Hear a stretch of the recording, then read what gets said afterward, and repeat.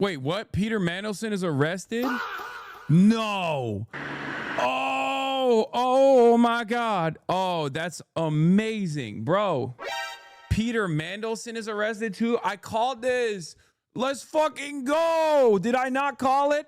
I said, remember, I said the same charges that they apply to Prince Andrew, they could just as easily fucking use on Peter Mandelson. Let's fucking go. Oh my God, they actually have a justice system in the UK? What the fuck? I thought they were just like a nation of silly vassals. Oh my God. My apologies to the United Kingdom. I thought y'all didn't care about any kind of justice like we do here. Turns out I was wrong. UK 2-0 on US right now. Didn't the British ambassador to the US resign a while ago due to the Epstein files? Yeah, but that doesn't mean anything. Brother, I'm gonna keep it a $1.50 with you. This is a A Up Lovely day. This is a Up Lovely day. Like E Up Lovely vindicated. Fucking hell. Oi, lads. It turns out a little bit of non-serious fine, but selling state secrets while you're in office turns out it's unacceptable. Bloody hell, what a fucking mess it is. Oh my God, what a time. What a time. The Bobbies nabbed him, yeah? The fucking Bobbies! They nabbed him. What a time for the Majority Report to come in with a raid. Shouts out to the Majority Report. We were just doing a quick celebration on Peter fucking Mandelson getting arrested. But yeah, in celebration of that, here is this is for the majority. We'll do Tourette's Gate. We'll do all of that. We got let me blast off real quick. We got the Mexico cartel war, Sodu tomorrow. Mar-a-Lago shooter was MAGA. Tourette's Gate at BAFTA. Tourette's Gate at BAFTA. Pete, another Epstein affiliate down in UK. Tariff terrorism. Oliver Ma for Lieutenant Governor of California. In the building later. In the building later. Get in now. Dude, it's Twitter discourse I just like usually shy away from because I think it's like really stupid. And I probably shouldn't do this either, but I might do it. What is this? Can you tell him he can't tweet like this?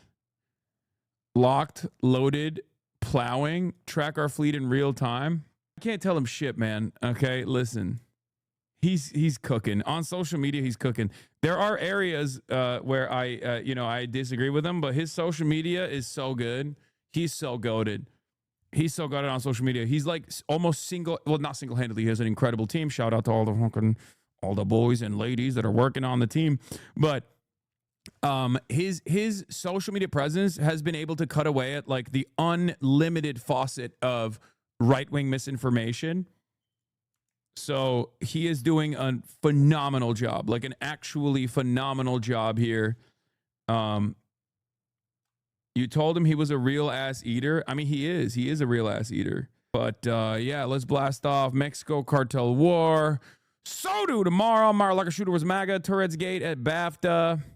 Another Epstein affiliate down in the UK. Tariff terrorism. Oliver Ma for Lieutenant Governor of California. The building later. Get in now. Boom, boom, boom, boom, boom, boom, boom, boom, boom. I don't have that one. I don't have that one on my soundboard, so I have this instead. And pussy too. Yeah. And pussy too. And pussy too. Tourette's Gate is crazy, bro. I mean, it doesn't explain what my take is on it. Calm down before you get fucking mad at me. You don't know what I'm about to say. Did you pump weights this morning? I did. That's why I'm in a good ass mood, bro. I did not pump weights yesterday morning, so I wasn't as good in a mood, but this morning I am in a good ass mood, and the reason for why is because I pump weights. Anyway, always in a better mood when I get a lift in. Redeemed on Newsom again. Oh yeah. I have another thing that that I got to talk about with Gavin Newsom, but relevant to what you spoke about over the weekend with the cartel. Yeah. Okay. Where should we begin? Where should we begin? We got the playlist. Thank you, Themasius.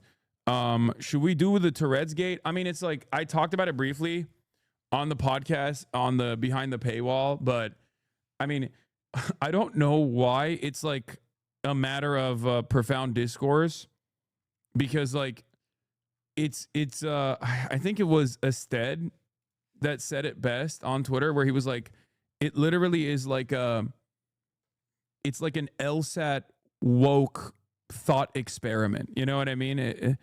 It's like the way that they designed it, is, or maybe it wasn't Ested who said it. Oh no, it was. Yeah. This is like, he said, this is like some wokeness word problem that would appear on a standardized test.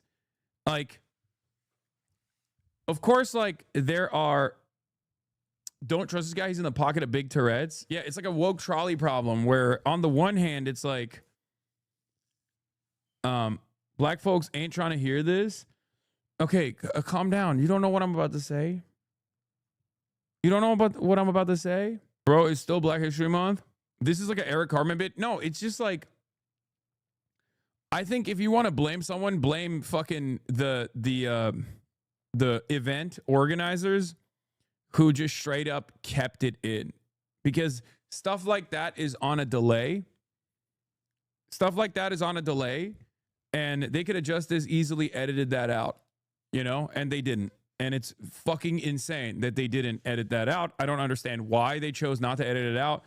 But basically, BAFTA Film Awards host Alan Cumming thanked the audience for the understanding after a series of audible outbursts from Tourette's campaigner John Davidson interrupted the ceremony. John Davidson himself was being recognized as someone who has crippling Tourette's, and as a part of Tourette's, there is a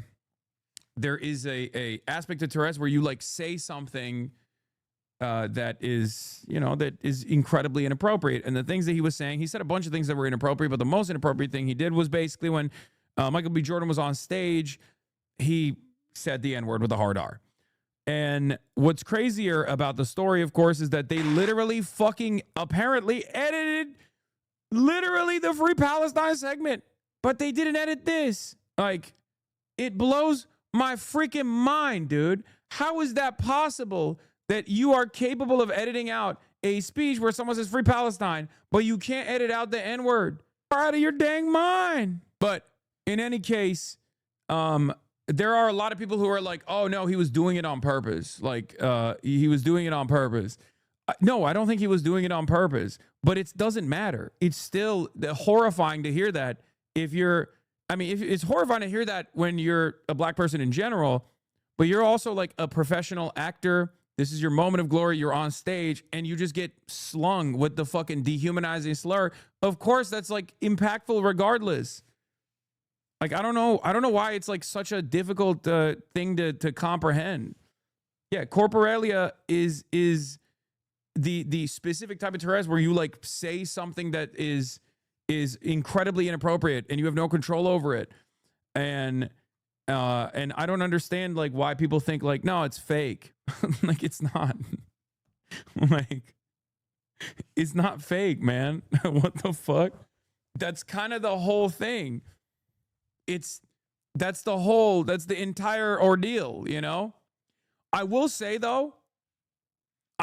this, not to get into the woke Olympic side of this at all, but I do think there are certain types of slurs that if he were to say, they would have cut it out. If he said something like anti-Jewish, they would have cut that shit out. They cut out Free Palestine. Of course they would have cut out an anti-Jewish slur as well. Like, the fact that black people are just treated like shit in general by even polite society in a moment where they're supposed to be honored is fucking insane. Okay? Like, really? You're not going to clean that up? Really? That's crazy. That is actually fucking crazy. There is no world where there is no world where if he had dropped something different, that they wouldn't have actually cleaned that shit up. They would have. Okay. Pretty sure real sufferers don't switch it up based on who is speaking. Wait, what do you mean? Definitely was a black man walks up and he switches up the words. No, it's literally the maximum worst word. Like, that's the whole point. What? No, you don't know. I don't think you know. I don't think you know how it works. That's not how it works. And there's also, it's funny that there's like discourse happening right now around this stuff, which is discourse around ableism in general, because like this is one of the disabilities that like a lot of people will say is fake, and they'll say you're doing it for attention, which is, again, unironically ableist. Okay, this is actually a very ableist thing, because this is something that you're fucking dealing with for your whole life, and then all of a sudden everyone's like literally wait, what is it? The vocab is in his lingo? No, dude. What, you think someone that is at his age has never heard the N-word? Like, what are you talking about? No, this is all made up shit. You're all wrong. That's not how it works. That's not how this works at all. Also, it's funny because there are black people with Tourette's, and they have already spoken about this. Like, I don't understand why you guys are making it seem like this is a white only issue. Like, go listen to a black person with Tourette's. They will tell you the way Tourette's works is exactly like that. It's not like there isn't like the real racism, I think, is coming from the expectations for black actors and black people in general to just like eat it. Okay, the real racism is coming from the systemic racism that BBC didn't choose to fucking take that out of the final editing process. The racism isn't like in the individual there, where it's like a dude with an individual with a pretty significant disability is just out there saying the N-word, and he like did it specifically to like hurt a black person's feelings, and they're doing it for attention, or there's like some other sinister purpose for it. No, the actual racism is the racism at the systemic front, where people just think like, you know, black actors are supposed to eat that shit, and they're supposed to be accommodating to a moment of dehumanization, even if this is a moment of dehumanization that comes at the tail end of like a real disability. So that's what the problem is. What happens if Michael B. Jordan or another person not aware of this guy having a disability confront him on stage for dropping the slur? Would they be given the same clemency with the person with the Tourette's? Fuck no. What? Of course not. They would have cooked them. But they're fucking consummate professionals. They just literally ate that shit and moved on, which was crazy. Yeah. It's just like big talk on the topic. Yeah. Ignore how I look right now. Pretty great tension. I am not feeling too great. However, there is something I have been asked to talk about, and that is going to be the BAFTA situation. I have been seeing a bunch of outrage about it, people saying, oh, well, why would that even be in his vocabulary? He did that on purpose and all of this stuff, and that racism is to excuse. A very bitch sad day for the Tourette syndrome community, especially for the ones that have coprolalia, because when you come online and you see thousands of people hating on your condition, specifically coprolalia, because that's something that is already very embarrassing for all of us. I'm not going to say that people can't be offended by the fact that somebody said the N-word as a tick. However, it's not something that somebody can control. It's not something that somebody wants to say. And I've been seeing a lot of people be like, well, he said it like when the crowd went silent. That is most likely when a tick is going to happen when you're in public, when you're in complete silence, or when you're trying not to say or do something. So we must understand what coprolalia is. Coprolalia causes involuntary swearing and people with Tourette's are 4 times more likely to die from suicide than the average person. People who think it's fake or crazy. Yeah. Appropriate ticks. This can include the N-word, slurs, etc. I mean, like, it's the maximum worst thing you can say in that moment. Like, do you understand? So, like, in a weird way, like, the person is obviously aware that saying that is going to be completely unacceptable, This which is low-key part of the reason why it's uncontrollable and he's saying it. So it's like, it's not like a sneaky way to, you know, get away with like being a heinous racist person. You know what I mean? Like, I think because a lot of people approach it as like, understandably, a lot of people approach it, especially a lot of black people approach it as like, oh, here we go. Another fucking Caucasian person at it again. And I totally understand why people think that that's what's going on here, because there are a lot of people who do that. Okay? There are a lot of people who are constantly trying to get away with it, you know? They're playing fast and loose. They're fucking racist and they're expressing their racist tendencies. But this is the one instance where like, and it's ironic because like he literally was there to offer visibility to his disability, right? Like, and I think he like left the room after it happened so many times, and it wasn't just the N-word. He was like doing a lot of that, right? So he like literally excused himself from the room because he was like, this is, you know, this is really fucked up. He once also shouted "fuck the queen" when she was supposed to knight him. My friend from high school said, you say what you know you shouldn't because you fear saying it, that you end up saying it because you're so fearful. He sadly took his life 4 to 5 years after high school. Not gonna lie, this is a, what is this? This is a hard thing for me to wrap my head around. Not gonna lie, as a black person, I don't want anyone calling me a slur. Yes, that's why I'm showing you a black person with Tourette's explaining it. So it's a little bit easier to comprehend that it's not like coming from a place of like, it's not coming from a place of like being sinister. It's still unacceptable regardless. You know what I mean? Because at the point of the, if you're on the receiving end, who gives a fuck what the purpose is, right? Like, who gives a fuck why you're hearing it? I'm just describing to you that it's still an involuntary process. person, and even I have the N-word tick. And for the record, I don't think it's ableist for people to be like, well, why didn't he apologize? Like, just because it's involuntary doesn't mean you can't still be, it still can't lead to a harmful, it still can't lead to harm. Like, what? Do we even know he hadn't apologized? What are you talking about? Like, it's just like, it's a very, I don't know if he did or if he didn't. I'd be shocked if he didn't, but like, oh, he did apologize. Okay, yeah. Tourette's activist John Davison says he's deeply mortified if anyone considers my involuntary tics to be intentional or to carry any meaning, and he chose to leave the ceremony early. Tourette's activist John Davison, who inadvertently shouted the N-word during the BAFTA Film Awards on Sunday night, has released a statement after widespread backlash. Davison, who first appeared... All right, we'll look at that in a second. Bro, can you let her explain her perspective without pausing her mid-take? It's hella rude.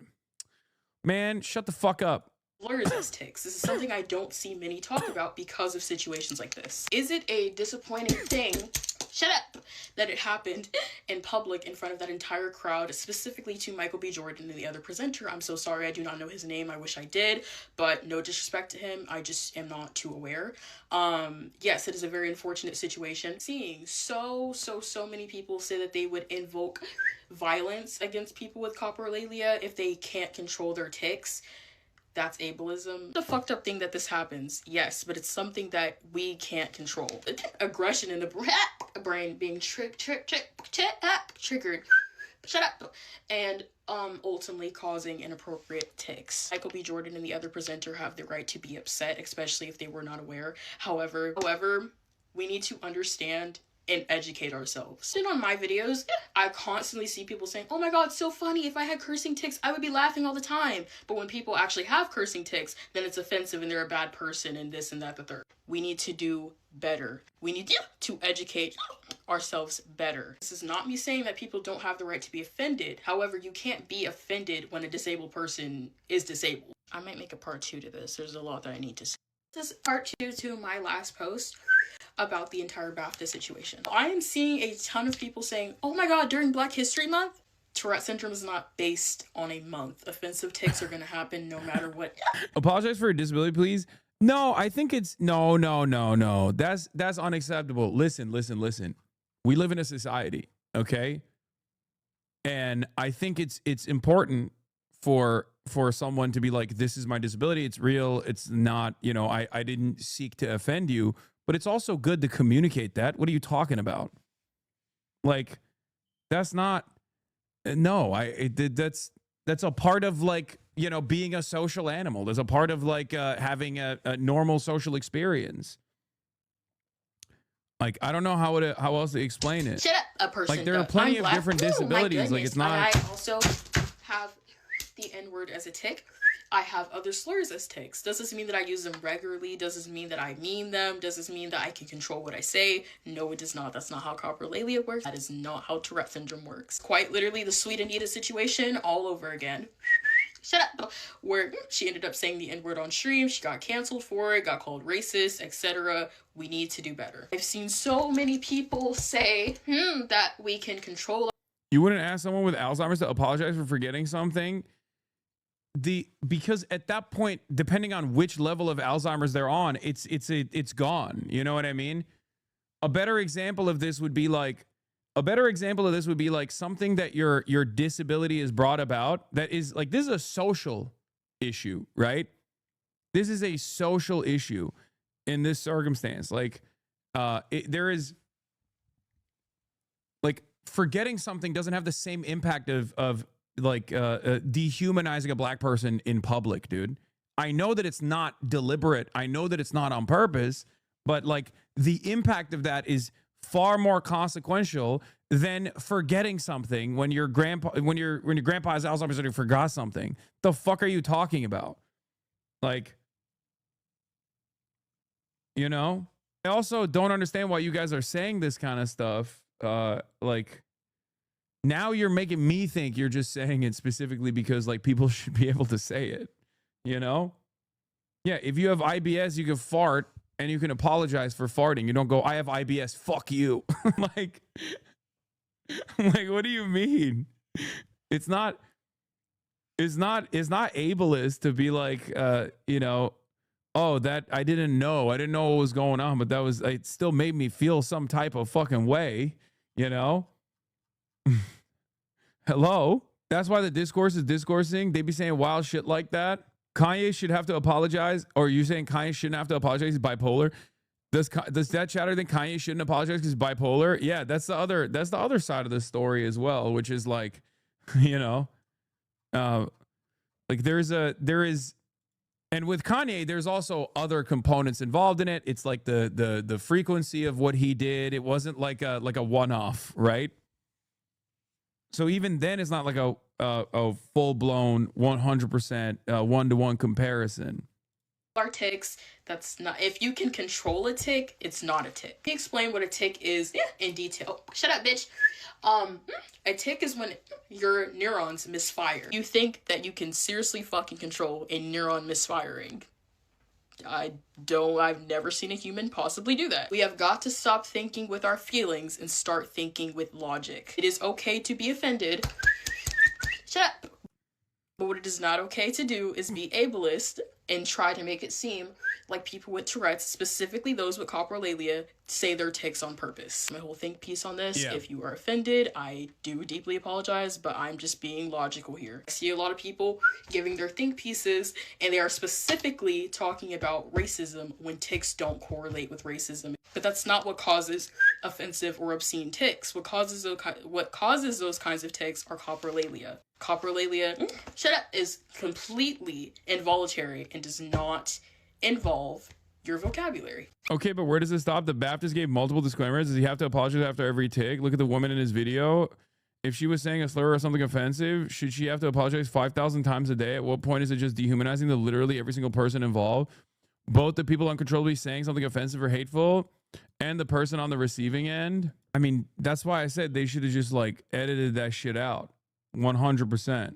I don't know why you have to go to, oh God, this is the debate lord mentality. This is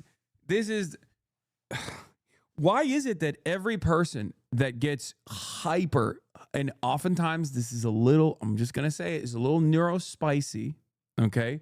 It's a little neurodivergent to just like remove the normal social function of existing in a society with other people to present a hyper isolated and incredibly exaggerated version of events in an effort to basically draw out a situation where it's like, well, this guy's This guy's, he's Mr. N-word. He just can't stop saying it. What if he's just like saying it a million times over? Okay, saying it a million fucking times over. Like, when does it get out of hand? It's not even like every single tick. It's just that one instance. He did say it 3 times. Yeah, that's true. He also said it in different moments too. The racism conversation is important though, but not for John, for the BBC choosing to air it. Yeah, I think the BBC should not have aired that at all. Like, I'm understanding of the involuntary aspect of it. I'm not saying he was like doing it for sinister purpose or anything like that.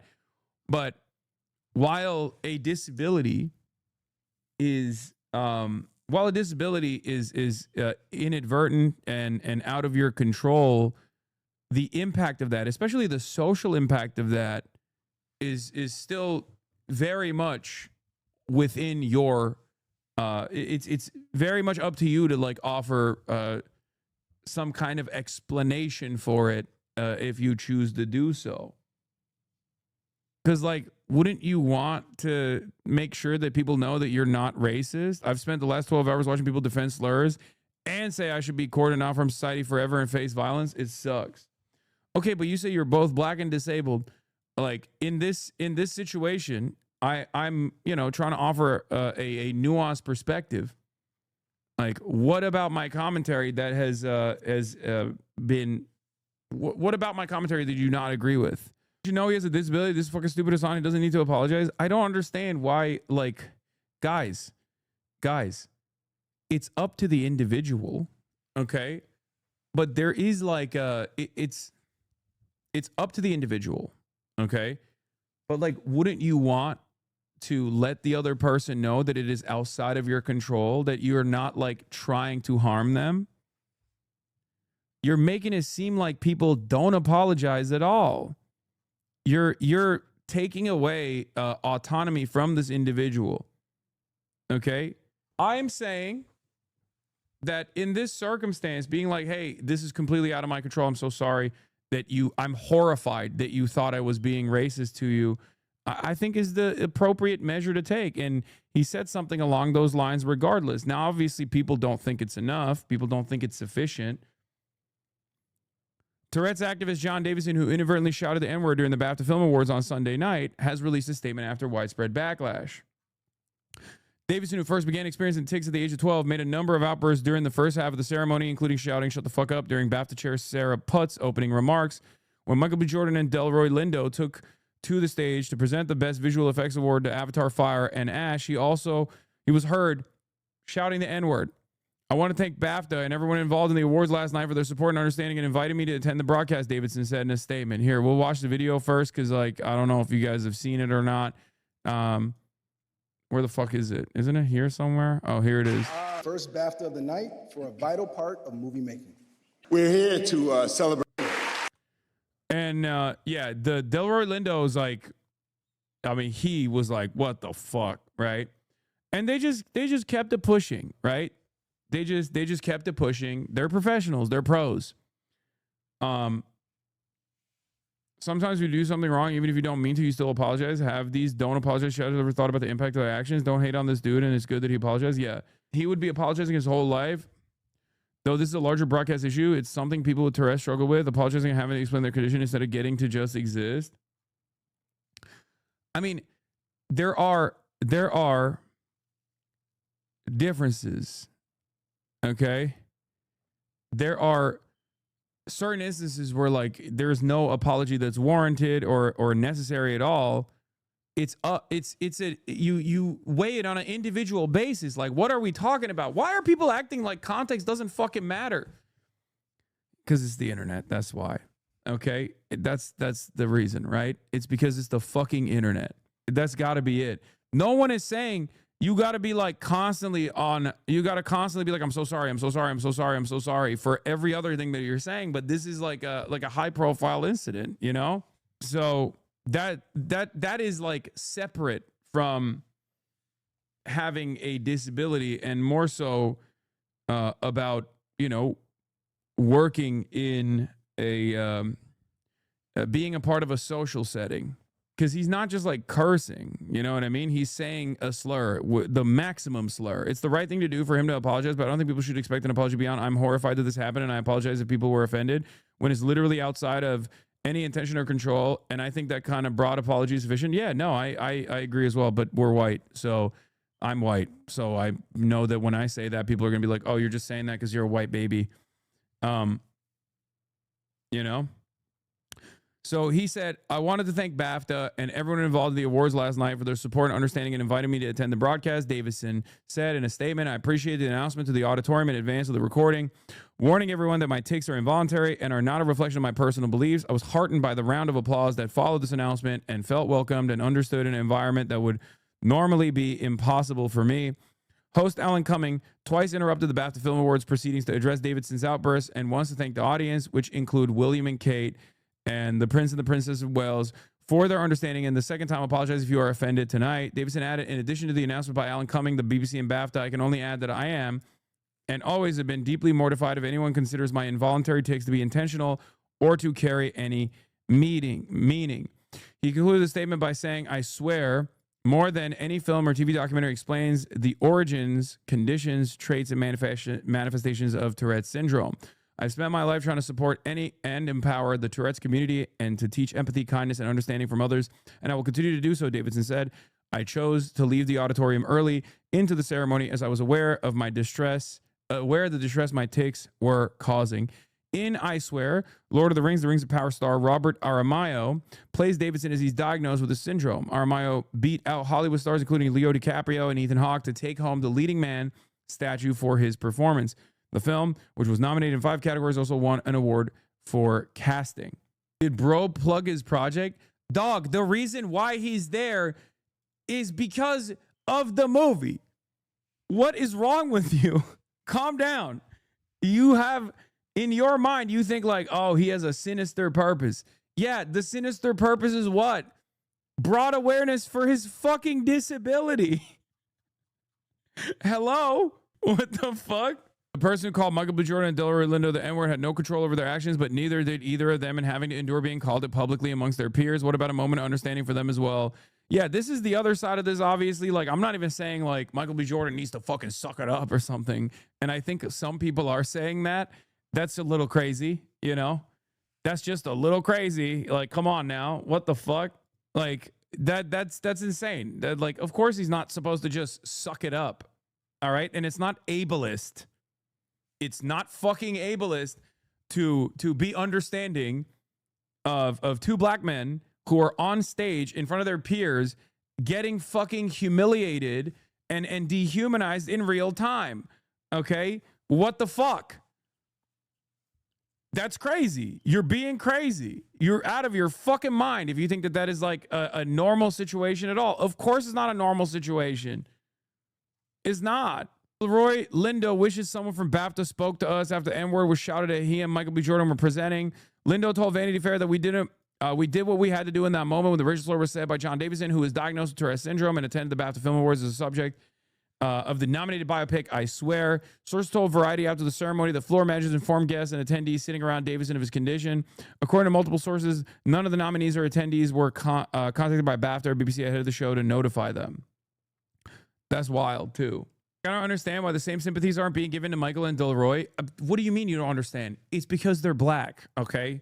We live in a white supremacist society. Of course people are, literally looking at that and going, oh, it's just some bad words. Why don't you just take it on the chin? It's just some bad words.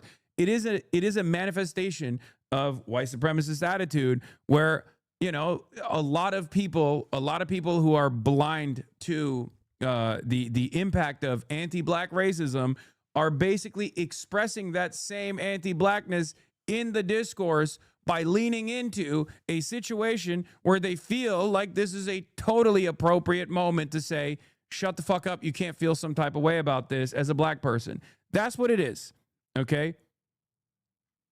That's what it is. And some people are just unaware of their,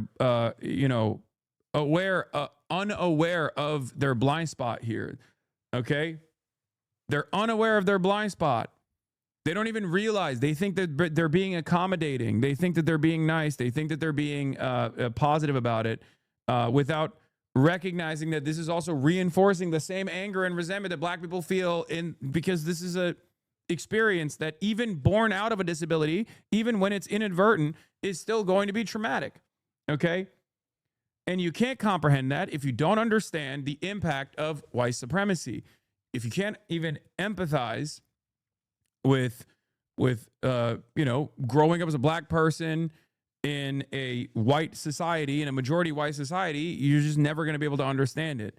You're only going to think, oh, it's just a mean word. It's just a silly word. Why do you care so much? Oh, black people use it too. Like, this is reinforced in every aspect of our existence, okay?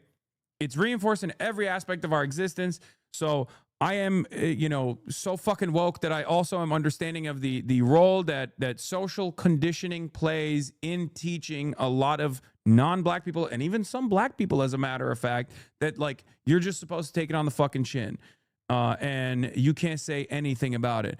An issue I have is the centering of John and the removal of the harm MBJ and Delroy in the situation when they're fully victims here too. There's a lot of oh poor baby going on, and I think John's getting a lot of undue hate, but this mirrors a lot of what we see in society about how black people are expected to suck up slur usage in all different regards. Exactly.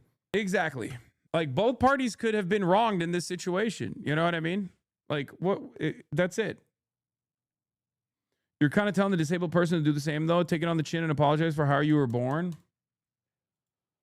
Oh. There is a social function of living in, there's a social price of living in fucking society. And it is obviously up to the individual to do the to do their due diligence if they choose to do so. But it's fucking crazy to just be like, there's like, I'm not saying he needs to like constantly be on the fucking defensive, running around and being like, I'm so sorry. But there are certain things that, even if they are inadvertent, are going to cause harm. Do you not want to fucking address it? Hello? Yeah, if someone accidentally hits you due to a tick, they would, I'm sure, apologize for accidentally hitting you. So I don't know why the confusion and apologies being okay.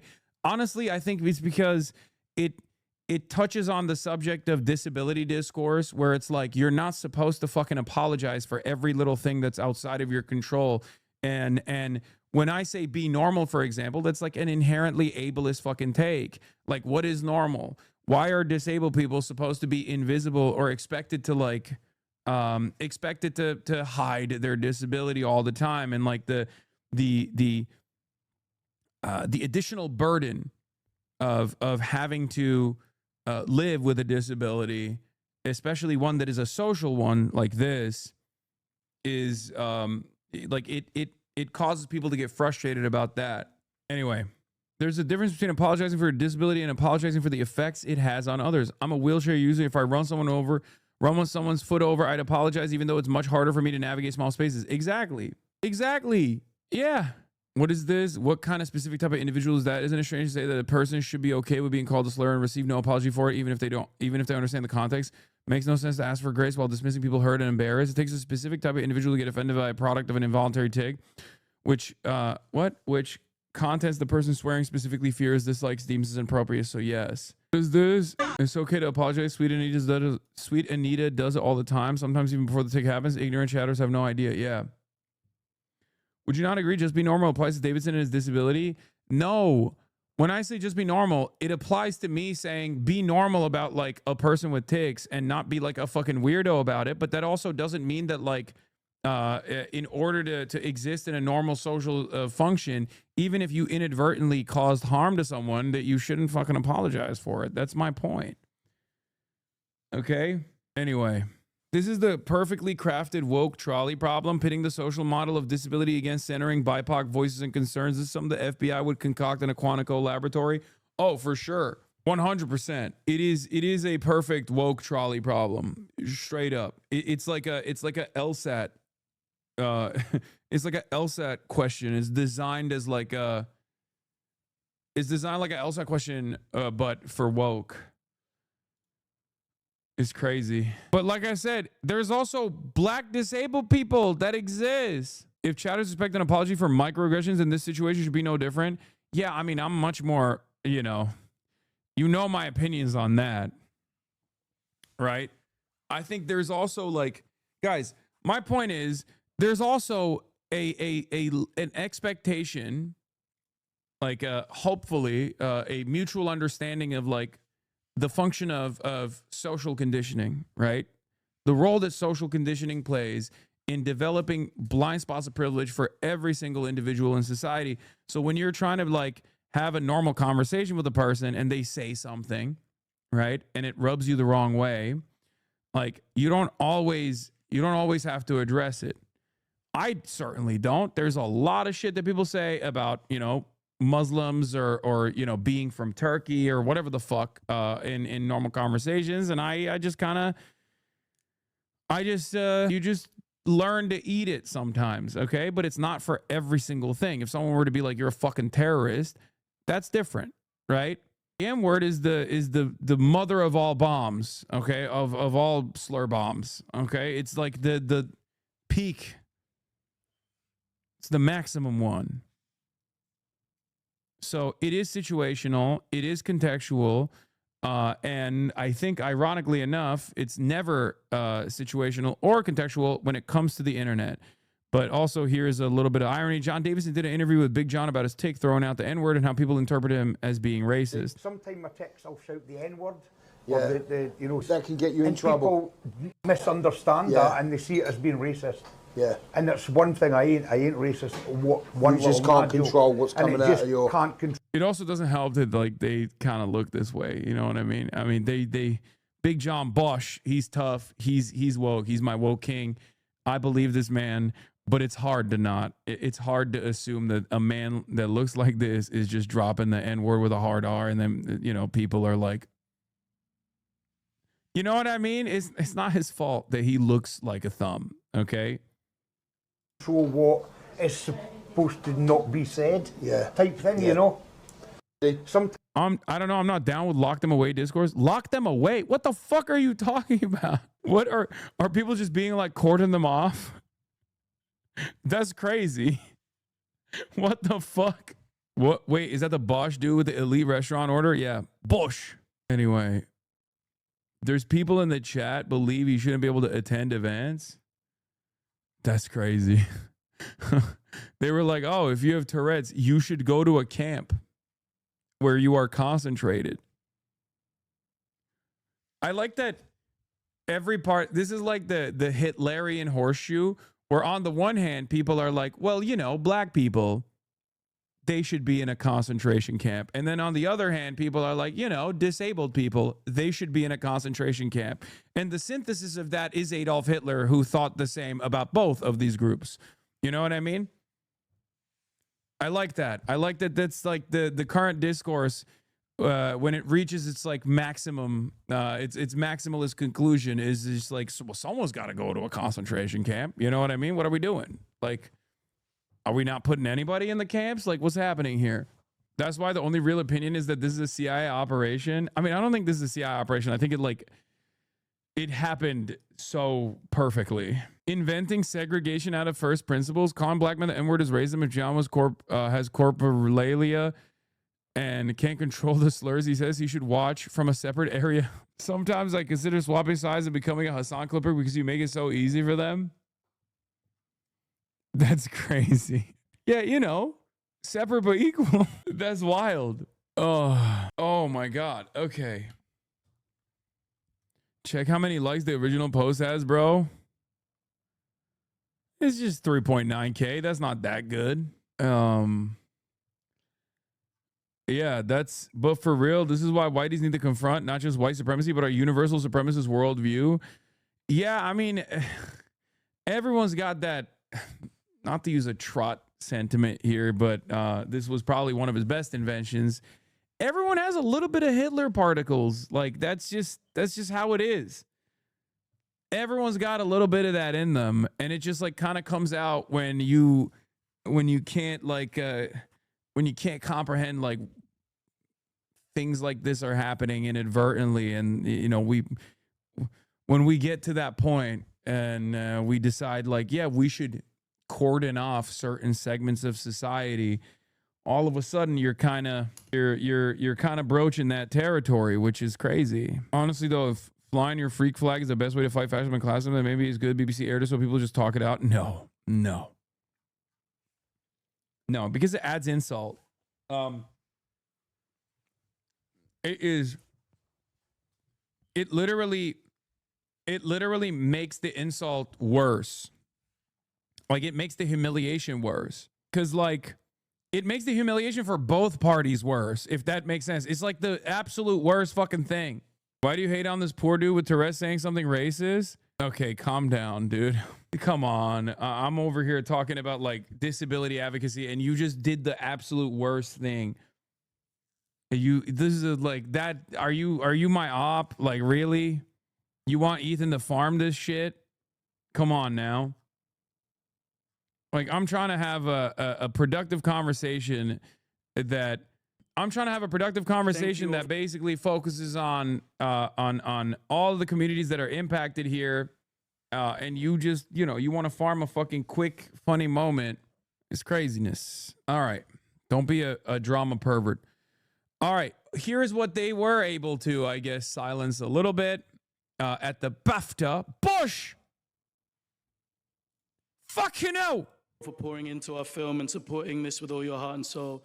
And lastly, to all those whose parents migrated to obtain a better life for their children, to the economic migrant, the conflict migrant, those under occupation, dictatorship, persecution, and those experiencing genocide, you matter, your stories matter more than ever. Your dreams are an act of resistance. To those watching at home, archive your loved ones, archive your stories, yesterday, today, and forever, for Nigeria, for London, the Congo, Sudan, free Palestine. Thank you. So he said that, but they took it out, I guess. Did they take it out of the main video? Is that what it was? They edited the free Palestine side of it? Been Britain's big night to celebrate art and culture, with royalty mixing with the Hollywood elite. Great take. Afrotastic64, as a black person, it absolutely bothers the shit out of me that the BBC was willing to censor Free Palestine, but allowed a slur to pass with a 2-hour delay. That's evidence of the media hierarchy of which groups deserve more protection than others. It makes me question if they did this shit on purpose to foster the discourse. Yeah, so no, that's exactly what I was saying earlier. Like, the real racism here is at the systemic level, right? When you have a media institution that doesn't take that out, whether it's a blind side for them, which I think it's impossible for this to be a fucking blind side. Let's be real. Holy shit. But that is the actual moment of racism. The moment of racism isn't coming from the guy with a disability who is like maybe for some sinister purpose saying the N-word with a hard R, which is like what a lot of people were trying to. The real racism is crazy when it's the literal N-word. Yes. I'm saying this sincerely. Like, it's not the person who has this specific disability that is actually doing this as a racist act. The racism actually stems from the fact that the BBC didn't cut it out. The racism stems from the fact that the BBC and BAFTA did not even approach the actors after the fact to be like, hey, I'm really sorry that happened. Just so you know, this is a person with a medical condition. Like, it wasn't on purpose, right? Like, there was no intervention at any point. The other side of it also comes from the fact that, the expectation as a black person is that you just eat it, right? You just eat it. You can't feel some type of way about it. Okay? It doesn't matter. No matter what point you reach in society, you work hard. This is a white take. Wait, what? How is this a white take? I disagree. He had the N-word in his vocabulary. Do you live on this planet? Do you fucking live on planet Mars, or do you live on this one? Do you speak the English language? Do you think that this person is never going to hear the word? Hello? I'm not saying you shouldn't feel some type of way about it, but you're fucking crazy if you think like, oh, well, I can't believe this guy encountered the N-word at some point in his life and knows that it is a horrible thing to say and his involuntary tick happens to be saying the maximum bad thing you can say in that moment. It's not a white take at all. The fuck? What, you think every person that has heard the N-word, like every person that has heard the N-word is automatically, they have it in their vocabulary. So every single person has it in their vocabulary. Like, what kind of question is this? What kind of statement is this? Yeah, like when you say it, when I read it, even if I don't say it out loud, I'm still reading it in my mind. I guess I'm being a white supremacist in that moment. Like, what the fuck? Please. What if a black person had it as a tick? These guys would explode thinking about that. No, I already showed you a black person with a black content creator with the same exact tick. She described it. But yeah, the actual anti-blackness, in my opinion, is the expectation that especially a lot of white people have, a lot of non-black people have, and even some black people have this expectation as well, that like black figures are supposed to sit there and take it and not get offended and not and not feel some type of way about hearing this dehumanizing slur that they've heard their whole lives. A slur that isn't just a bad word, by the way. It is a reminder, and I'm not doing this for the black people in my chat, okay?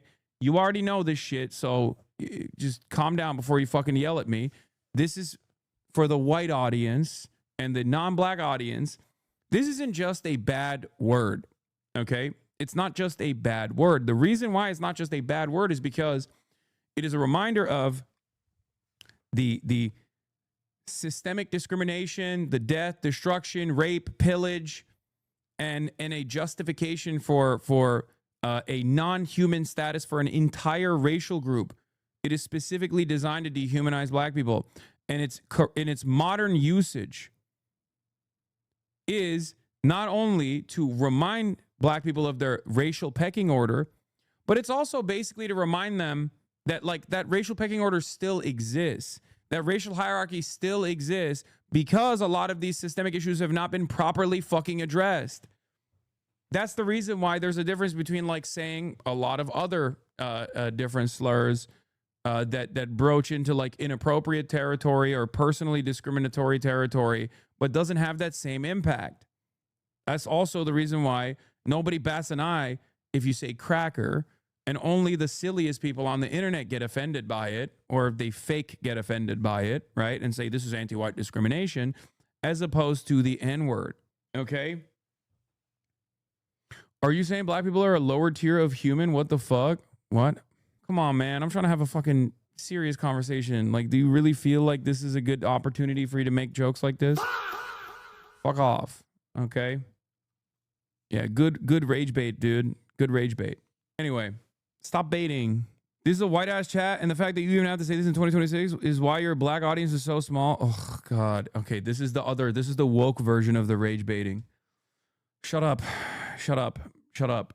Yes, this is a white ass chat. Yes. What do you mean? It's the white ass world. Like, we live in the Western world. It's white. It's white supremacists. What do you want me to fucking do? Not try to educate people to the best of my ability? What the fuck? Stop being obnoxious and annoying. Okay? Especially in the moment where I'm fucking describing it. What the hell? Instead is mired in controversy this morning, the BBC apologising to BAFTA viewers after several obscene outbursts from Tourette's activist John Davidson were heard on a broadcast. Davidson is the inspiration for the movie I Swear, which was nominated for 6 awards and took home the leading actor BAFTA. He was diagnosed with Tourette's syndrome at the age of 12. It's a neurological condition that can cause involuntary movements and vocal tics, sometimes involving outbursts of inappropriate language. One such outburst heard on the broadcast was while Sinners stars Michael B. Jordan and Delroy Lindo were on stage. Delroy and I are delighted to be presenting the first BAFTA of the night for a vital part of movie making. A racial slur could be heard while the men presented the award for Best Visual Effects. Jordan and Lindo looked startled, but continued on. Host Alan Cumming later asking the audience for their understanding. You may have heard some strong and offensive language tonight. Tourette's syndrome is a disability, and the tics you've heard tonight are involuntary, which means the person who has Tourette's syndrome has no control over their language. We apologise if you were offended. So the big question this morning, why did these outbursts remain on the broadcast when other parts of the event were cut, like the words of one award winner who said "Free Palestine," especially when you think that there was a 2-hour delay on this broadcast? I'm just saying, kind of feels like they got the capacity to chop shit up. I'm just saying, kind of feels like they saw that and were like, keep that shit in. Keep that shit in. That's good. That's good stuff. But other things were not allowed. How interesting. How interesting. Wow. That's what I mean when I say this is the real racist part of the equation, okay? That's crazy. That's fucking crazy. They should have done a role reversal where someone saying "Free Palestine" should not be edited out because it's not offensive at all. Okay, what the fuck? And the N-words should have been edited out of the final broadcast. That's crazy. Do you see the real racism question mark? Yeah, like as in the actual deliberate act of engaging in a white supremacist expression is not the individual inadvertently saying a slur, even though no matter how you say it, it's still very clearly going to have an impact such as that. And therefore it's totally warranted to feel offended or to feel humiliated in that moment. Having said that, the actual deliberate act or the lack of investment in dealing with this, the lack of interest in dealing with this comes from identifiable white supremacist attitudes. The take is involuntary. It's such a sad state of affairs. It's like a humiliating incident. The funniest part is this is my take too. Yeah, but chatters are gonna fucking get their licks in no matter what. You know what I mean? It's just how it is. It's fine. As you guys know, I'm the top white supremacist on this platform that Asmongold also exists on. So that's the reason why I'm doing it. Is Black History Month? It happens. Yeah. Fuck BBC and BAFTA. Yeah. I mean, it's insane. Have you considered if you had a higher PSL? If he had a higher PSL, it could have been True Adam with a halo effect and avoided the massive social cortisol spike. That is something that I have thought about as well. I like that we're now calling this guy who had like his very worst like nightmare happen in real time in a very public way. Now we're calling him ugly. Okay.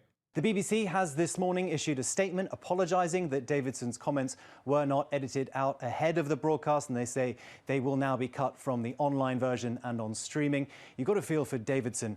He must have been very embarrassed by all this. He left the event, it's thought, early, halfway through, it's thought. Guys. Yeah, the BBC should have caught that. Should have caught that. And he left on his own. He wasn't asked to leave, but he knew it was best to leave. But you had so much time to edit out those remarks. And the guys handled it well. The guys on stage kept moving through okay.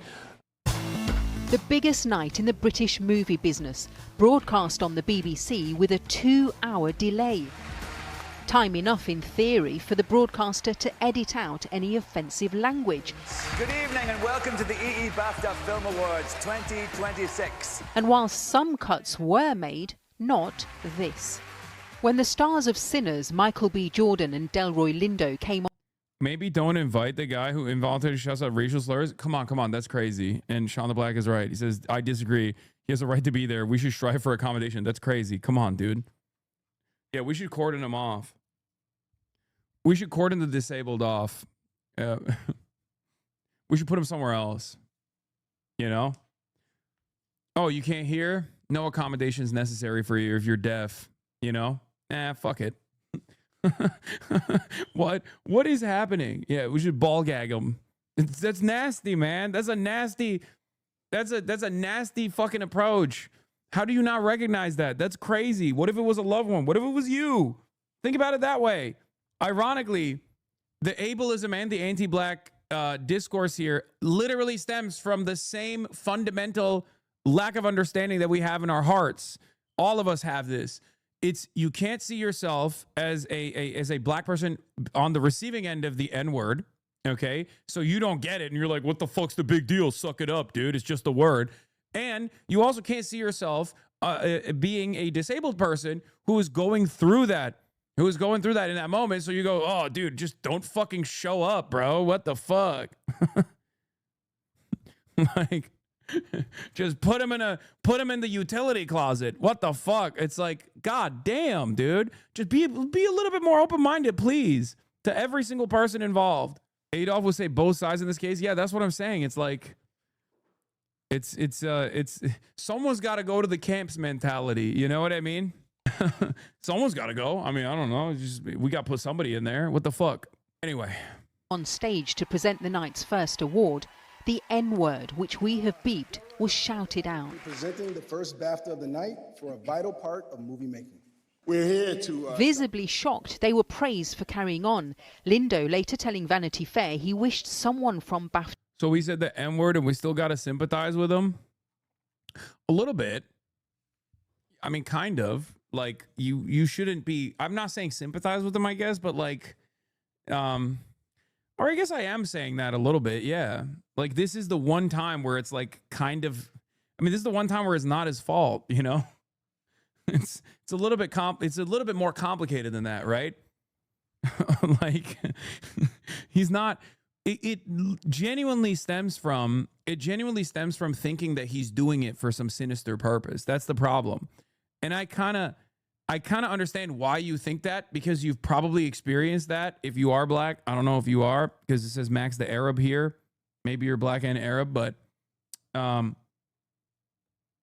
like it does come from this experience, this common experience of like white people routinely trying to use any opportunity they can to fucking disparage and undermine black people. If you don't want to sympathize, focus your anger on the system that didn't protect the actors after the fact and that aired it. Exactly. I'm sus how this take gravitated to that word. Oh my God. This is why I spent a good deal of time explaining this is why I spent the first half of the broadcast explaining what this is. You know, he's not... You are speaking from ignorance if you don't understand subconscious thoughts and how someone with Tourette's has to live with everyday worry they might take something bad, in which turn makes it more likely they might do so. Imagine having to live with the fear that you might hurt someone unintentionally and completely out of your control. Yeah, I mean, that's like the whole point of the movie, ironically enough, is how he is literally having to deal with that on a daily basis. Like, literally having to deal with that on a fucking daily basis. That's his whole life, and that's what the movie is about. That's why he was in the room. They didn't bring him in the room to be like, haha, this is the guy who will definitely say the N-word. They brought him into the room because he was also being celebrated. Because there was a movie made about his life called I Swear. That's the reason why he's there. Like, anyway. But once again, just as though I will duke it out with chatters who don't understand why an apology is warranted, or why why these actors felt how they felt, I will also try to explain. I'm not disabled, right? And I'm not black. But I have the capacity to understand to the best of my ability what the lived experience looks like. You know, I'm never going to fully grasp it, but you know, I am sympathetic to both parties involved here. I'm gay and Lebanese, if that makes sense. I think people really need to make a clear distinction between disability general and Tourette's syndrome and coprolalia specific and crucial to this conversation. So it's not if you are disabled, you get a pass to say the N-word. Yeah, I mean, obviously not. Black woman take what you do, who you are, and what you have are three different things. What you can / should take responsibility to apologize for is what you do. Love and accept who you are and give yourself grace for what you have. But also, apologies don't take time off your damn life. Forgive yourself so that apologies are easier on you and quicker to deliver with meaning. Don't be obtuse, be curious, blame the BBC. Yeah. But yeah, the person that was saying that wasn't like, you know, sneaking that in is my point, right? Like, they're not, it's not within their control. That's kind of the whole thing. I promise you, I'm not doing this. I know it's tough for you to come in here and see a white man say this, right? Because you've probably seen many people that look like me constantly go, it's just the word. Why so mad? I'm not doing that, okay? I don't give that any fucking daylight, any time of day whatsoever. I'm simply explaining that this is the one instance where it's quite literally the disability. Like, it is the reason for why he said it. Like, it's such a wild state of affairs, and I totally understand why it's like tough to comprehend, because you have experienced people who have lied about it or have tried to find reasoning for or justifications for why it's appropriate to say it. And while it's always inappropriate, this is the one instance where it's like contextually, while still inappropriate, is not malicious. Had spoken to them afterwards. The slur was shouted by John Davidson, seen here on the right, a campaigner who has Tourette's. It's a condition characterized. You should get someone knowledgeable on the disability on. People are being really ignorant about it. I did. I already had in the beginning. I started this conversation by showing you a black content creator who has this specific disability, who gave her thoughts on it. By sudden and involuntary tics, which can include socially unacceptable words and swearing. Hello, hello. He was at the BAFTAs after his life story inspired the film I Swear. I was blown away. I did not imagine anybody could pretend to have Tourette's as an actor. Robert Aramayo from I Swear. It led to a dramatic and surprise win for its star, Robert Aramayo, for Best Actor, who appealed for understanding about the condition.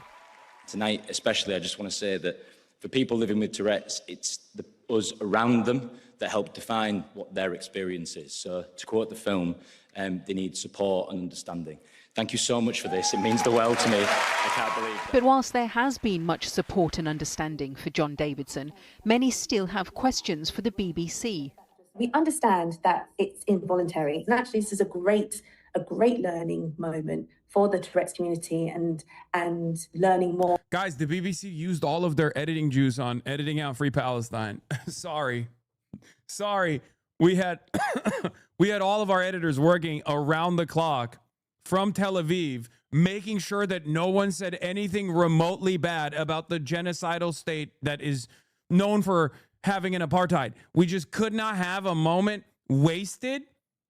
So apologies for everyone involved. We just had one edit that we could do, and we wasted it on the the other black artist who was talking about his experience on stage, coming from an immigrant background, for example, where he, likened that shared mutual understanding of fighting against colonial violence to saying Free Palestine. We had to use all of the editing juices on that. Okay, we were working tirelessly to make sure that there was not a single moment that people heard the words free and Palestine next to one another. So we just didn't have any editing juices left to fucking edit the N-words that were slung. About what they go through. But like I said, two things can be true at the same time. We can still be offended by what happened, and we can still feel unprotected if you don't do anything to censor it. So you feel the BBC was too slow to react because the programme wasn't edited and it stayed? They weren't too slow to react. They deliberately did not react because they have the capability of reacting. They reacted. They reacted on the Free Palestine statement. They straight up were like either going, who cares? This is not that bad. Or, which again is still an expression of white supremacist value systems, right? Because when you hear that and you don't think, oh, we should cut this out immediately, this is like very fucked up, you are still inadvertently continuing the same white supremacist systems and constructs. However, there's also a even more cynical approach, which is, oh, this is good content. I don't know if they went with in either direction. It's still the same. It still comes from the same, it still comes from the same place of lack of care for black people. But I think, fuck it. Maybe they did it on purpose. I'm in the camp. They did it to humiliate the black actors, but I'm cynical, so I don't know. Yeah, I think they wanted the content. They were like, oh, this will be great for the fucking discourse, yeah. Fucking hell. Yeah. On the iPlayer for some 12 or so I gotta hours. pee. I got Joe Willie in it. I got a fucking wee, lads. If it was a swear word that he had shouted out, would that have been edited out? I think it would have. In fact, other remarks were edited out from the BAFTAs. When filmmakers Wale Davis and Akinola Davis Jr. won the award for Outstanding British Debut, these words about Palestine were cut from the broadcast. For Nigeria, for London, the Congo, Sudan, free Palestine, thank you. The BBC didn't respond to our specific questions, but gave us this statement. Some viewers may have heard strong and offensive language during the BAFTA Film Awards. This arose from involuntary verbal tics associated with Tourette syndrome. And as explained during the ceremony, it wasn't intentional. We apologise that this wasn't edited out prior to broadcast, and it will now be removed from the version on BBC iPlayer. John Davidson said this evening, I've spent my life trying to support and empower the Tourette's community. I'm deeply mortified if anyone considers my involuntary tics to be intentional. If you haven't seen this yet, get ready. Grab the tea and crumpets, because this is, you want to talk about loser media clip potentially of the year, and it's only what, February? Did you hear? We got another racism inadvertent. I mean, I don't even think Gavin Newsom was like being racist when he said this, but Republicans are absolutely fucking dumping on it. Yeah, one type of bigotry is safe, the other is too risky. So the BBC definitely left that in so they could have Alan Cumming make a point. And they could have a viral moment about how the British are so understanding. They thought it would be a safe controversy, but Palestine is too risky, so they cut that. Yeah, I agree.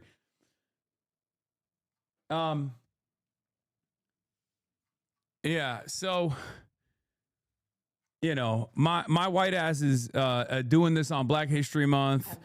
And, I'm bad. So get it out of the way. Get it out of the way. 2 black discourses in one day. Okay, so. As you guys know, I'm not the biggest fan of Big Gav, right? I think that's known at this point, right? People know. Not the biggest fan of Big Gav at all for a bunch of different reasons, right? This is not one of them. This is not one of them at all, as a matter of fact. I mean, it's a bad look in general, but this is ironically a moment where he thinks he's being human. Gavin Newsom is in Atlanta, Georgia, and he's speaking to a crowd as he's on his book tour, right? And the crowd is black. It's Atlanta, Georgia. Gavin Newsom, on his book tour, has been trying to convince people that he is just like you. Okay? He's just like you. He's an everyman. He's a regular guy. He got 960 on the SAT. For those of you who are tuning in from not America, that's a very low score, like a very low score. So he's talking about his upbringing and the trials and tribulations, and he just keeps telling people in these masses, in these crowds, that he is fucking stupid. I don't know how else to describe it. He literally just keeps saying, I'm dumb just like you.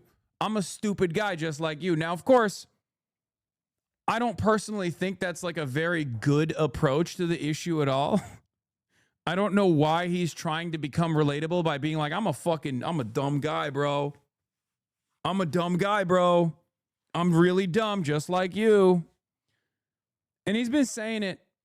And he's been saying it in front of every crowd, but this time the crowd he's saying it in front of happens to be black, and of course the Republicans are cynically using this to be like, see, he's lol. It's a twofer for the Republicans, for the conservatives, for the reactionaries. They get to have double the enjoyment out of this, because on the one hand they get to say black people are stupid, and on the other hand they're saying, see, Gavin Newsom is saying black people are stupid. Let's take a look at the video and then we'll discuss the way that people are approaching it. I'm not trying to impress you. I'm just trying to impress upon you. I'm like you. I'm no better than you. I'm a 960 SAT guy. And I'm not trying to offend anyone, trying to act all there if you got 940. It's also very Brandonized too. And I feel like while he's delivering this, in the back of his mind, he might have had a brief moment where like, this might not look good. This is a Brandonian moment. This is Brandanistan. We thought we were living in Mamdanistan. We're not living in Mamdanistan. We're living in Brandanistan. This is full Brandon. And this motherfucker's like, what, 60? He should not be Brandonizing this early. What the hell is going on? And here he is being Brandon for the rest of time. We are stuck in a perpetual Brandonization, one Brandon after another, okay? No matter who wins the election, they will have to Brandonize. I have realized this now. I'm just saying it. He is going to go full Brandon. This is just our future. The closer you are to Brandon, the better your chances are at winning the presidency.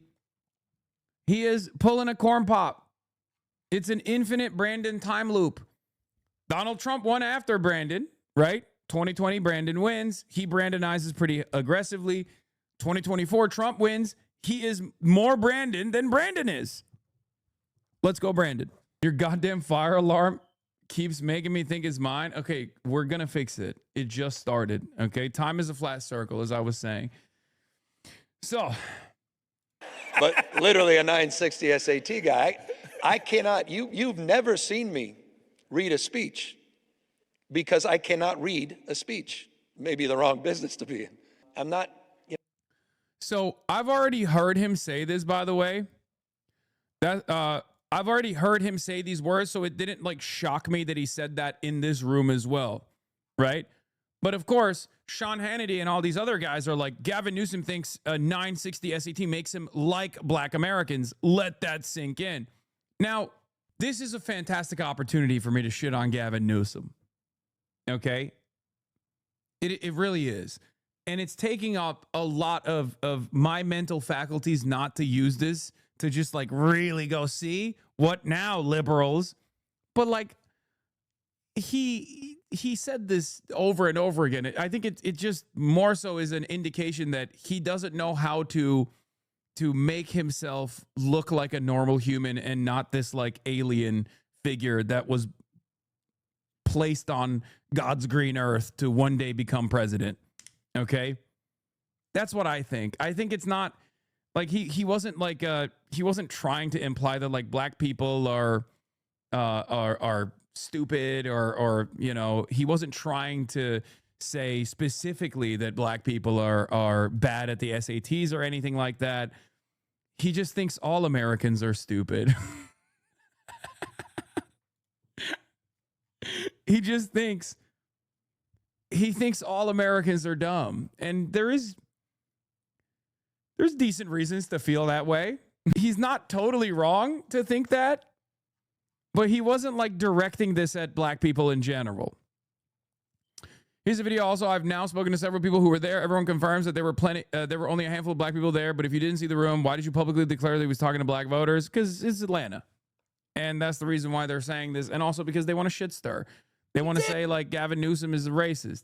And if you want to say Gavin Newsom is a racist, there are probably plenty of better ways to do that. Like, you know, he's a white man in power. It doesn't take much for you to figure out what some of his areas of interest have been that have disproportionately targeted black people. You know what I mean? But these guys don't want to do that. They don't want to like think about systemic racism because their job is to never identify that. Their job is to act like systemic racism isn't a real thing, right? I don't know. I thought this was racist as hell. Why are you sucking Newsom now? Why have you accepted him as a Democratic nominee and now defending him every day? It's because I got the check. That's not what he said. Putting direct quotes here is dishonest. You left out words and context, almost as if you just cut and pasted what the right-wing blogs are saying about this without actually watching the video yourself, please do yourself a favor and watch the video. So Gavin Newsom thinks that because he's a dumbass and scored less than 1,000 in the SAT that he can relate to the black experience. That's what he said to a room of black and brown people in the city of Atlanta, Georgia, just this past weekend. And this man said this with a straight face, that because he scored a 960 on the SAT, he was just like me. Oh, brother, shut the fuck up. For the record, this is CJ Pearson. He is a right-wing Republican content creator. I didn't say it. Nice bathroom is black. He said hairline opinion discarded. I didn't say it. I'm highlighting. I'm giving room to black voices. I'm listening to black voices. Nice bathroom is black. He's the one who said hairline opinion discarded. I would never, I didn't even notice it. I didn't even realize he was black. I'm colorblind. Anyway, they only do this shit to the left. Let it happen since it's Gavin. I know they love doing this shit to the left. The Democrats love doing this shit to the left. Cynically all the fucking time. And a lot of people who are going to go out to defend Gavin Newsom today also are some of the people who love throwing that out there in a cynical fashion. Okay? Like a goddamn grenade. Well, Gavin, let me tell you something. I didn't score a 960 on the SAT. I scored. It's crazy to be a guy who says, I love Donald Trump. Donald Trump is not racist. Donald Trump literally calls every black legislator low IQ. Like every single one. Every single one. And this motherfucker has the audacity to turn around and be like, I mean, he did the fucking Barack Obama and Michelle Obama are apes thing like not that long ago. It was not even a fucking month ago. And these guys have to come out and be like, yeah, you know, the real racism here is Gavin Newsom trying to relate to every American by saying, I'm stupid. It hasn't even been 2 weeks. They got higher than that on the SAT. And by the way, a lack of academic performance or the ability to excel within school doesn't make you black. But what it does do, if you think that that does make you black, is that it makes you a racist, right? So it's so funny to me that the Democrats, while they no longer wear those white hooded robes that the KKK would run around in as they terrorize black people, they still find a way to remind us. Bro. Oh my God. Shut the fuck up. Yo, who is this for, dude? Who is this for? I mean, I know who this is for. This is for the white Republicans. Yeah, that's right, brother. They are the Klansmen. But also, even though I'm currently a Klansman, I think they're the real Klansmen. Now listen. This articulate, urban style individual that I would definitely lock my door around is a bright young feller. Okay? Let me tell you. This is one of them good ones. Like, that's the audience for this commentary. Okay? Straight up. The audience for this commentary is that guy who has never, ever been who has never felt safe around black people. Even black people that share the same opinion as him is over here being like, yeah, that young feller's he's got a good future ahead of him, okay? Unlike the rest of the urban style individuals I encounter on a daily basis. He is so articulate. He's big and small that they did used to wear those robes. Apparently, Gavin Newsom's heart still wears that robe because he thinks that being a... You work for the white griv, shut the fuck up, clown. You lucky Twitch is censoring us black shadows in here, or we would really be roasting his ass. Yeah, I mean, you can't because Twitch will ban you for saying certain things. Makes you black. Gavin, you are disgusting in every which way, and this moment from this day will haunt you for a time long to come. No, it won't. No, it won't. It will 100% not. No. Isn't what he's saying is woke? Yes, Republicans are the greatest purveyors of woke. Hello. Understand that Republicans love weaponizing woke. Reactionaries in general, people to our right, love weaponizing woke to us, okay? Gavin Newsom is objectively a, you know, let's say center left, maybe center right, not center left, center or center right figure. This guy is far right. Of course, he's going to weaponize woke against him. Just like people who are center right or people who are centrist or center left love using woke against people like myself and others that are further to the left than the average person is. Okay? It doesn't work. It's so stupid. I mean, we've experienced for the last week, we've experienced a version of this over and over again, this like sinister deployment of standpoint epistemology in an effort to defend American imperialism, specifically in Cuba, right? Oh, all of the blockades and the invasion and the assassination attempts and the constant crippling of this island for the crime of gaining sovereignty is not the real reason why Cuba is suffering. It's actually because the Cuban regime is a dictatorship and it's communist and it's scary. And I'm a Cuban woman. And if I say this, you have to listen to me, right? You have to listen to me. And everyone's like, oh, shut up, white baby. And Miami Cuban is speaking, right? Listen to the Cubans. No, not the Cubans on the island that are impacted from the embargo, from the sanctions, from America intercepting oil shipments going to the island. Listen to the Miami Cubans who want to blow up the island. It's stupid. Okay? Make up your own damn mind. Just asking why you don't cover Ukraine, not even for a bit, but everything else you do. I do cover Ukraine, but there is a lot of other stuff happening as well. We plan to cover the bipartisan effort to dismantle Section 230 will allow the destroy leftist internet end to end. Yes. So Mark Lamont Hill says that's not what he said. Putting direct quotes here is dishonest. You left out the words and context. And Mark, just like myself, is not exactly fond of Gavin Newsom. We are, however, fond of the truth.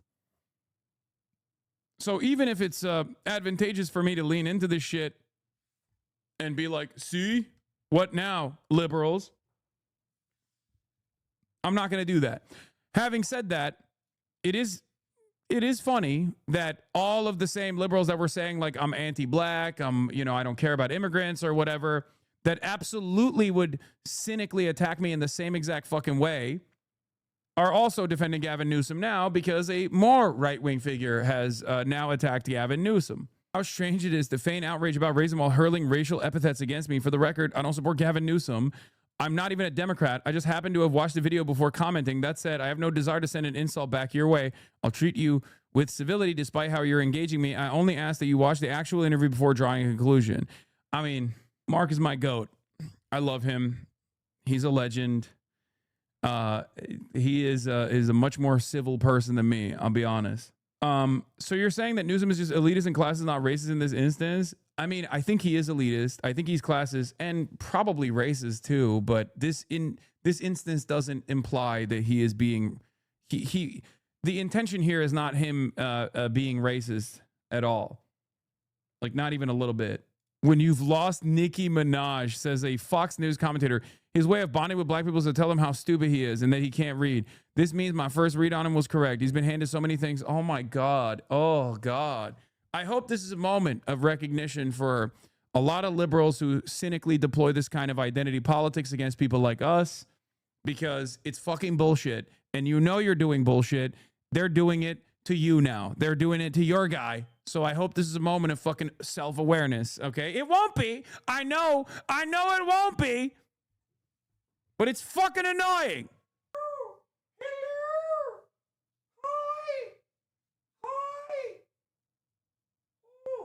It's rotisserie chicken time. I'll put the heat lamp on. Don't worry. Can't go from that guy to Nikki in the span of 15 minutes. I can't deal with this shit. Ha ha ha. Do you want to know the craziest part of this footage that will haunt him forever? He's literally slowing his speech down and talking in sporadic cadence. He's not just telling them that they're all probably stupid and probably can't read. He's literally slowing down his speech to make them understand the words that are coming out of his mouth as if they're children. That means he literally believes they're slow. He's not just saying it. He didn't misspeak. He believes it. Do you love it? Do you just love it, black people? Also, them. Nicki Minaj is black. Why is she using them when talking about black people? Like all the black people, not just the black people in that room, but just like black people in general, right? It's interesting. I don't know if it was a ChatGPT writing or if he wrote it herself. I don't think she wrote it herself. I'll be honest. just something interesting that I noticed in the way that she's talking here. Something that happens when you become a Republican. What is this? Nicki Minaj's social media propped up by thousands of bots. Analysis finds. Yeah, unsurprising. There are so many legitimate reasons to dislike Gavin Newsom, but don't fall for fake news. Newsom was talking to a room full of white people. He never mentioned black people. He was talking about his dyslexia, and he made the same exact comment to a white interviewer. Yeah, exactly. Exactly. This is just his like shtick, okay? This is his like way of saying, I'm just like you. I have a fucking terrible SAT score. Like, that's it. He's not saying this specifically to like black people in general. This was his retort back to Sean Hannity, who put the entire who put it like a 3-minute and 27-second compilation. This will be like the main driver of discourse on the right wing circuit for the next 2 days, probably. We should ban any adult who brings up their SAT score, though. I agree. To which he responded when Sean Hannity was like, Gavin Newsom thinks 960 SAT makes him like black Americans. You didn't give a shit about the president of the United States of America posting an 8 video of the former President Obama and calling African nations shitholes, but you're going to call me racist for talking about my lifelong struggle with dyslexia. Spare me the fucking outrage, Sean. Brother, this time to Griff, just say, yeah, fuck it. Gavin Newsom did mean it to be racist. Anything to prevent him from being a convincible candidate in 2028? No, I'm not going to do that. I don't need to do that. The commitment that I have is to the truth. Okay? It's ridiculous. I don't think I need to do this at all. I'm not going to do this.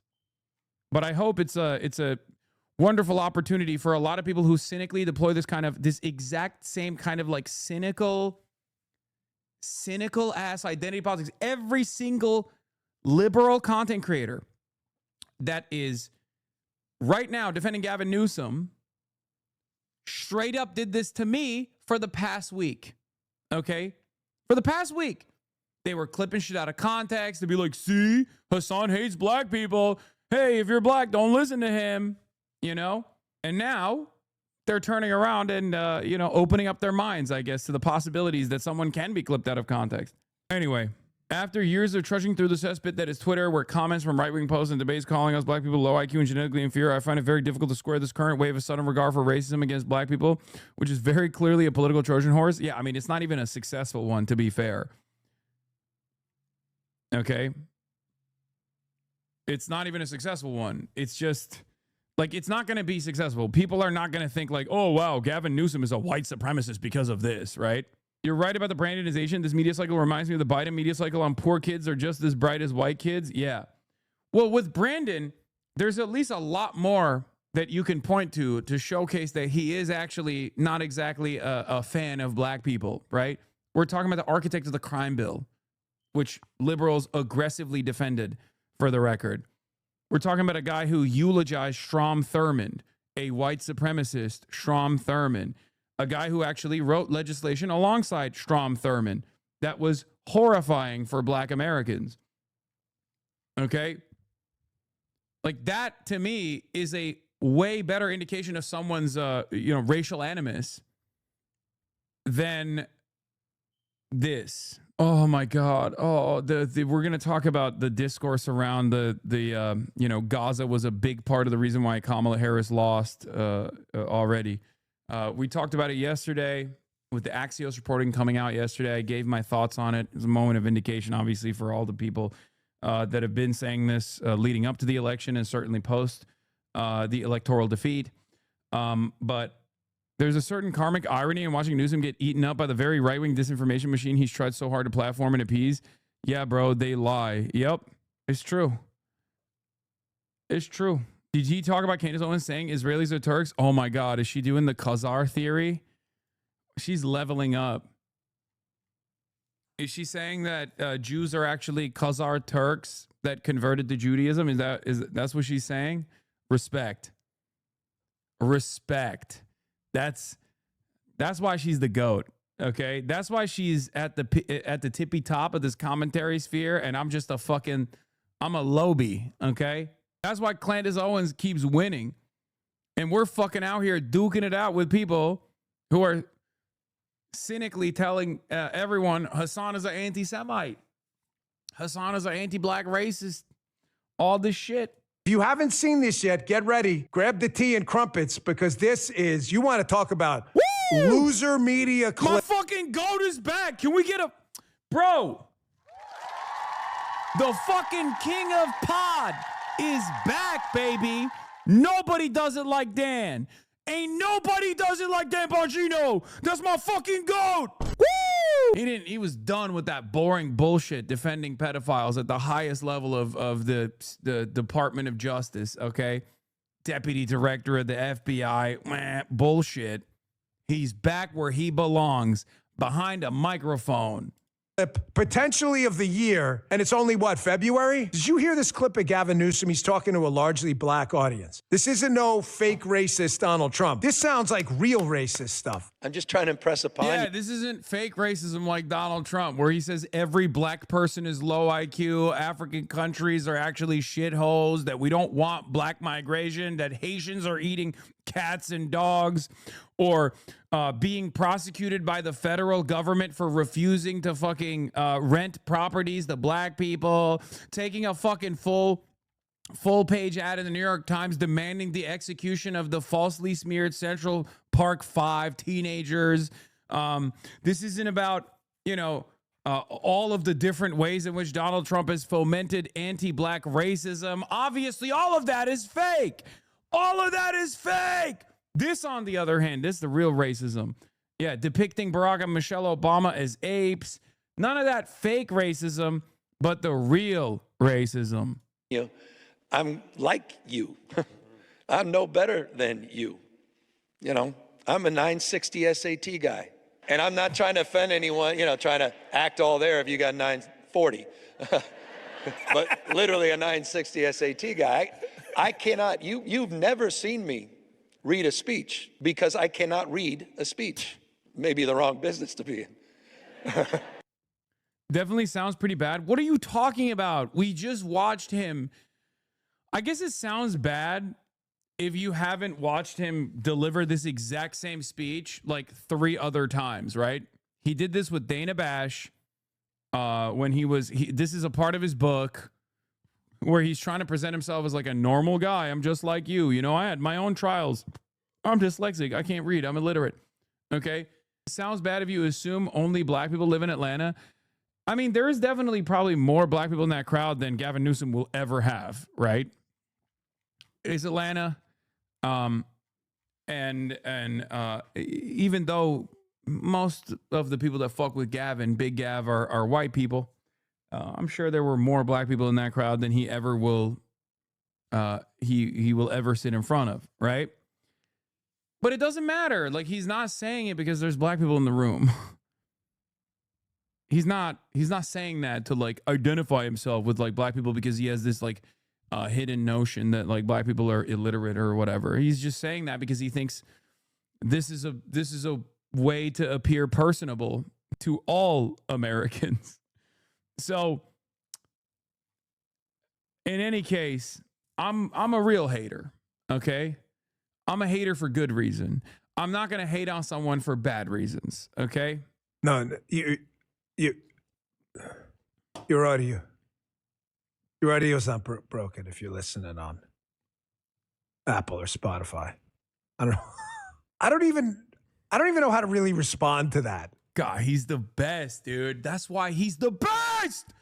Look at that reaction. We have so much to learn from Dan Bongino. I have so much to learn. I yearn to be like Dan one day. Okay? He's the fucking GOAT. That's my guy. This would ordinarily be the end of the political career of anyone else if they... Do you live on the planet, Dan? Do you live in the United States of America in the year 2026 of our holy Lord? What the fuck are you talking about? None of this is career ending. Even from a Democratic Party side, you saw Joe Brandon run around and be like, if you only vote for me, you ain't black, Jack. And then he won that election. The fuck are you talking about? This doesn't even reach that level. Oh, it's so awesome. We're on any other party affiliation other than Democrat, talking to a group of black voters and saying, like, I'm dumb like you guys or something? This isn't. Dan, you were the deputy director of the FBI, big dog. You saw that the government is currently run by elite pedophiles. What the fuck are you talking about? Why would this be a career ender? Like, what are you saying? It's certainly not a career ender for a Republican anyway.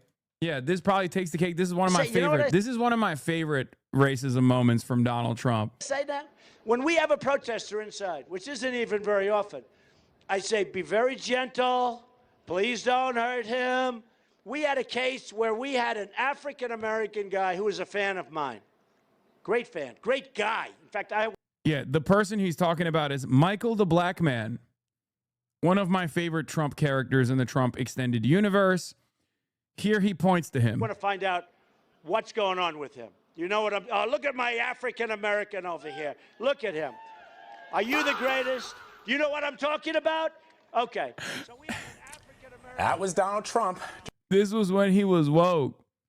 Yeah. That's Michael the Black Man he's pointing to. Don't out me how Hassan refers to his black mods as well. Come on, man. It's true, though. I do that. Put it in private. Unlike Tourette's havers, Hassan does not let his mods say it. Anyway. Yeah, that was I mean, that's like a funny moment. Whatever, it doesn't matter. Like I said, what is more consequential is what you do in a position of power. Okay, if you're like a slumlord, for example, and you refuse to rent out to black people, so much so that it actually ends up with a federal investigation, I feel like that's far more consequential, and I feel like that's a clearer indication of like who you are as a person, right? An important clip because there's more here than just poking fun at this moron, okay? This is the basis of liberal paternalism. And that he's not smart like everybody. And he says, oh my God, everyone is chirping. Everyone. Is it me or outrage manufacturing is all we get on social media lately? Speeches were written, he wouldn't be able to do it. Jeez. And the only thing he was missing in this video is a hot sauce in his pocket to pull out and say that he carries with himself all the time, but that's somebody else's shtick. Rob, go ahead and play this clip. Go for it. I'm not trying to impress you. I'm just trying to impress upon you. I'm like you. I'm no better than you. I'm a 960 SAT guy.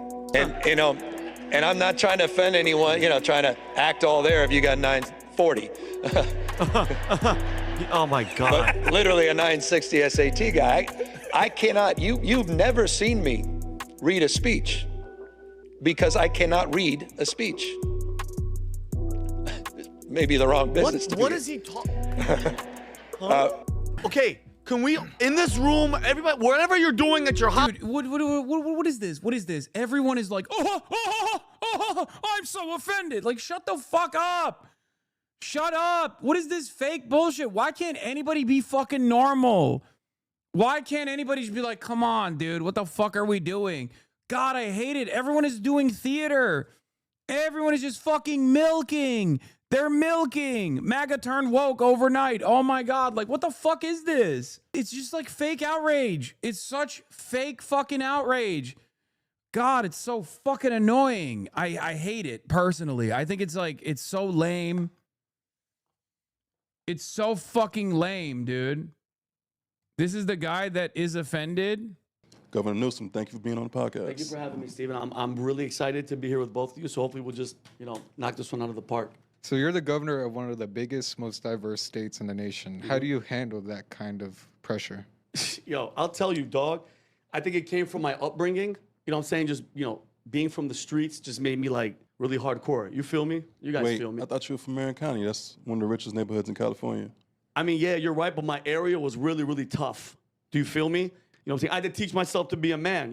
My pops dipped out early. I know y'all can relate to that, right? Nah, my dad never left. Oh. Yeah, mine neither. Right. But it was hard. You know what I'm saying? Like, my mom's is working all day. You know what I mean? I'm home. You know what I mean? No money, just sitting there with just stacks of Wonder Bread. You know what I'm saying? Just stacks with like mac and cheese. Just putting that mac and cheese on it. Okay, You feel OG me? Gavin. Yeah, that sounds real hood. Bro, I'm so hood, bro. I would just be in the backyard for hours, just shoot. I don't know if I want to keep watching this because I feel like we are approximately 35 seconds away from him pulling out a bucket of KFC and also watermelon, okay? And approximately a minute away from him just straight up doing blackface. I don't want to see that unfold. I don't want, like, when he pulled out the basketball, it's like, I think I'm out, you know? On that note, Sharks, I'm out. Okay, this is too much. Too much. Too much. Legalize comedy. It's Black History Month. We've been doing too many. We've been covering too many issues that pertain to black people. I feel like we don't have to see Italian Steven Crowder do this minstrel show. What? We got to see through it now? Nah, it's already cooked. Might as well finish it. Shooting hoops, you feel me? Just putting in the work. And then my mom would come out, you know what I'm saying? And she'd be like, hey, Gavin, dinner's ready. I'm like, man, shut your white ass up, woman. Always trying to keep a brother down. You feel me? That's how they always do, these Governor, white women. I have to ask, though, is there any proof that you were really about that life? Yo, I'm so happy you asked, dog. Give me some dap, fam.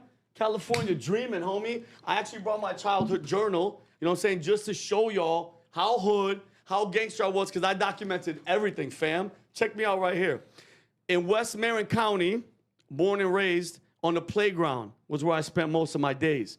Chilling out, maxing, relaxing, all cool and all shooting some b-ball outside of the school. Wait. Isn't that the theme song to Fresh Prince of Bel-Air? I don't know who he is, but he sounds like he had a rough-ass life. You feel me, dog? You feel me? All right, we're about to wrap this thing up. And Legalize comedy. Governor, is there anything else you'd like to add? Man, y'all already know what time it is. 2028, it's Newsom, nigga. Dude, what he's doing right now is way more racist than what Gavin did. Yes, because what Gavin was doing wasn't even fucking racist. Legalize comedy. Comedy is when you impersonate someone and then add racism. They never did. But doing this is not racist because it's... Legalize comedy. Yeah, that's what it is. That's like fucking brilliant, dude. Brilliant. And now he's back to being like... You're in your garage, you're making coffee. Do you understand? A white man is in Georgia sitting on stage with a black man who is the mayor, Andre Dickens, and he's basically slowing down his speech and saying, like, I'm dumb like y'all. Like, I barely passed the SATs because I'm dumb like y'all. Do you still have the shock collar?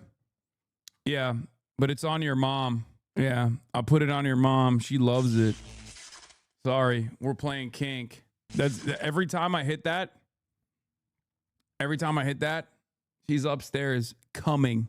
W kink positivity. Yeah, you got it. Is this a guy you debated? I mean, I don't know if you can call it a debate.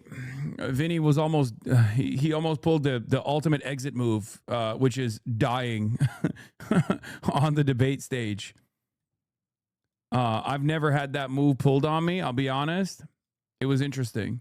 Where was I? What were we talking about? Hasanabi vindicated that baby dumb as hell. What is this? Oh my God. When I look at you, I can't believe it's true. Okay, a lot of people in the chat are saying, actually, someone did do that move to you. They did pull that move on you. His name was Charlie Kirk. And I don't know how to respond to that. I guess, yes. Okay, well, you got me. That did happen to me one time. It's very odd that it happened at all, and it almost happened twice. But it happened to me one time. Okay, and obviously we honor Charlie Kirk on the... Before we move on to the British police arresting Epstein-linked ex-ambassador Mandelson, I want to take some time out to talk about this Gavin Newsom situation, like to wrap it up with a nice little bow, and I don't know how to do it. Because everything I feel like has gotten so much more cynical.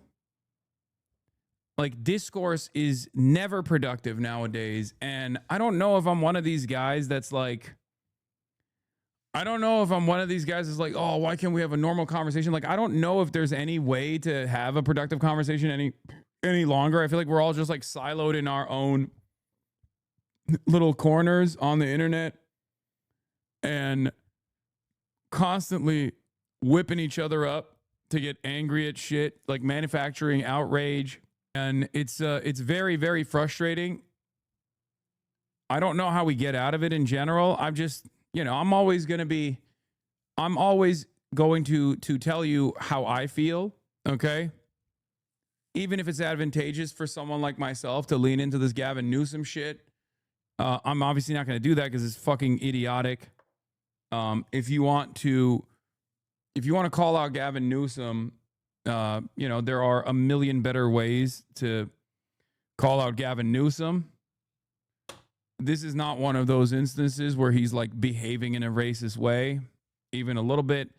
He just thinks this is his way of trying to come across as like relatable, explaining his like big trials and tribulations throughout his development. Like, oh, you think I grew up in a lifetime of, you grew up with a lifetime of privilege, or you think I grew up with a lifetime of privilege. But in fact, I also was illiterate, or I was dyslexic, and that was really tough for me. That's what he's trying to do. And to me, I don't think this is relatable. Do we have to be careful how we talk about left-leaning people when right-wingers will try weaponizing our criticism to prop up Vance? No. No, not at all. Because right-wingers never actually fucking say Gavin Newsom is an elitist who just wants to be president and he wants power for the sake of having power, and that he is going to be the same old establishment neoliberal that will defend the interests of the wealthy unconditionally and not try to even lean into a left populist sentiment in an effort to advance the material interests of the working class. They're not going to say that. They're just going to say this dumb shit. They're like, he's racist. Oh, I'm outraged by racism. Bro, you work at the racism factory. What are you talking about? Like, what do you mean you're outraged by this microaggression of Gavin Newsom? You literally put hours at the fucking racism assembly line at the racism factory. What the fuck are you saying? It's so fucking annoying. I wish we could like rise above that and have a normal conversation every now and then, especially amongst the stupid fucking liberals, okay? Liberals, I beg of you, please, if you're at least like having a conversation with someone to your left flank, stop doing this dumb shit, okay? Stop. It doesn't work in general. You just come across as like annoying and smarmy. And most people can understand that you are deliberately weaponizing identity politics to an audience that you perceive, that you correctly know does care about, not coming across as offensive to marginalized identities. Okay? It's so annoying. It's woke 1.0 bullshit. Okay? I hate it.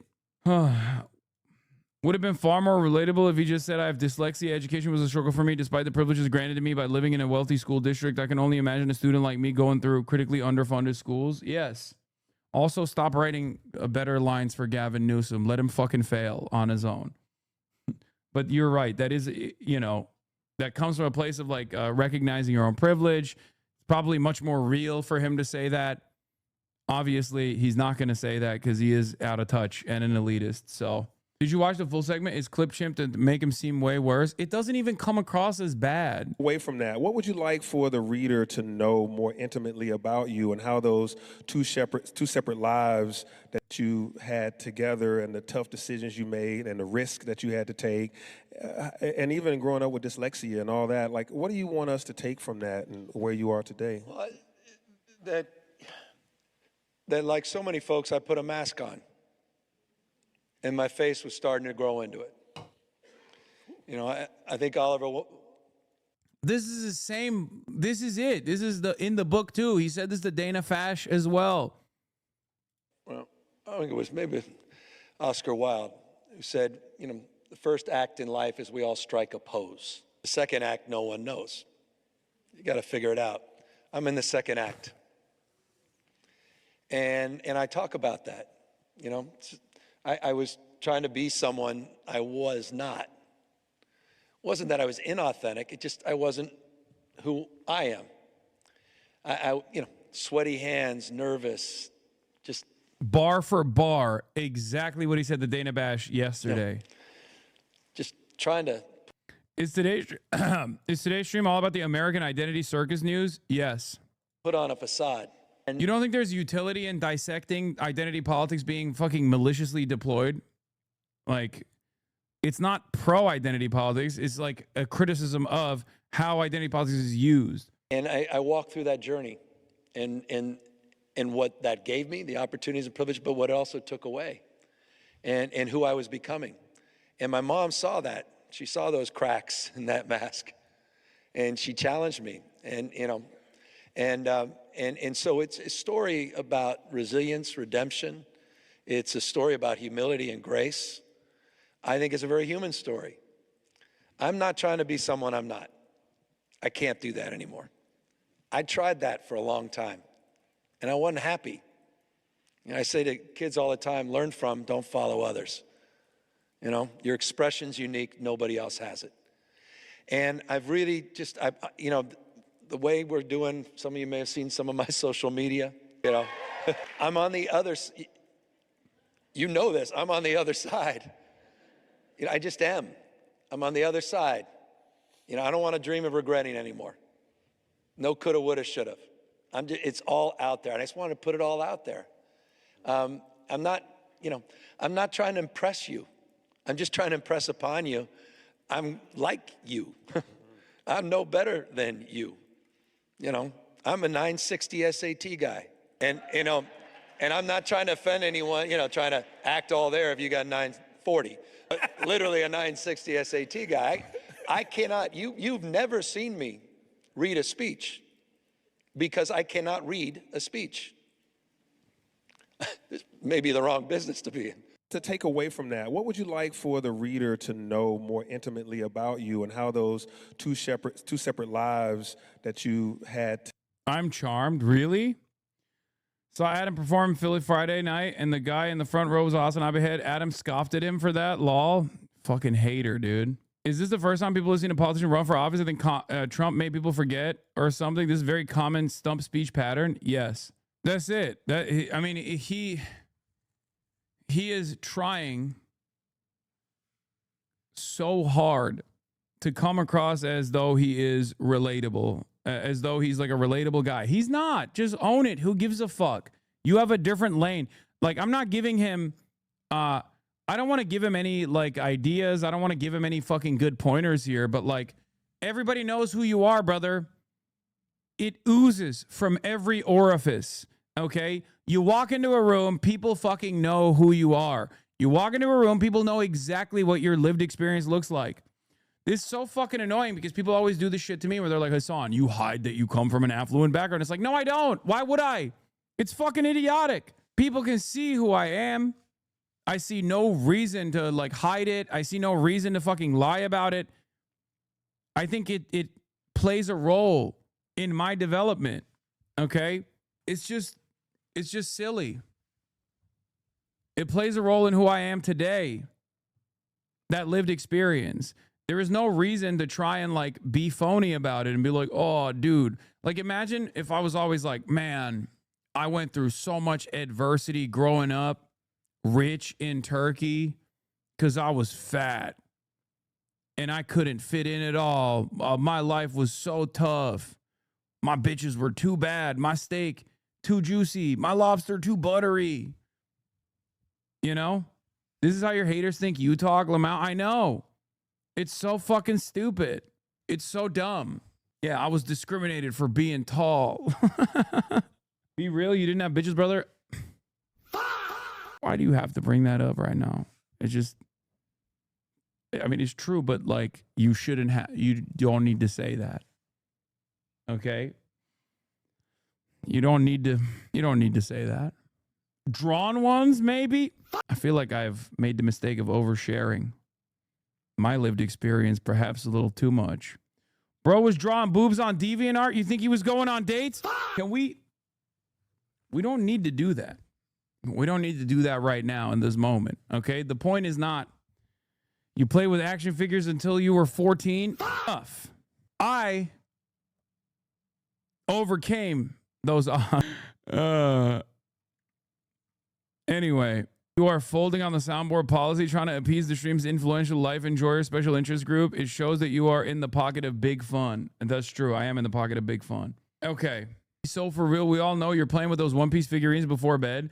I mean, I have no shame whatsoever. I would tell you if I did. I wish I still had that childlike wonderment. I'm gonna be honest. I genuinely do think that I was a better person when I was a kid and like enjoyed life more. And I wish I still got that same. I wish I still. I'm 34 now. I'm about to be 35 in July.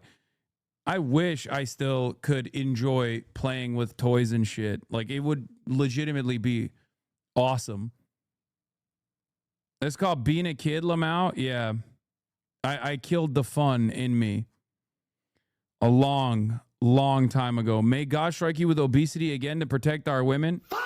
Okay, calm down, dude. Calm down. Were you a big Lego guy? No, I was a big like action figure guy though. I loved playing with action figures. I don't got it either. Can't get in the Christmas spirit or nothing. Yeah. So anyway, the point I was making is that like this is this kind of discourse is unhealthy, unproductive, idiotic in general, and I do hope that this is a learning moment for some of the shitty libs that will cynically deploy this kind of stuff towards me as well, or towards people like me, people that are on their left, people who do care about people who do care about tackling white supremacy, especially in a society where most people don't. It's fucked up. I hope this is a learning. Yeah, I say it's obvious to any normal human that Gavin Newsom was doing his classic "I'm a normal guy" shtick that he's been deploying during his book tour. It's unsuccessful, but I hope this is a learning moment for libs to my right on how dumb this cynical weaponization of IPPOL looks. How dumb the cynical weaponization of IPPOL actually looks like.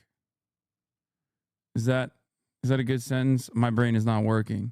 Rusty ass noob level character assassination employees. Yeah. Do you have Teenage Mutant Ninja Turtles TV show on Turkestan? Yeah. It wasn't my favorite though. All right. Speaking of like incredibly dumb bottom of the fucking barrel commentary, we're back with the main character of everyone's lives, Nick Shirley. Now, Nick Shirley's been up and down the beautiful state of California trying to make the same exact dumb content that he's been making to limited success. This time, it's incredibly it's even dumber than the last time. Here, let's watch what Nick Shirley had to say, and maybe you'll be able to spot it out in real time. Maybe you'll be able to spot out why he's lying in real time. Here in California at this UPS store in San Diego. Fantastic that he's also sponsored by Poly Market. Over 30 people are registered to vote as this is their primary residence. It's all right to have... Can you see? Can you see something here? This is the location where you receive a ballot, but you can't have it as your primary residence. And all these people do right here. For instance, this lady right here, Gloria, she's 100 years old and she voted in the 2024 election. In fact, the large majority of these people voted in the 2024 election, and some of these people even have the exact same P.O. boxes. I don't think too many people can live inside of a P.O. box.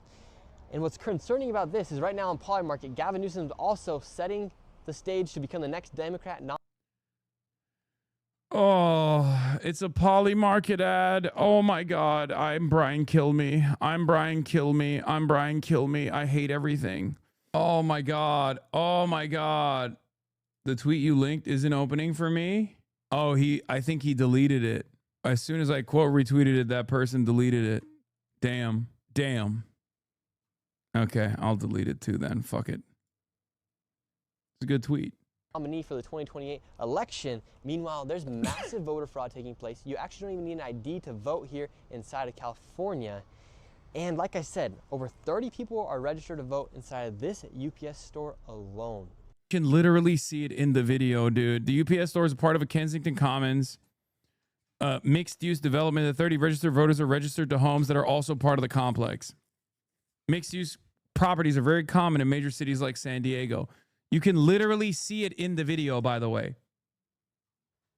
It's fucking insane that this dumbass tried to do the most obvious lie of all time.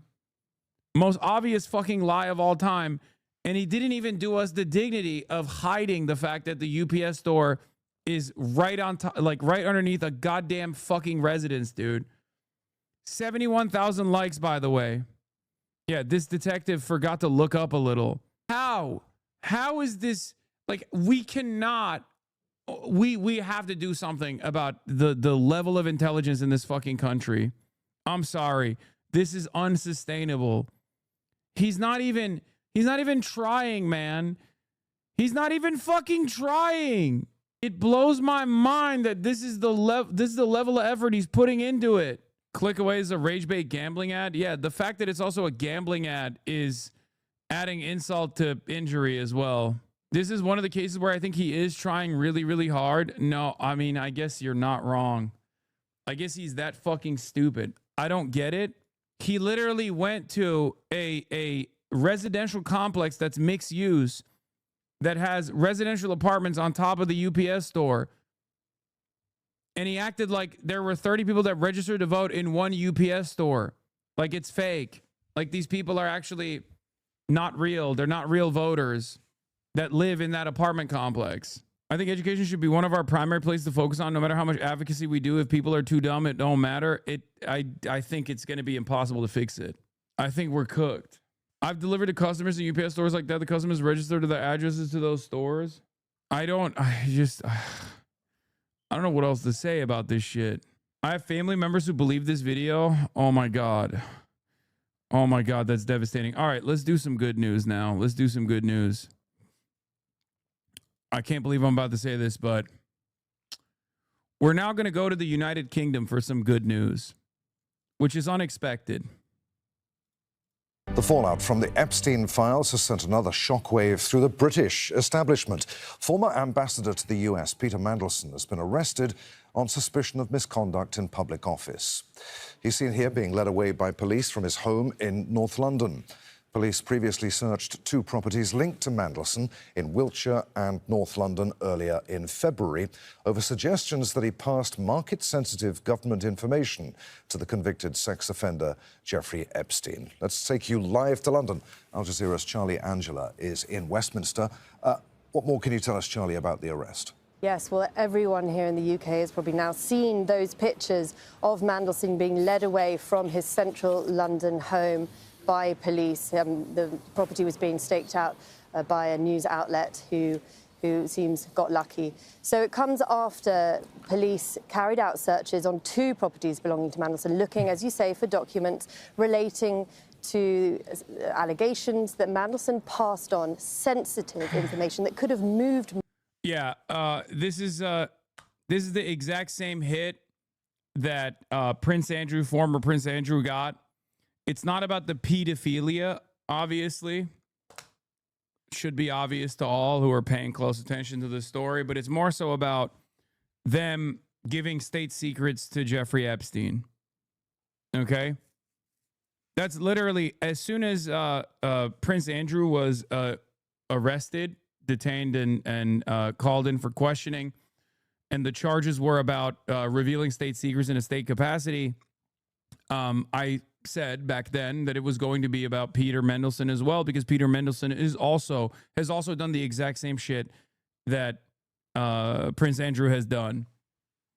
So it's the same charges. This is a good thing. I feel like this is more of like a Al Capone style situation where he's not busted for like racketeering, but or being a mob boss, but instead for tax evasion. And I guess the British government is doing that as well. Market to his close friend Jeffrey Epstein, the convicted paedophile, in 2009. Now, this was when Mandelson was at the heart of the Labour government under Tony Blair, at a time when governments were looking for bailouts. He would have been in discussions with European counterparts as well. And it looks like documents would have been seized during those searches, and that might now be what the arrest has been based on. Now, Mandelson has denied any wrongdoing, and he has expressed his regret for his close friendship with Jeffrey Epstein, but his fall from grace has been absolute. Selling state secrets isn't exactly tax evasion. No, the reason why I'm using the Al Capone example is because Al Capone was obviously a criminal, but they busted him for anything they possibly could, which was tax evasion. Mandelson and Andrew are obviously directly affiliated with a very famous pedophile and potentially engaged in pedophilia themselves.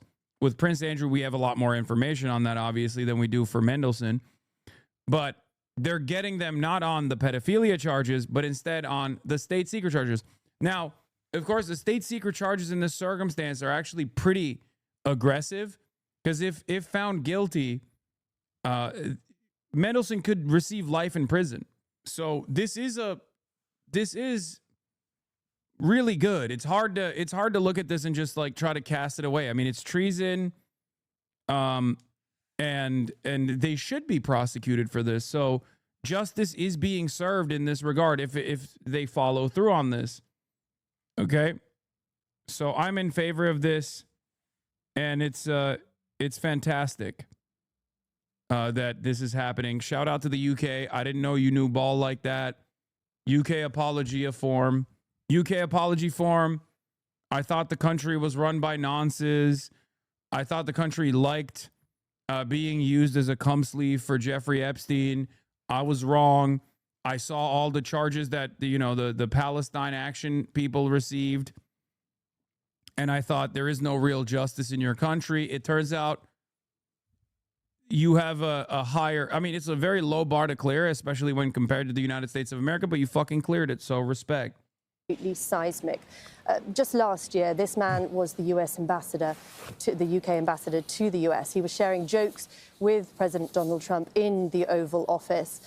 And he has been at the heart of the Labour government for decades and has had a pretty Teflon-resistant career. He has had to resign twice, but both times he has bounced back. He was made a Lord, but he has now had to resign from the House of Lords. And yeah, I mean, the British Kingdom would never offer lordship to, very famous pedophiles, of course. Jimmy Savile, notwithstanding. Lost his title. So we will wait to hear what police reveal, to see how long he's questioned for as well, how long he will be held. But this is going to be a huge blow for Prime Minister Keir Starmer, who has really had to come back fighting and defend his appointment of Peter Mandelson, which he has now said he didn't know the extent to which Mandelson... Sorry, Savile was a knight, not a lord, law. Oh my God. I apologize. Okay, British people, calm the fuck down. God damn, dude. My bad, bro. Fuck. Oh, Jesus Christ. The first moment that I give a little bit of recognition to British people, all of a sudden they have to immediately make me feel bad about it. Oh, how dare you, sir? It's a knighthood, not a lordship. Apologize. The word carries big weight around these parts. My bad, dude. I didn't realize. Oh, you have mistitled. This carries a fine of 50 quid. 8 rounds of silver. And a decapitation. Post haste. Off to the gallows with you, my good sir. How dare you? Maintained his ties with Jeffrey Epstein, but it has been a huge blow to Keir Starmer, and this arrest is just going to add fuel to the fire. What are the likely political ramifications going to be, Charlie, particularly, as you say, with the pressure right now on Prime Minister Keir Starmer? Well, we do know that they were discussing in Parliament today when new tranches of information relating to the appointment of Mandelson will be released. We understand that the government has been cooperating with the police in their investigations and handed over all relevant documents. But as you know, it has been within his own party. He has garnered support, but outside his party, calls for his resignation. But it's not just in the political establishment that we're getting repercussions. Of course, the former Prince Andrew, Lord Mountbatten, Andrew Mountbatten Windsor, excuse me, we're getting used to his new title, is still under suspicion. We understand that Metropolitan Police today were speaking to his former protection officers who, it emerged, were asked to guard Andrew while he dined with Jeffrey Epstein in 2010, and they have been brought in for questioning. At the same time, I told you, this goes even beyond. You take out Mendelsohn, all of a sudden, Kid Starver is also compromised. Just as I told you, you take out Prince Andrew, former Prince Andrew, on these charges, you take out Mendelsohn. You take out Mendelsohn, all of a sudden, Kid Starver is also in the fucking crosshairs. former civil servants have also come forward anonymously, giving information that when Andrew was trade envoy to the UK, he was filing unnecessary and excessive expenses, including charging for personal massages, charges that would have ultimately been passed on to the taxpayer. And while there's no evidence of any criminal wrongdoing, that will have to be assessed, it does paint an incredibly unfavourable picture. But the message, really, both from the palace and from the Prime Minister, is that That's Lord Kid Starver to you, plebeian. Is above the law, and that these investigations will have to run their course. Charlie Angela reporting live from London. Many thanks, Charlie. Well, Peter Mandelson's arrest is the latest fallout from the Epstein files, a trove of documents linked to the late sex offender Jeffrey Epstein. Al Jazeera's Camille Nadelek reports. We live in a society where arresting pedophiles is too far, apparently. Oh, my God. Oh, my God. I love that. This is incredible. They're fucking losing their minds in the end, over all the people he's offended for all those decades have suddenly now turned around and pointed at him. That's and when it comes to the hue and cry, you know, and I know you hate that aspect of our national character, you know, where people are tarring and feathering somebody almost as prey, he's been used as a lightning rod for all the anger that people feel about so many other things, and that's what's happening. I just think simply because you don't like somebody who you've never met before and never will meet doesn't mean that you should be treating this as some blood sport. I mean, what we're demanding now is, at least based on the evidence that is currently in the public domain and is all allegations at this stage, it goes, in my view, way too far. Do you not feel embarrassed? Is there not like a moment where you go, maybe I shouldn't be defending pedophiles getting arrested? Nope. You just let that shit fly, huh? That's crazy. I guess, I mean, it's surf mentality, right? Like, this is a real thing. This is one of the most visible versions of the thing I talk about all the time, like surf mindset. Straight up. Absolutely hounding this man. You may well be right. You may well be right. We want him to be stripped. He's been stripped of all of his baubles. There are people who demand that he be exiled. Where is he going to be exiled to? Stripped of any money. How is we expecting him to be? Well, he can go him to be ostracised from all of his family. But he can't be, at the moment, he's under police investigation, so he can't be exiled, but that is an option. Not the baubles! My good sir, not his lordship, not his titles, his royalty. Wow. New York Times opinion at it again. The Epstein file should have never been released. Gross. Yuck. We're, for the first time ever, like, we're a nose hair away from seeing like a fraction of justice for the super wealthy, the elite in society. And everyone is showing their fucking asses, dude. Everyone's showing their goddamn asses. It's disgusting. Oh, my lordship can do a little nonsense. It's the finer aspects of life. They deserve it. Cornerstone of British politics, Peter Mandelson has had a tumultuous career.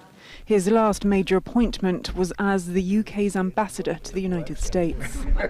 I'd like to have that accent. Thank you. My mother would be proud. Mandelson was fired after allegations linking him to the late sex offender Jeffrey Epstein.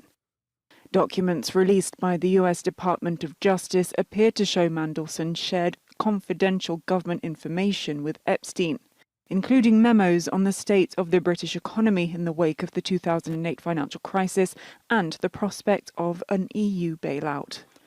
Information he had access to during a decades-long career in the British government and as EU Trade Commissioner. Those revelations shook the government of Keir Starmer, leaving the UK Prime Minister fighting for his political life, as he tried to justify how and why he appointed a man who many believe should not have passed a background check. At the time I appointed him. I wonder why. It's because of those reasons that he was appointed. Hello? Straight up. Yeah, I know. I'm going to cover the case for striking Iran in a second. I got answers from him which I believe to be true. He painted a picture of barely knowing Epstein.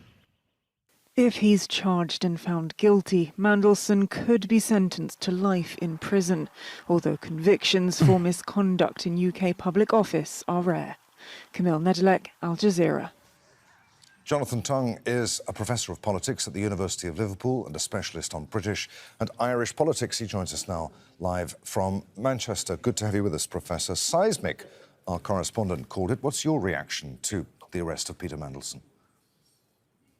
I think the arrest of Peter Mandelson was almost inevitable, given the arrest last week of the former Prince Andrew, now Andrew Mountbatten-Windsor, because all the evidence we have to date is that Peter Mandelson was even closer to Jeffrey Epstein than was Andrew Mountbatten-Windsor. I mean, Peter Mandelson was writing to Jeffrey Epstein when he was in prison and saying what an injustice it had been, the imprisonment of Jeffrey Epstein. And we do have some evidence via emails that shows that Peter Mandelson was passing on some aspects of cabinet governance to Jeffrey Epstein. There's some particular emails that deal with that. For example, he was advising him that the government was going to sell £20 billion of assets. He was advising on tax issues relating to the UK government. And Peter Mandelson encouraged the head of JP Morgan, a major American firm, to get in touch with the Chancellor, the UK Chancellor, to oppose bankers' taxes on bankers' bonuses. So there are those pieces of evidence. I think it was almost inevitable that police would at least make inquiries over what Peter Mandelson has been up to. As we've been hearing, Jonathan, Mandelson was one of the most consequential political operators of the new Labour era. I mean, how politically significant is it to see someone of his stature being arrested like this? I think it's hugely politically significant because it shows bad judgment.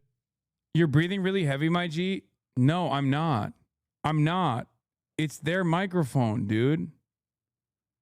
It's the fucking newscaster. Notice how it stopped?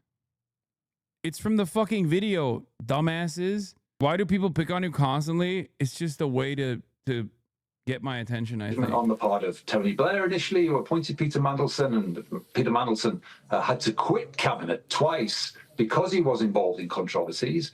Gordon Brown then made or helped make Peter Mandelson a member of the House of Lords, so it reflects badly upon his judgment.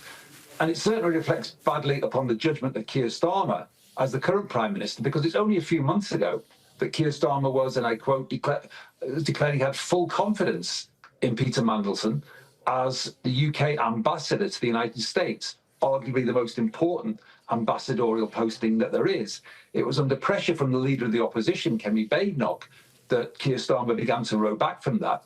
And now Keir Starmer says that Peter Mandelson lied to him. But surely the vetting of Peter Mandelson before he was given such a key appointment should have been far, far, far more thorough.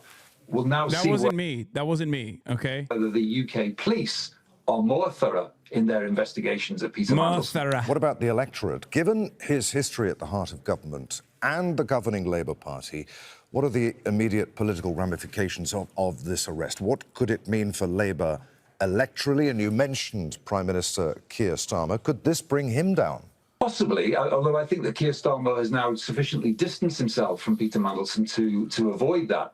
But I think the electorate will take a dim view of the Prime Minister's judgment in ever bringing Peter Mandelson into such a key post. And it might make those electoral tests that loom for Keir Starmer that much more difficult. He's got a very difficult by-election, Keir Starmer, in Gorton and Denton this week, Labour trying to cling on to that particular parliamentary seat. And he's got a huge set of elections come this May with English local elections and Scottish and Welsh Parliament elections. Given that there are questions at the moment over Keir Starmer's judgment, then I think, you know, at the moment, and with his low polling rating, those elections look highly problematical at the moment for the Labour Party. Good to talk to you, Professor. Many thanks indeed. Jonathan Tongue there in Manchester. Don't miss out. Get the full picture. A very public arrest. It was just before 4:45 in the afternoon, in broad daylight and in full view of TV cameras and photographers, that Peter Mandelson was led from his London home by police officers and taken to a police station to be interviewed. Around half an hour earlier, the same officers had been seen arriving at Mandelson's home. And minutes after the former peer was driven from his home in an unmarked car, the Metropolitan Police confirmed he'd been arrested. Officers have arrested a 72-year-old man on suspicion of misconduct in public office, said a spokesperson. He was arrested at an address in Camden on Monday 23rd of February and has been taken to a London police station for interview. This follows search warrants at 2 addresses in the Wiltshire and Camden areas. Those searches began at both addresses more than 2 weeks ago, and police officers were later... Bro, this is how I feel watching New York receive Zohran Mamdani. This is how I feel watching another country that is so close to ours in culture actually do a little bit of justice for some of these elite pedophiles. It's fucked up. It's actually fucked up. Wait, what is going on? Can chatters hear me breathing heavy? Like, I don't understand. Am I breathing heavy? You can't even hear my breathing. Are we still on the previous video? In this video, you can't even hear him breathing. Like, I don't understand what's going on. It's just, yeah, this is what our law enforcement is doing right now. But it's just crazy to watch countries that have like an interest at the very least, an interest in like showing that they have a adequate justice system. Very, very strange experience. I am feeling a little bit of jealousy. America has not even attempted to course correct here. Like, not even a little bit. Hopefully, this will light a fire under our asses collectively. Hopefully, it'll piss us off. And maybe we'll demand justice. I don't see that at all. I don't see that happening at all. Seen taking boxes away. It's Mandelson's friendship with the American financier and convicted paedophile Jeffrey Epstein that's led to this dramatic fall from grace. Well, Mr. President, thank you very much indeed in hosting us this morning. Less than 6 months ago, he was British ambassador in Washington, the UK's most glittering diplomatic posting, before being sacked by Sir Keir Starmer in September. Are you embarrassed for putting your trust in Peter Mandelson, Prime Minister? What does it say about your judgment, Prime Minister? Earlier last year, he told Sky News of his regret about his association with Epstein. My knowledge of him is something that I regret. I wish I'd never met him in the first place. But the release of the Epstein files, suggesting he shared government information with Epstein when he was a cabinet minister under Gordon Brown, may have prompted the police investigation.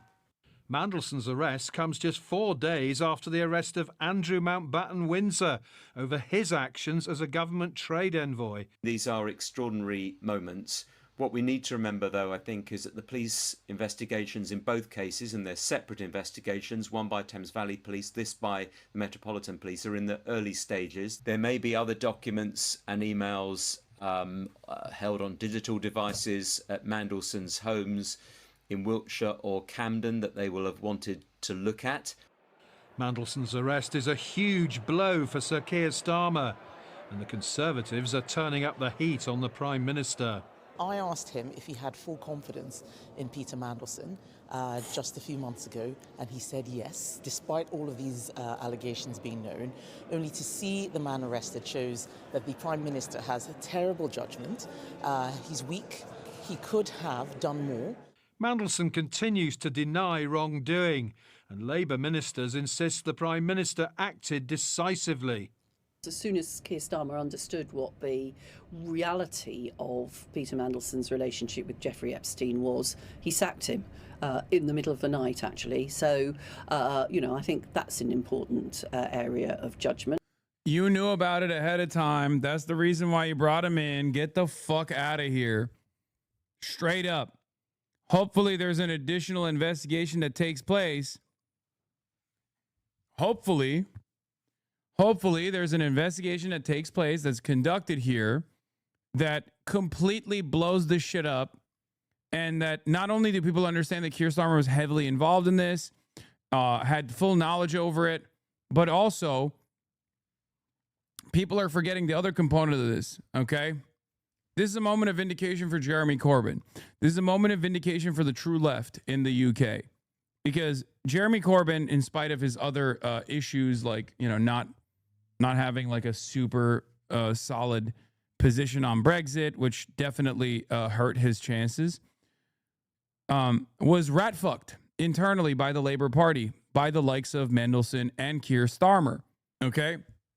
Jeremy Corbyn, because of his position on Israel, was called an anti-Semite over and over again, endlessly, by the British media, by the British press, by members of his own party. They actually created an anti-Semitism panic within the party deliberately, just so they could keep feeding into the media that was aggressively trying to persecute him. Fuck Corbyn, he fucked over Sultana. Shut the fuck up. We're not having a conversation about your party. Every moment that we don't talk about your party is a good moment, okay? It serves you, it literally does not serve you at all. It does not serve you at all to even bring that shit up a little bit, okay? What should Corbyn's stance be on Brexit? No Brexit. He should have been anti-Brexit. I know that there were plenty of Labour strongholds that wanted Brexit, but he shouldn't have been afraid to lead there.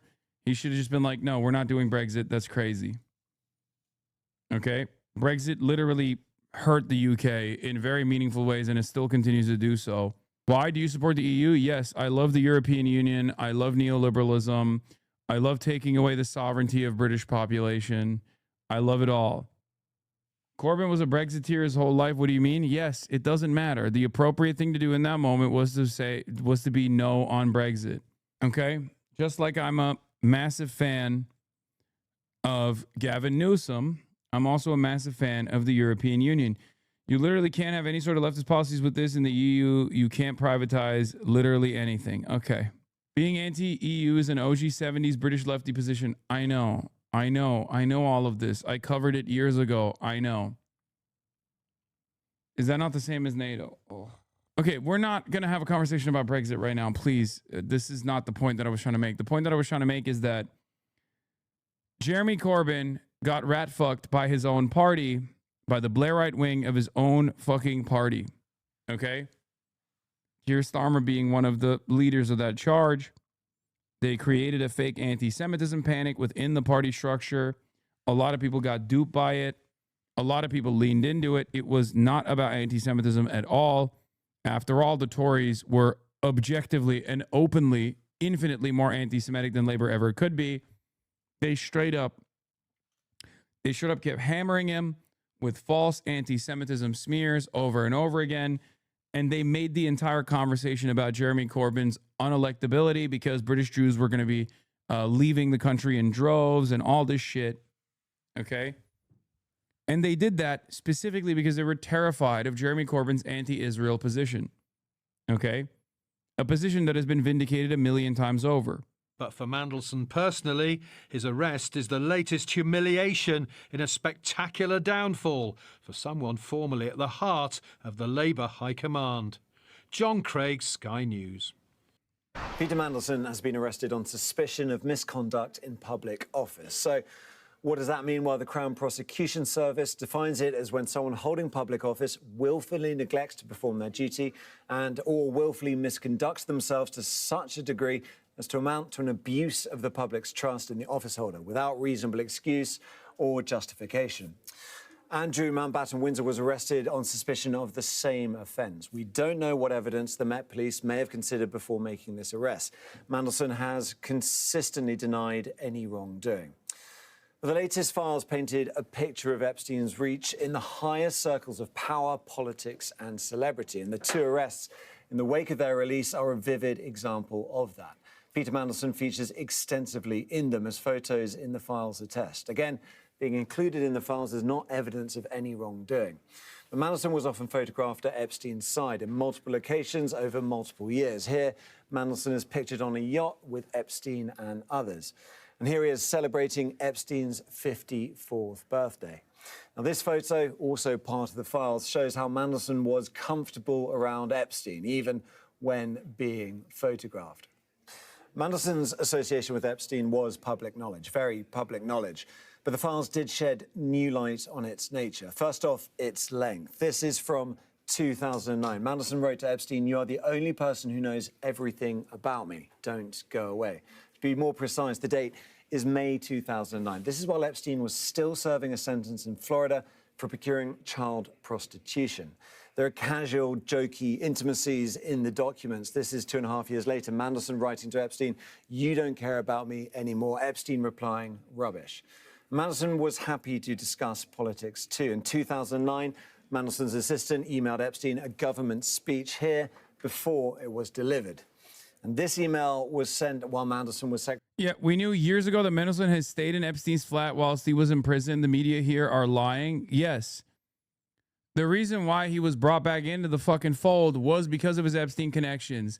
Because Jeffrey Epstein connections, I think, for a lot of these people imply that you're connected to the American State Department, that you're connected to the Israeli espionage agencies. And that is precisely the reason why you kept your prominent position of power. Mandelson was not doing the Corbyn rat fucking specifically because Corbyn was a danger to capital interests in the UK. That was definitely a component of it, but he was also certainly doing it because he was a danger to Israel. Okay? Straight up. That's it. I'm saying it out loud so that you are not confused by this. These guys can absolutely be seen either indirectly or directly as agents of the Israeli state apparatus. Okay?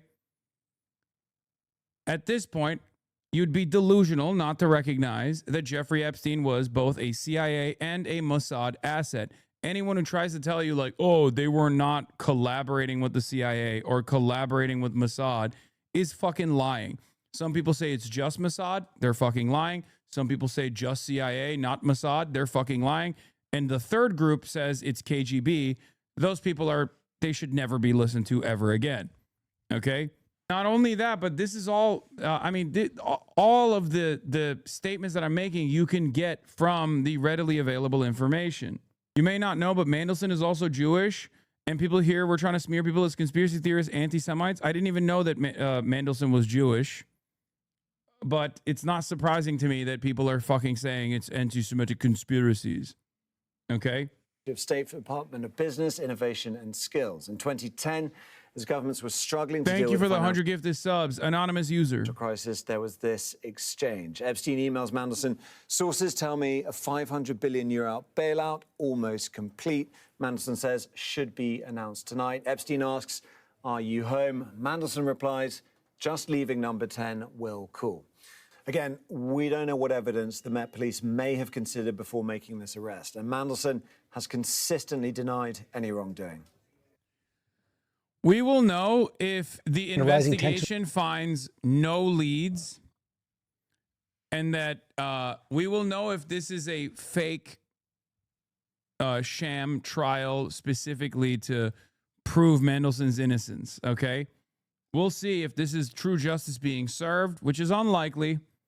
But even a step in the right direction like this is a positive. It's good news nonetheless. Israel Today called the Green Party UK hateful and racist. Yeah, led by a Jewish guy, by the way. Jewish Hasanabi head. Yeah, I mean, that's what it is. At the end of the day, these guys don't give a fuck about anti-Semitism. I don't know how many times I have to explain it. They do not care about anti-Semitism. They just care about Israel. That's it. Zach Polanski is Jewish. He also happens to be anti-Israel. And they're literally saying that Zach Polanski, a Jewish man, is anti-Semitic. And it might work, for the record. I mean, the British media is obviously very pliant with this kind of demand. They love smearing anyone and everyone that is anti-Israel as anti-Semitic. Anti-Zionism is treated like the highest stage of anti-Semitism. You can be a Holocaust denier, but as long as you fucking are pro-Israel, people won't look at you funny in the same way that they do if you are Jewish and also anti-Zionist. Now, I don't think the public is as unaware of these sorts of smears after the last 3 years of maximum genocide, a live streamed Holocaust, and the smears that were deployed towards anyone that said you shouldn't kill children. Right? Have you read the insane BB quote where he claims that his connections to Ehud is proof he is not a Mossad agent? Yeah, I know. Jeffrey Epstein's unusual close relationship with Ehud Barak doesn't suggest Epstein worked for Israel. It proves the opposite, Netanyahu said. That Israel worked for Epstein? Is that what he's saying? Yeah. That hasn't stopped dumb fucks from running their mouths, though, of course. Dumb fucks like my baldest op of all time, Jonathan Greenblatt. Here he is. I think that my Zionism is rooted in humanism. My Zionism is rooted in... It's like saying my Nazism is rooted in humanism. I'm sorry. It's identical. It's an identical fascist ideology. You're out of your fucking mind. In a belief that all of us as children of God, created in the image of God, have certain basic rights, and that we have a covenantal relationship with Hashem, and that allows me to see the humanity of Palestinians on the other side. Now, ultimately, at the end of the day, again, I'm not a political scientist. I don't know what a final resolution will look like. But I pray for the peace of Jerusalem, where my family here in this country, where my friends here in this country, where my colleagues here in this country, where people like you and your family and friends will be able to raise their children as Israeli Jews, if that's what they want to do, at whatever level of observance they want, from whatever walk of life they may come, and do so in such a way that others can enjoy their own lives as well. So sorry for the long answer. No, it was a great answer. But it's just it's sad, and I think what I see in my position at ADL Schiffer every day are people who deny the humanity of Jews, who deny the humanity of Israelis, who deny the humanity of Zionists, and I have no patience for that. I mean, these people who, again, make these wild claims, these conspiracists, who concoct these fantasies, whether it's Tucker Carlson or Hassan Piker or Alex Jones or Max Blumenthal, the whole lot of them. I mean, I think they're a sad, sad group of people. Wait, did he even not mention Nick Fuentes? I get a name drop before Nick Fuentes? Straight up lumping you in with Nazis? I know. I mean, Max Blumenthal is not, but... Oh, Open Presents, thank you for the 100 gifted subs. And Anonymous, thank you for the 100 gifted subs as well. Nick fell off after you called him gay and Mexican. You mean acknowledged that he is gay and Mexican. I believe he's naming guys he wants you to fuck his wife. Yeah. Yeah, I mean, I guess Nick is Fuentes. Nick is pro-Israel. They say vote reform despite them being a party full of anti-Semites, Holocaust deniers because they're pro-Israel, but don't vote green, led by a Jewish man because he views Palestinians as human beings, so he's the greatest evil. I know. I don't know how many times we have to play this song and dance until people realize that, like, they're lying. Anyone who is pro-Israel that fucking tries to lump people like myself in with even people like Tucker Carlson or Alex Jones or Nick Fuentes or all these other people, like, they're fucking lying. The reason why I'm mentioned side by side sometimes with the likes of Nick Fuentes in this situation is to try to associate me with anti-Semitism. I'm actually anti-Israel, unlike Nick Fuentes. I'm just not an anti-Semite. Also unlike Nick Fuentes. This is why normies think you are a right winger. My normie friend thought you were a Republican. That's actually not a bad thing, because the reality is a lot of people probably are more open-minded to like a Republican guy talking about politics than they are about a socialist. It's not even a joke. Like, think about liberals even. Like, the average liberal is constantly obsessing over how to win over Republican votes. Constantly obsessing over winning Republican votes to their side, as opposed to like listening to the demands being made by their left flank. By the way, going back to this, Ajit here says it's worth investigating why the Epstein files are having a much bigger impact in Europe than the U.S. Despite despite the fact that Epstein was close to many big figures in the U.S., including 2 presidents, and that's precisely the reason why. Just so you understand, why are you a socialist? When did socialism work? It works in mysterious ways every day. It works. Different aspects of socialization even works in the United States of America, as a matter of fact. Socialization initiatives are the reason why you have so many things that you don't even, that you take for granted, like social security, things of that nature. Okay? Meanwhile, capitalism doesn't work for you. It works for the super wealthy, and yet you still defend it. Hussar, why are you a socialist? Because I think it's a necessary evolution away from the current economic organization of society. For mankind to thrive, we must bring about a socialist revolution. 100%. That's the reason why. This is funny. Newsmax, Western civilization, Judaism, Christ, Christianity, USA. Funny how capitalism works better for you, the socialist, than it does for that chatter, and that chatter would likely benefit from socialism so much more than you, yet here we are. No, that's also not true. When people think that like wealthy people would not benefit from socialism, they're wrong. Like, there is a self-interested advocacy from even those who are wealthy, especially not capital owners, but like those who are more affluent than the average person. Like, I want to live in a thriving society, okay? I want to live in a society where everyone is maxing out their potential. I want to live in a society where people don't have to fucking worry about shelter. Like, that's a far better society to live in than the one that we currently live in. Who the fuck wants to live in a world where in the wealthiest nation on the planet, there are 700,000 people sleeping outside? Okay?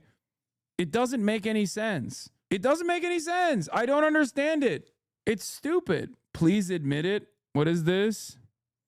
Hassan, I'm confused why people don't think you're a communist. And if that's true, I do not understand why you don't think you're a communist. That's my question. But in the other direction, you're a communist. Please admit it. I have said over and over again that I do not mind being called a communist. I believe that a stateless, moneyless, classless, borderless society is an ambitious project, but one that I think is an end state that I would love to live in. Okay? It doesn't make any sense. Like, I don't know why you're like, no, you have to say you're a communist. Nancy Pelosi's a communist. You're a fake one, though. It's true. I don't care about the way, I don't care about what people say I am or what the speculation is. Okay? I am not an anarchist. Make no mistake. Okay? I am not an anarchist. My organizational principle is very different than anarchism. I'm not an anarchist. How can you support a stateless, classless society without anarchism? Because I'm an adult. Okay, I don't want to have this conversation. It's a great theory. It's very honest. I love it. It's fantastic. More power to you. Okay, but the methods required to make this sort of change, the anarchists are not going to be able to achieve it. They never have, and they never will. Although I love anarchists, I have much love for anarchists. It's not happening, guys, okay? Please stop. Also, I don't give a shit. I don't give a shit what you call yourself, okay? As long as you are moving the needle in the right direction, you're good in my book. As long as you're anti-capitalist, you're good in my book. Okay? Who gives a fuck? What is this? This lady got really scared. The message discipline of this man on the street talking about private equity owning homes.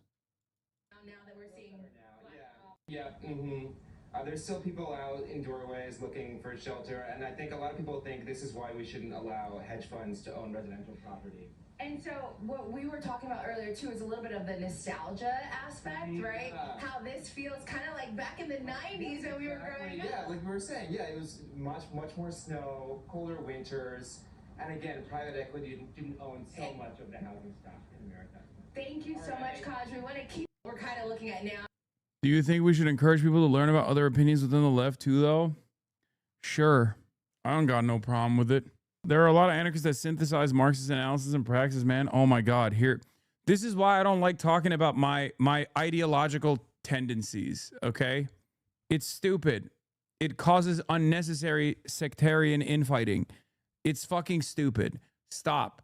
Stop obsessing over things that are utterly irrelevant right now, okay? Please. Jesus Christ. I think it's fairly obvious what direction I lean in. It's just incredibly unproductive at this stage to talk about these like minor differences in opinion, okay? We live in a country where people think Bernie Sanders is like the scariest communist of all time for running on an objectively social democratic platform, okay? Holy fuck. I will tell you what I'm not. I'm not a trot. I'm not an anarchist. I'm not a Maoist. I don't want Marxist-Leninism or communism. I just want a better future. Well, it kind of feels like both of those attempts are fairly successful at bringing about a better future. Anyway, why not a Maoist? I don't know, because I fucking live in the United States of America. What are you talking about? Why I'm not a Maoist? I live in the Imperial Core. I live in the Imperial Core. There's nothing resembling a peasant class here. What the fuck? Okay, we're done. New protests break out across Iran. The next round of nuclear talks set to take place on Thursday in Switzerland as U.S. builds up its military presence in the Middle East.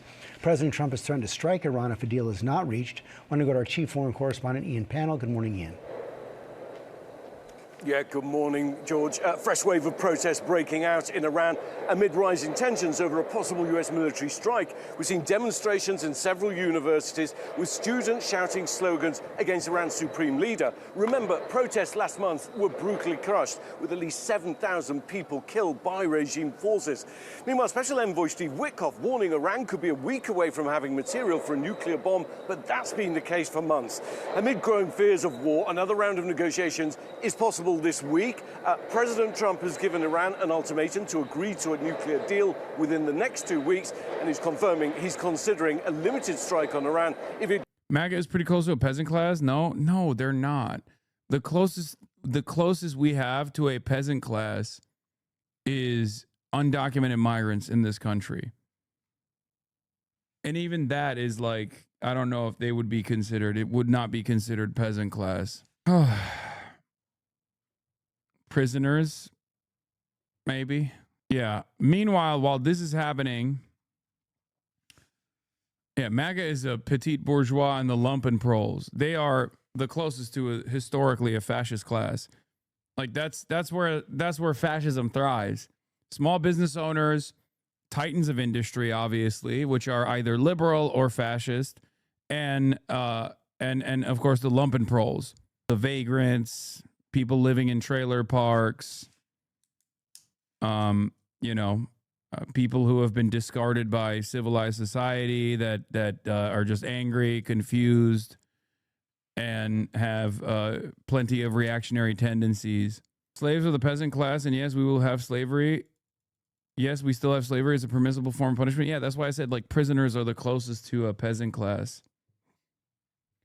But the reality of the matter is, as far as the productive forces goes, in the normal process of commodity production, our peasant class is in the third world. We have outsourced it. We've outsourced it to the child miners in Congo. We've outsourced it overseas. Also, we're not at that stage of industrial production to have a peasant class anyway. Like we have a totally separate mode of production here in the United States of America. This is like, it's important to understand historical development, but there's no comparison you can make here. Like there's nothing, like you do not comprehend what rural peasantry looked like and their living conditions look like in an industrializing China in like the fucking 30s and 40s and onward. You have no way of comprehending what their day-to-day existence looked like and try to compare it to the day-to-day existence of like the poorest person in the United States of America, even a homeless person in the United States of America. It's just not comparable. And it's also a totally separate category anyway. That is also different from genuinely different from like the industrial worker as well. You're in this, ready for LA, ready for a bold transformational change the movement. We'll look at that in a little bit. Doesn't, but Iran making it clear it'll retaliate against US troops and bases in the region. Michael? All right, Ian, thank you for that. It's something none of us really want to happen. And the U.S. State Department evacuating non-emergency personnel from its embassy in Beirut. So the department says the embassy remains operational with its core staff in place. The move comes as the Trump administration builds up military forces in the region ahead of possible strikes on Iran. And Bill has much more on that from the board. Yeah. The enshittification of probably one of the only aspects of American existence that still kind of works, the military, continues. President Trump's decision to extend for a second time the deployment of the aircraft carrier USS Gerald Ford is taking a toll on the ship's sailors and their families. Missed funerals and blocked toilets. Iran deployment takes a toll on U.S. sailors. Because remember, nothing works in this fucking country. Let's be real, right? Your roads are shitty. Your infrastructure is shitty. Everything is busted. Except the military is supposed to work. It's like one of the last organizations in American society that kind of works, right? And yet, even these guys don't fucking work. Update, sewage apocalypse on USS Gerald Ford toilets. 80% of the toilets are completely stuck, waste backing up and flowing in reverse. Enshittification, but literally and figuratively. The guns work, the toilets, who cares? Yeah, except you can't actually have a real working military without the fucking toilets working on the goddamn ship. So it does unironically put a hurdle in front of the imperial plans, the imperial design of America here. $13 billion U.S. carrier stopping in Crete so that the crew can take normal shits. The USS Gerald Ford, seen arriving earlier today at Crete Naval Base in Suda Bay, Greece, for a multi-day port visit, allowing the ship to replenish supplies and the sailors on board to rest prior to continuing her journey towards the Eastern Mediterranean near Israel. 6 years ago, still trying to fix the $13 billion boondoggles toilets. Those $1 trillion Pentagon budgets aren't for peasants who serve. It's all for mansion-dwelling North Virginia arms merchants who kick some of it back to the political class, rinse and repeat.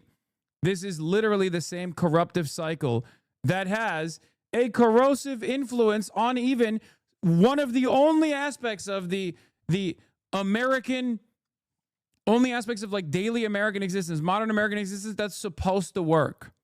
Okay? This is literally the one thing you can't fuck up, because the entire confidence as the global reserve currency in the petrodollar, in the dollar itself, stems from America's logistics and its just-in-time imperial warfare. America cannot maintain the global reserve currency if its military force can't be anywhere all at once in real time around the fucking planet. The sewage system in Crete is about to experience such a devastating breakdown that Greece might require another EU bailout. You can't even flush toilet paper down most toilets there. And these Navy guys blew up their aircraft carrier's septic system by flushing T-shirts and rope. Walsh is pretty bad. According to an email the engineering department sent in March, sailors were working 19 hours a day to track down and fix the leaks. The email references 205 calls in less than 4 days. Toilets, which the Navy calls heads, can go down for hours in parts of the ship. I love this story, man. Once the carrier finally left Norfolk in June, the problem seemed to have gotten worse. In July and August, there are increasingly heated discussions between leadership and the engineering department. Since it's a vacuum system, a problem with one head can cause all the toilets in the part of the ship to lose suction, making it more difficult for the maintenance crew to isolate a problem. The crews find everything from t-shirts to a 4-foot piece of rope clogging the system. One of these guys literally went the old-fashioned way, Roman style, and was like, I'm going to use a piece of rope to wipe my ass. When you start reading about the Navy and the military and the way that they fucking live their lives, you understand why they have to be taught that they must brush their fucking teeth. They have to be taught that they have to literally be taught how to wipe their asses, dude. This is why. Because they're a bunch of goddamn animals. But the most common problem seems to be part of the back of the toilet that comes loose. Yeah, I guess Iran is going to find out why we don't have health care. Because we're busting the fucking toilets in this $13 billion walking island. America doesn't have enough masks. This is from March 24th, 2020. America doesn't have enough masks for doctors or ventilators for patients. Meanwhile, it has new aircraft carriers, $13 billion a pop, where the toilets don't work properly and must be cleaned with specialized asses costing about $400,000 a flush. That was in 2020, chat. 2020. But someone's out there taking advantage of this economic activity. Someone's always making money. Let's take a look. On Iran has a hitch. Most of the bomb targeting crew are busy queuing for toilets on the lead vessel, the USS Gerald R. Ford. This is not a joke. A set of emails was obtained by NPR, a US public broadcasting group, revealing that toilet wars have broken out on board the most expensive ship the US Navy ever built. And the Wall Street Journal followed up to confirm the tale today. TLDR summary: there are too few functioning toilets for 4,600 sailors, and the problem is worsening daily. Problem 1, design planners screwed up by including too few toilets for 4,000 plus sailors, leading to 45-minute queues on a daily basis. Problem 2, engineers screwed up by installing a fragile vacuum system in which a single valve breakdown on one toilet can stop all the toilets in an entire department functioning. I'm in favor of this because the toilet situation has unironically put a pause on the Iranian strikes, which means that I will be able to play video games with Adapt on Wednesday. I'm not even joking. Like the strike target, I think, and they might still do it without this carrier making its way to Israel or Iran or wherever the fuck it's supposed to go, but I'm supposed to be playing video games with Adapt on Wednesday. We're playing Reanimal together, and I was really worried that the State of the Union is tomorrow night and that Trump will probably facilitate the strikes on Iran after the State of the Union, which happens to be Wednesday, which happens to be when I was supposed to play video games. And I think the dookie from the butt from this aircraft carrier unironically is putting a damper on those plans. The queue is even longer. Problem 3, some of the temporary repair operations, such as using an acid flush to clear out calcium buildups, can only be done while the ship is docked. No prospect of that. But with so many toilets out of order, too much pressure is put on the ones still working, so the problem will just spread. And the issues have already been mounting for more than a year. A March 18th, 2025 email from the engineering department sent out to all chiefs on the ship said there were 205 toilet breakdowns in 4 days, the NPR reported. Now, the ship is at the heart of US overseas attack operations, working for months in waters near Venezuela to support the abduction of the country's president and the seizing of ships carrying oil to customers around the world. And the ship is now heading the planned regime change operation in Iran. Israel wants a pro-Netanyahu leader installed, as the US has done in many other countries. But how can they attack Iran while staff are queuing for the loo? One result of all this is a war of words between sailors and onboard sewage staff called hull technicians, or HTs. One sewage engineering chief complained that sailors put all sorts of problematic material down the toilets. Even T-shirts were found clogging the pipes. Our sewage system is being mistreated and destroyed by sailors on a daily basis. My HTs are currently working 19 hours a day right now, trying to keep up with the demand. The US taxpayer spent $13 billion on this ship. On the plus side, it would be delightful if the carrier's desperate lack of functioning toilets caused the attack on Iran to be cancelled or postponed. Gotta look on the bright side of life, right? I don't know who this guy is, but I love him. The person who did this video, what a fantastic voice he has. Potentially internal sabotage. I'm not gonna say anything. Look, all I will say is this. If you want to build a working movement, you can't fucking disparage veterans and active duty service members. If you want to organize, perhaps one of the best areas that you can organize in is active duty service members. I have a fundamental opposition to the likes of those like Bad Empanada and many other people who keep saying, oh, we're troop exploders, fuck the troops, they're all fucking Nazis, all this shit. I will never, ever do that. Okay? I will never, ever, ever do that. Fecal subterfuge? No. They're just being dumbasses, most likely. There's also another person putting a damper on the plans, further complicating any final decision on military strikes. Arab leaders have been calling counterparts in Washington to complain about comments from Mike Huckabee, the U.S. ambassador to Israel. In an interview with Tucker Carlson, the conservative commentator that aired on Friday, Mr. Huckabee said Israel had a right to much of the Middle East, outraging Arab diplomats and countries that the United States is hoping will support, or at least not openly oppose, an American attack on Iran. And the last part of this equation is, aside from the dookie overflowing on the ship, the last part of the equation is, what is this? You're promised the world and brainwashed when you're there? What? Yeah. Unexpected dividend from Iran's strategy of deterrence through proxies, rightly called into question after Israel subdued Hezbollah and bombed Iran. The Houthis ate up U.S. air defense munitions, raising risk to U.S. forces today if Iran is attacked. There's also that side of the story.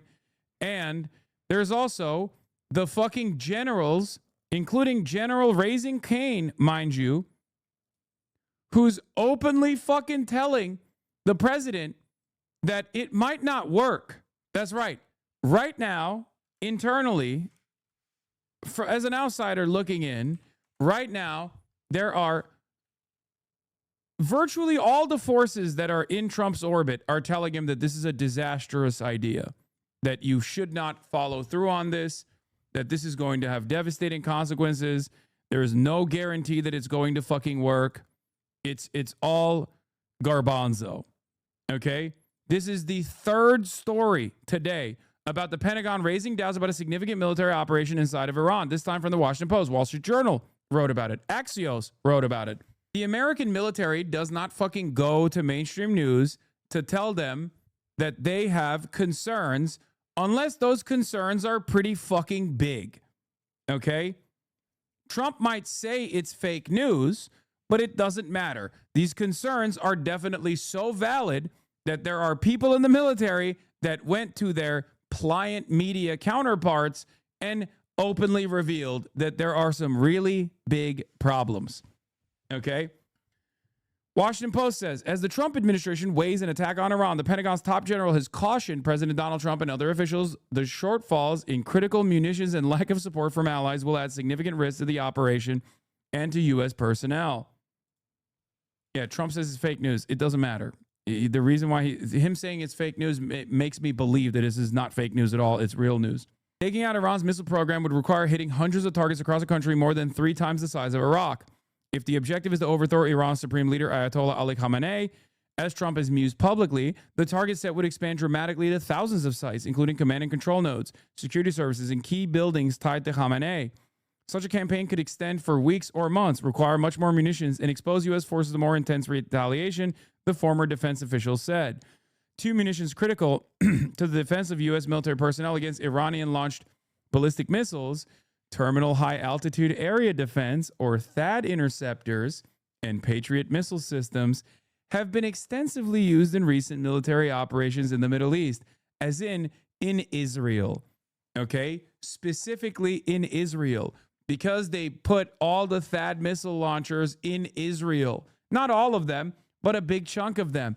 And Israel depleted them when they were doing the 12-day war. You don't have enough runway to fulfill the demands, the needs of Israel. You can't just go and fucking invent THAAD missiles overnight. Okay? It takes a while to replenish the stocks once they are depleted. Iran 100% was able to deplete their fucking defense systems in the 12-day war. As I said, even back then, that this was actually a much bigger success for Iran than the way Israel presented it, than the way that Americans presented it. Just so you understand. The official number that they are releasing is that the U.S. used about a quarter of its high-end missile interceptors in the Israel-Iran war, exposing a supply gap. That was back in July 31st, 2025. The real numbers are probably even more devastating. So the question I have for you is, who is this for? Okay? Who is this for? Clearly, the American military commanders don't think this is the adequate thing to do, don't think this is the appropriate thing to do, that they're exposing their soldiers to tremendous amounts of danger. The allies in the region have been begging, if not demanding, America stand down because they too also recognize the imminent threat that Iran presents. There's only one group that wants this to happen, a group that has wanted this to happen for the last, 60 fucking years. It's Israel. This is what happens when you put Israel in the driver's seat. Barack Obama was the last time the United States of America had a separate policy in the Middle East that did not abide by Israel's designs. Israel got Donald Trump to be elected with foreign intervention, with unlimited funds.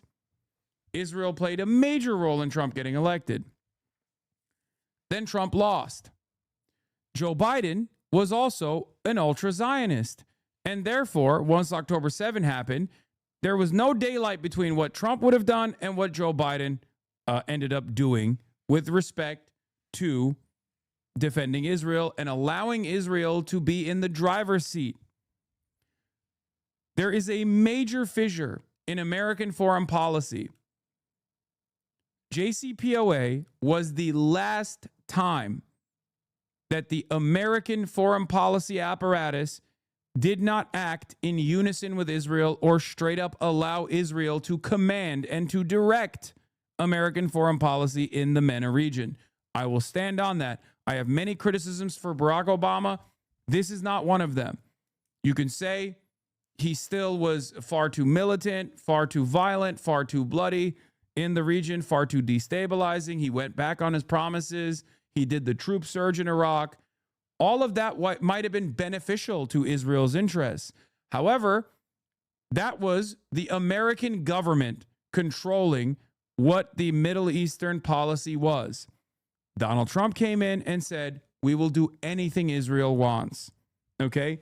This is a major difference. Once again, marginal differences in terms of foreign policy lead to disastrous and major outcomes for the people that are on the receiving end of that policy change. Trump greatly accelerated the drone warfare program that Obama had previously greatly accelerated.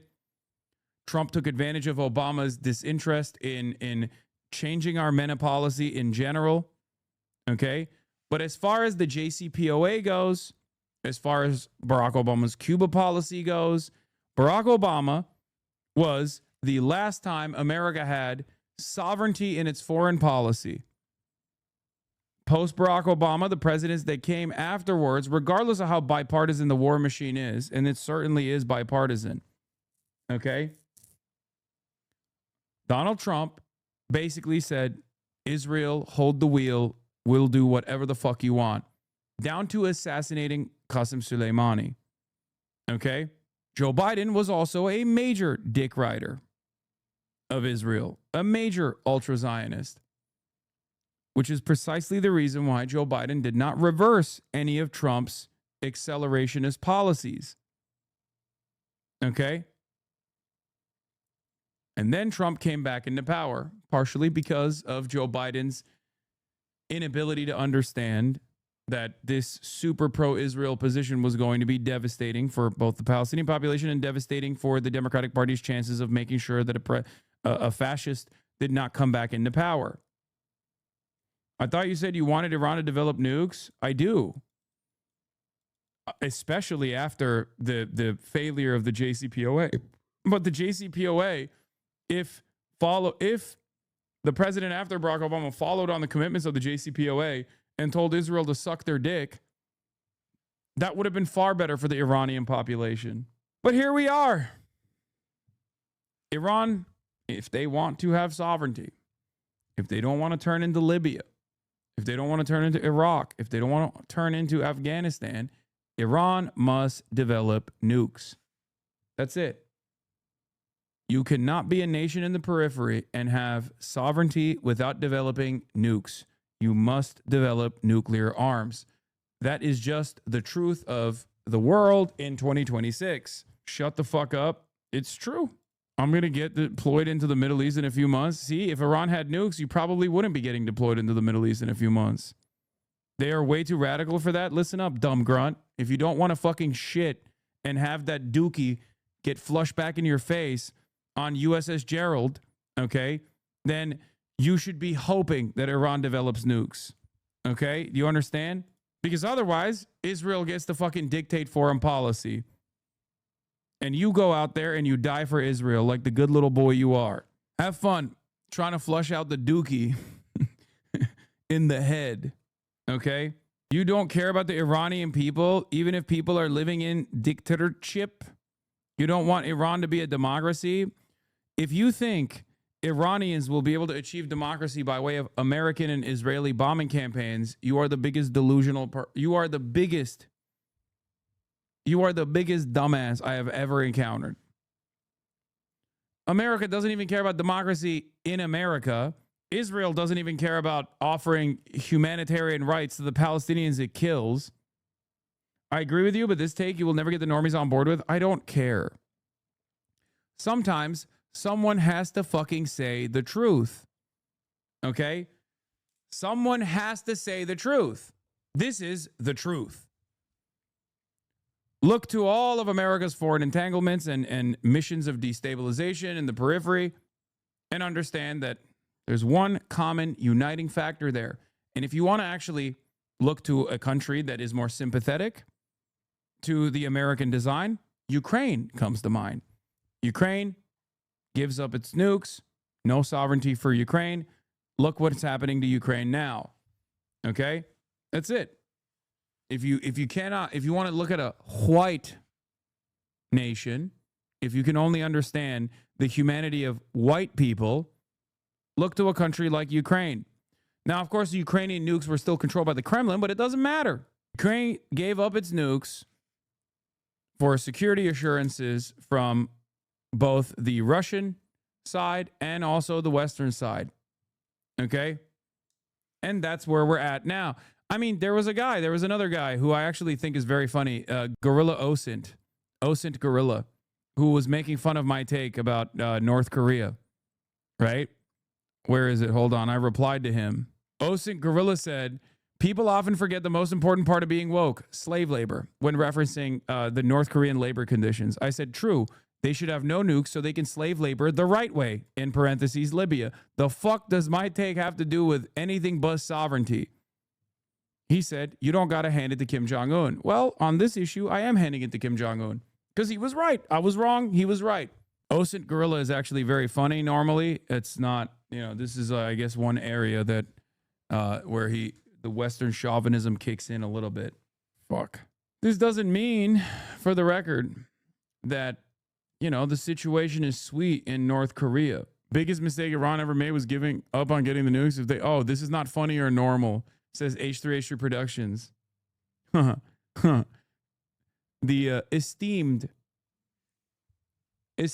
politics understander has joined in on what countries must do. Ro Khanna was pressed on Iran. The people yearn to be bombed, to get bombed. Well, first off, thank you, Congressman, for posting your town hall in the first place. AL thinks the U.S. should launch a war on the Middle East regime because it has been killing 3- and 4-year-old children. He does not see the irony or contradiction of his position. Opening it up to dialogue for your constituents. I just kind of wanted to go back on some of. By the way, all I'm going to say is someone comes to me and is like, I'm a constituent and my demand is that we bomb Iran. I think y'all know what my answer is going to the be. Points that were mentioned in the beginning regarding the Iran situation and try to counter a few of the things that you said just because I wanted more elaboration.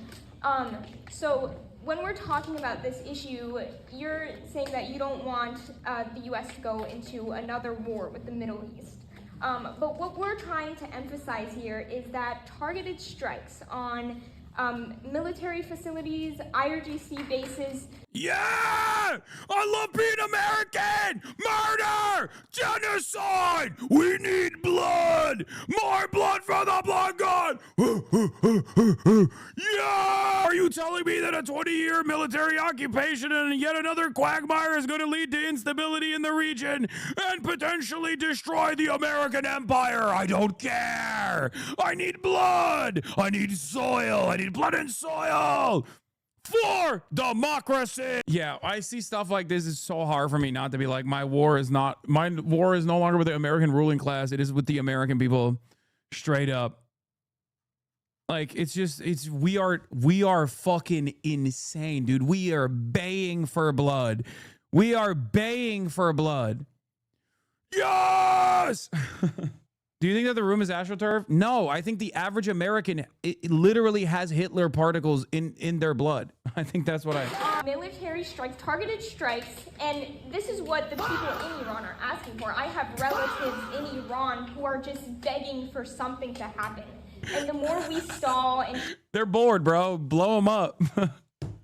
I have people in Iran that are begging for it. I don't care. That's still stupid, okay? Here's my take as an American. If you want like a selfish American, somewhat right-wing take on this, why is it my fucking problem? Like, why? Why am I spending tax dollars killing your fucking relatives? There is a right-wing argument here that you can make if you want to. Obviously, the normal argument to make here is, how is me blowing up your country going to somehow bring about democracy? What the fuck are you saying? What is coming out of your mouth right now? Like, I know you're too young to remember Iraq, Afghanistan, Libya, but that happened. That happened that happened while you were a baby, but you saw the impact of that. Try to discuss this with Congress every second that is waiting. Persian Cucumber says, fuck your relatives in Iran. Mine don't want U.S. to come in. Now what? I mean, it doesn't matter because your relatives are never going to be hurt. It doesn't matter. Another life is being taken. And you know, I'm 17 years old. I'm an Iranian. Yeah, it's like, yeah, oh God. How do you become this way? I just don't get it. I'm so glad you haven't covered the insane things Iranian diaspora is saying online is brain breaking. I know. I see it. I see it all the time. But it's also the same exact fucking bullshit that I hear from the Cuban diaspora. It's the same exact bullshit that we heard from the Iraqi diaspora, the diaspora everywhere around the world is always the same. Same with the Venezuelan diaspora, who is, you know, they're awfully quiet as of late because Delcy Rodriguez is now in charge. So what happened? You didn't overthrow Chavista. You just got a more pliant Chavista regime. There are people in Iran who look just like me, who are being murdered on the streets of Iran. And they should be murdered by American bombs instead, Congressman. Why do you want him to be murdered by the IRGC and not JDAMs that my parents' tax dollars paid for? I don't think you heard her. She's 17, bro. She's not a voter. Okay, it doesn't matter. She is clearly winning that room, okay? And of course, because there's no sane anti-war, anti-military, anti-fucking imperialist voice in American politics, no one could just sit there and be like, yeah, I understand what you are saying. What you are saying is, I appreciate your voice. I see you. I hear you. You know, shit that Democrats tell you all the time when you're like, can I please get a crumb of healthcare? When they say, I see you, I hear you. It's not going to fucking happen. Shut the fuck up. They should do that to these people. They should literally do that. They should be like, listen, your voice matters. I really love that you are brave to speak out like this. It's a freedom that many Iranians don't have in Iran. Unfortunately, however, I don't believe that American military incursion and targeted strikes in Iran is going to actually bring about democracy. This is a lie that has been told over and over and over again from neocons onward since 2001. It has never been a real thing. We have never brought about democracy in a place where we've had any sort of imperial design over. It's not going to happen. Okay? They have no problem being fucking indecent and lying to our faces and you know, operating at the behest of the military industrial complex, but there is not a single fucking person that has the decency to do that in the correct, morally righteous position. Doors open! And it is just heartbreaking. So I don't understand where is the obstacle in taking action against this regime. You know, everybody is entitled to their opinions about the president, of course. But when it comes to targeting a regime that has been killing nonstop children, 3-year-olds, for 47 years now, where is the obstacle? Please tell me, Congressman, because I and all the Iranian Americans that you see here just cannot fathom that at all. So that is my I share genuinely your horror of what's happening with young people in Iran. I have said that the Iranian regime is massacring civilians. I am not under any illusion that this is anything but an evil regime. I do not have any sympathy for the Iranian regime. I have a lot of sympathy for the protesters in Iran. The question is, what is going to be effective? Last time Donald Trump took unilateral action in Iran, it obviously didn't work. Because we're in a situation... Oh, boy. It's better than nothing. Bro, they literally got mad that he's saying, we bombed them last time. Look how that turned out. God, Americans are disgusting. What the fuck is wrong with my countrymen, bro? These guys are not plants, chatters. These guys are not plants at all. They're just fucking insane. They have one speed and one speed only. They want war and death and destruction and blood and soil. They have been taught their whole lives that the only fucking way that you can approach any problem is with the nail of U.S. imperialism. Fucking J-dams. God damn, this room is not entirely comprised of Persians, okay?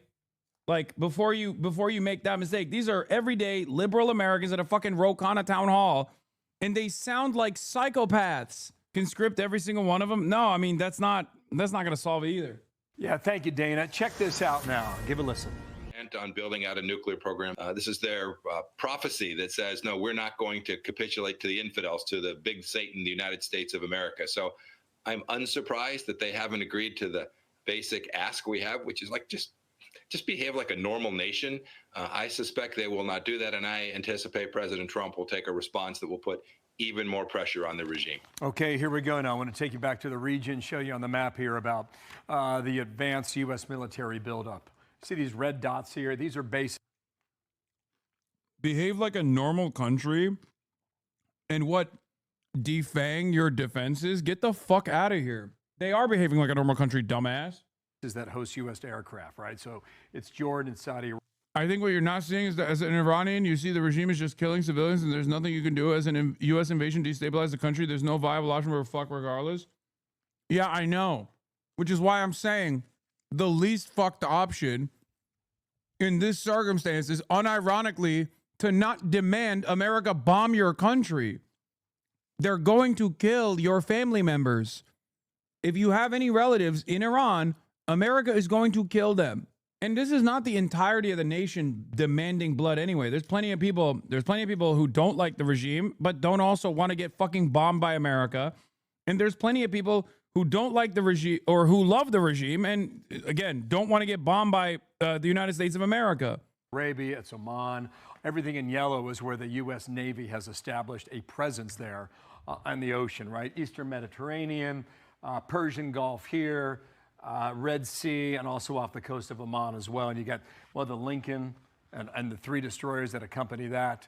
And you've got just massive amount of material that you have options for. And now, if I could, sorry, This is above, this is a satellite picture from the Natanz nuclear facility, of which there were 3. There's Fordo, Natanz, and Isfahan. This is Natanz, and this is December of 2025 versus really 2 weeks ago, 3 weeks ago in January. So what I want to show you here is that this appears to have been taken out. All right, back in Midnight Hammer, late June of last year. And then this, it's a little hard to see here, but if you look very closely, you can see the white top of a roof or a tent that's been established. And based on some of the reporting, at least 2 of those 3 sites, they've set up this tent, this roof, and what they're doing, we do not know. General Jack Keane might. He joins me now. And sir, good morning to you. It's my understanding that Natanz doesn't even have electricity. What's your best guess, and where do you think the commander-in-chief's head is right now about hitting Iran? Well, first of all, on the sites that we certainly destroyed, what Iran has been doing is attempting to assess how much damage can they recover that site. Is it really worth the effort? Also publicly reported, we know they're looking at another site that we did not hit. It was not a nuclear site, so they can actually develop new capability at that site. But we're tracking all of this. The Israelis are tracking it, and we're tracking it. And believe me, we're not going to let them get too far advanced any place without having to either, one, they voluntarily stop work through negotiations and agree to a substantive deal, or 2, that it would be on the target list in addition to a very comprehensive target list. Wait, I'm sorry. I thought it was fake news that they destroyed the fucking nuclear facilities. What happened? I thought it was fucking fake news. What's going on? That's what the Trump administration told me. That's weird. If we do conduct a military operation, which I do think we will. Okay, we just got a 2-minute warning to the president, so we might get interrupted here, sir. I want you to listen to Steve Witkoff. He's on with Laura Trump on Saturday, My Deal with Laura, and this is what he said about the nuclear capability. Watch the wording now. Within a week, he says, they could be. Watch.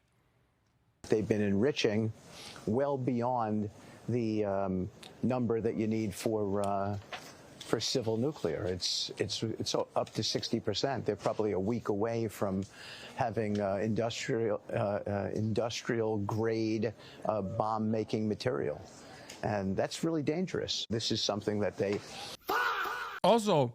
Oh, they're a week away? That's so crazy. They're always a fucking week away. Have to stick with until they prove to us that they can behave. Sir, how do you interpret that comment when we were told that their nuclear program was obliterated and destroyed in that raid on Midnight Hammer, 3rd week of June last year?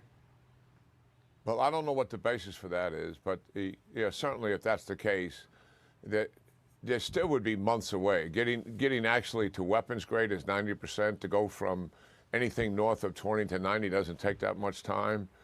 But listen to what the absurdity of all this. They sit across from our negotiators and say, we are not building a nuclear weapon. The enriched uranium you need just for civil nuclear power is 3 to 5%. And they are way beyond that, and they have sites buried underneath the ground. But yet, they lie and lie. So why would we ever agree to a deal with these people when we know they're lying to us right now? They've lied to us for the last 46 years, and they will continue to lie and cheat.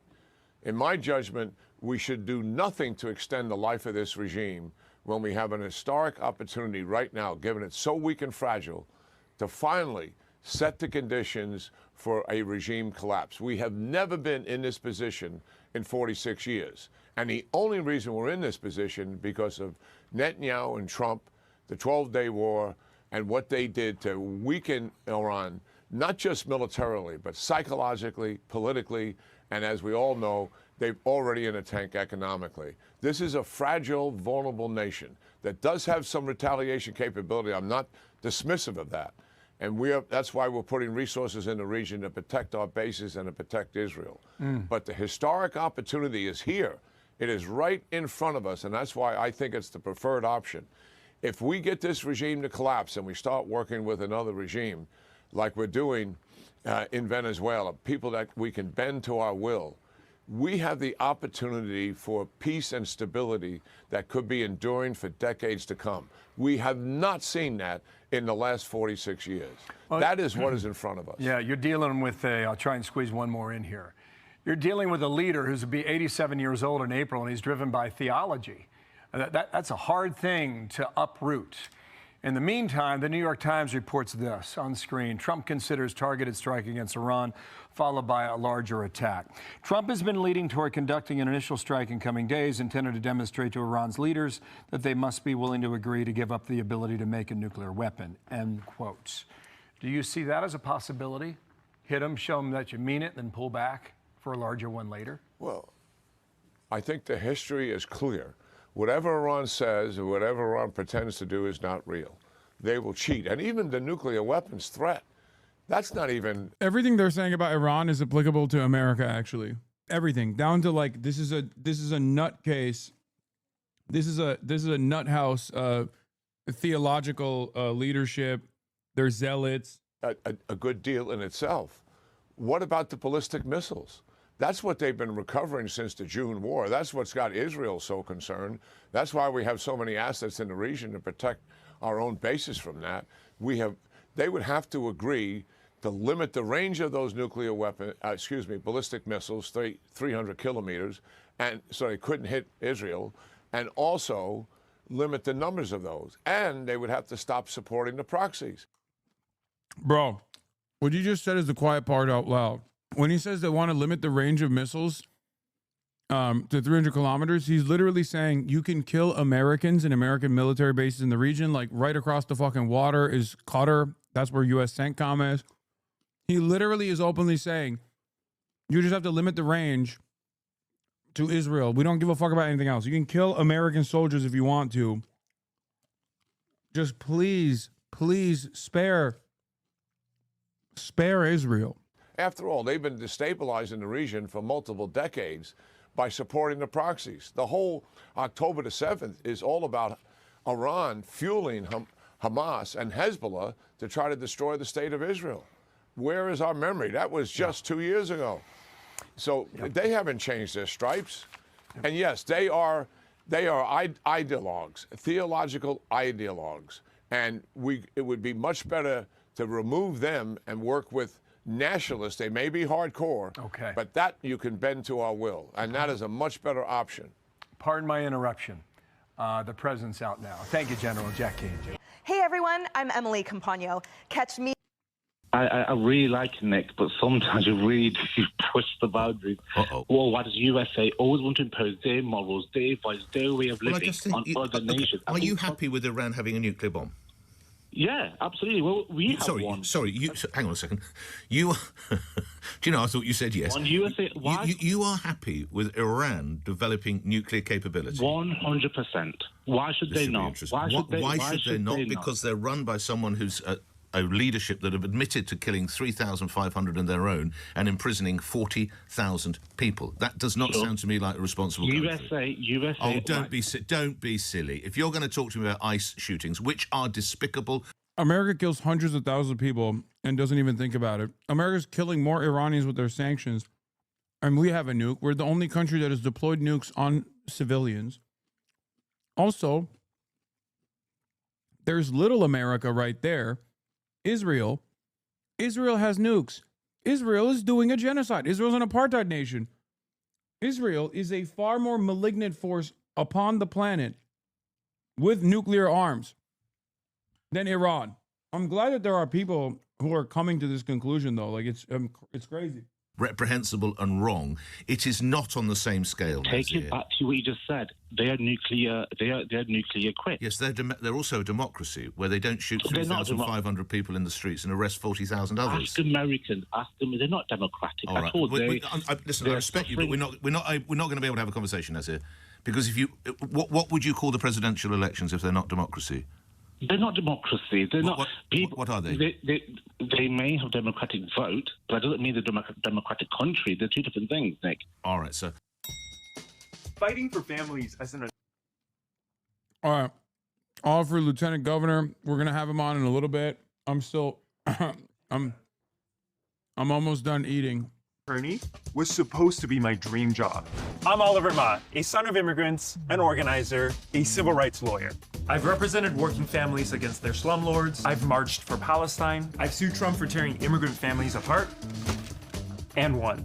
but I'm tired of swimming upstream. Every year, politicians and corporations raise our rents, tear apart our families, and send our money to fund genocide. Politics has become a game of stealing from the public pie. Corporate landlords, war criminals, prison companies, anyone but California families. And that's why I'm running for lieutenant governor. So every Californian can own their own home. So we nurture kids here instead of bombing kids abroad. So immigrant parents can sing their kids to sleep at night. We deserve a California that's affordable. We deserve a California for working families. We deserve a California led with courage. CNN's Harry Anton is running the numbers on this one for us. Harry, what's your take? Okay. I like that was a campaign ad, and there are still chatters in here being like, "Who is this guy, bro?" It's like literally listen to the words that are coming out of his mouth, but you can also listen to him in person now because he's in the building. I'm gonna clean up real quick, but Oliver Ma running for lieutenant governor in the state of California. He's here. He was staring at me eating for like the last 10 minutes. He came earlier. He was supposed to be here at 4 p.m. but he was early. Hold on. Is there a chair? Oh, there is. All right, come in. And you can say what up to the people. Nice to meet you. And I'm gonna go pee real quick, so I'll leave you alone with them. I'm gonna leave you alone with them. It's I'm throwing you into the frying pan. I'm gonna give you guys a tour of his house. Yeah, and you can answer their questions. It's really fast though. Oh my god. The chat is really fast. I trust you Too many so chats. much. You are so trustworthy that I'm giving you the mouse. You can just like scroll up and then stop. All right. Stop the chat if you wanna.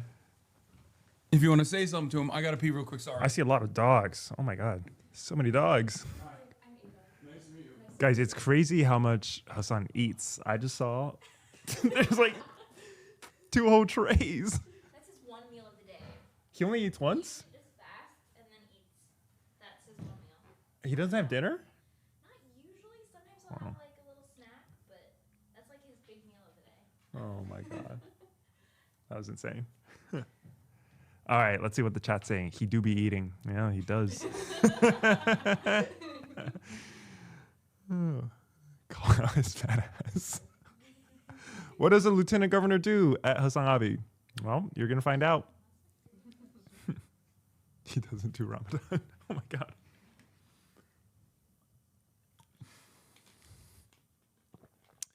Hello, Mr. Oliver. Do this in real life. 3 key policies go. 3 key policies is 1, we should get more dog content onto this podcast. 2, I kind of want to. Guys? My red flag is I think I can beat every eating challenge in the state of California. But it sounds like Hassan might give me a run for my money. You should tell him about the chicken nugget story. There were 3 eating competitions in law school, and I won all 3. Are you an eater? I am, but I just know how much you eat. Yeah, that's my one meal a day. All right, Oliver's in the building. Everybody, here it is. Whoa, this is better. Welcome to the broadcast. You are running for lieutenant governor of California. What does that mean? What is that word? So the lieutenant governor, a little bit different from vice president and president. It's a separate office. It's a separate election. And what the lieutenant governor can do is they are the president of the state senate, where I would be able to co-sponsor legislation. They are on the UC Board of Regents. That's where I want to divest some of our stuff away from genocide in Palestine. And then they also chair the State Commission on Economic Development. So they advise the state on where our economy needs to go. Okay. What's your beef with the current lieutenant governor that you were like, they're not doing a good enough job? I think I could do better. The current lieutenant governor is not running. She's doing a switch with the current California state treasurer. So treasurer is running for governor, lieutenant governor is running for treasurer. But I do have beef with both of them. So I'm All a right, big who are your ops? Let's take a look. What are their names? It's Fiona Ma is one of the candidates. And yeah, so she's the current state treasurer. What has she done as the current state treasurer that you don't think is appropriate? Like that you have issues with that you're like, we need a different vision for California. She is very moderate. She's also harassed one of her employees, and the state of California had to pay out $350,000 for her, which I don't like. Okay. And yeah, I mean, I think we need a state where working people can thrive, where housing is cheap, where healthcare is free, where immigrant families are safe. And those are not stances that Fiona or I think any other candidate in this race has taken. Okay. It says here that she's a proven principled problem solver, which isn't really saying much about her opinions or her positions in general. She does have a lot of endorsements on here, however. Yes. So that usually tells me all I need to know about someone that's running for office. They care less about policy and less about what they can do for people and more about, look at all these other Democrats in positions of power that have endorsed me. So the question I have for you is, if you were to break down what some of your top line policy positions are, how would you describe them? I call it like the Zoran technique, but it's like if you were to give me 5 things that you want to be identified by, policy prescriptions that you want to be identified by, what would those policy prescriptions be?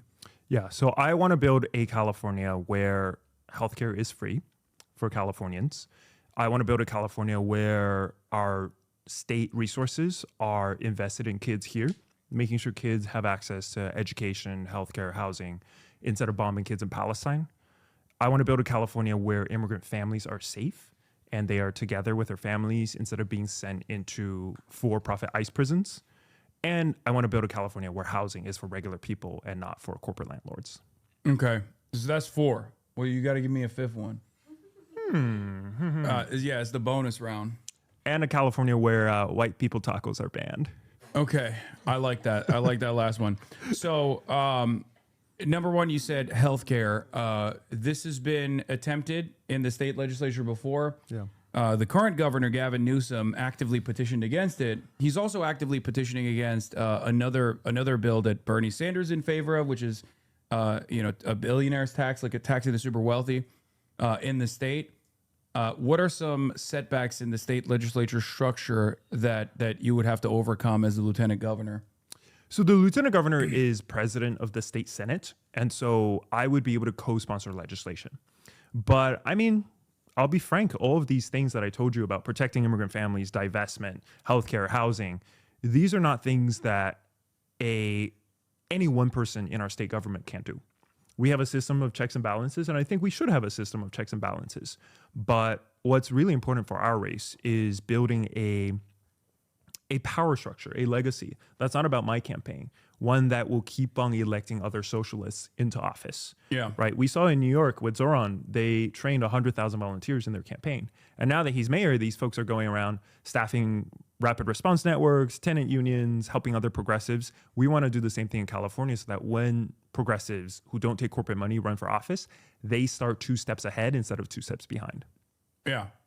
So you want to build a more robust movement that will apply pressure to people who are setting hurdles against this legislative agenda that you have. Yes. Okay. So that's on the healthcare front. You just mentioned socialism. You are the first statewide candidate for any position that has been endorsed by DSA in history in California. Mm-hmm. What's your experience and background with the DSA? Yeah, so I was born in Beijing. I was born in China. And China's a socialist country. And the power and the role that capitalism has in our country has always been really strange to me. It's really felt really wrong. And so, I came to the U.S. when I was 7, grew up as an immigrant. There was one time where my grandma was picked up by federal agents.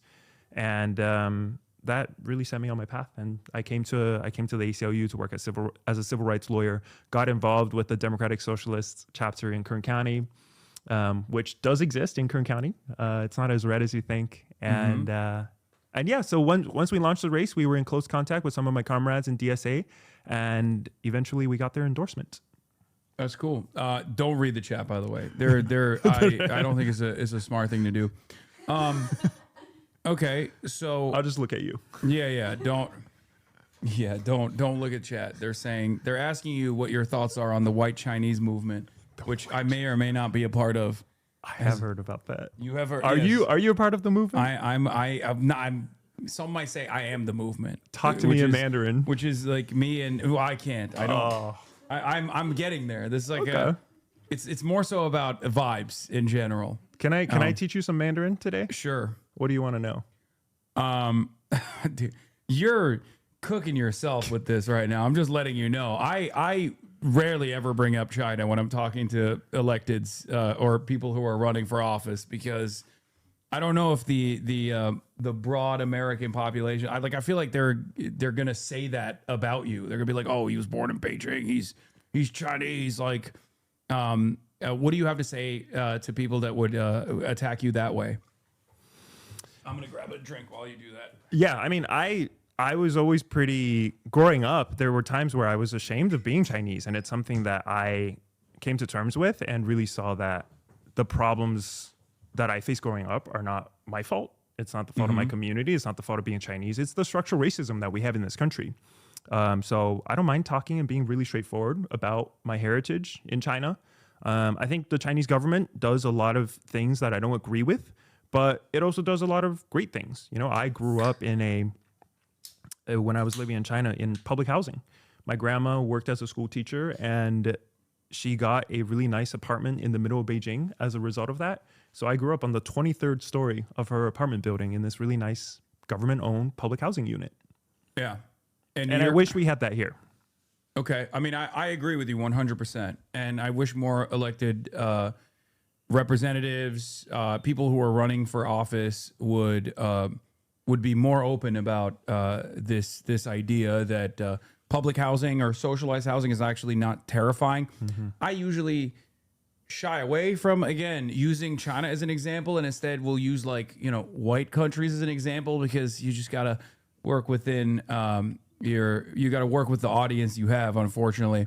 And this has been done in many other places. Vienna is obviously a great example of this. Red Vienna is 65% public housing. The Vienna model is a pretty good one to follow. Yeah.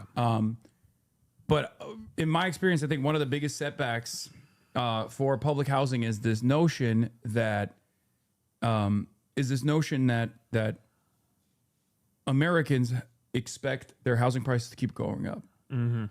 This is a nest egg for older people. I believe 44% of Californians own their own homes. And that's 44% of the voter base that is infinitely more likely to vote.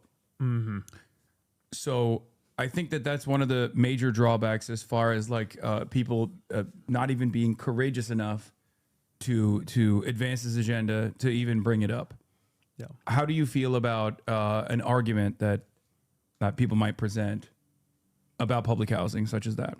Yeah. I think, so when I was in law school, I spent 2 years representing tenants against their slumlords. And some of the stories from there are just heart-wrenching. I'll tell you one, which is, you know what asbestos is, right? Yeah. And at the I love eating it. That's why I'm the way I am. Yeah, I can. Yeah.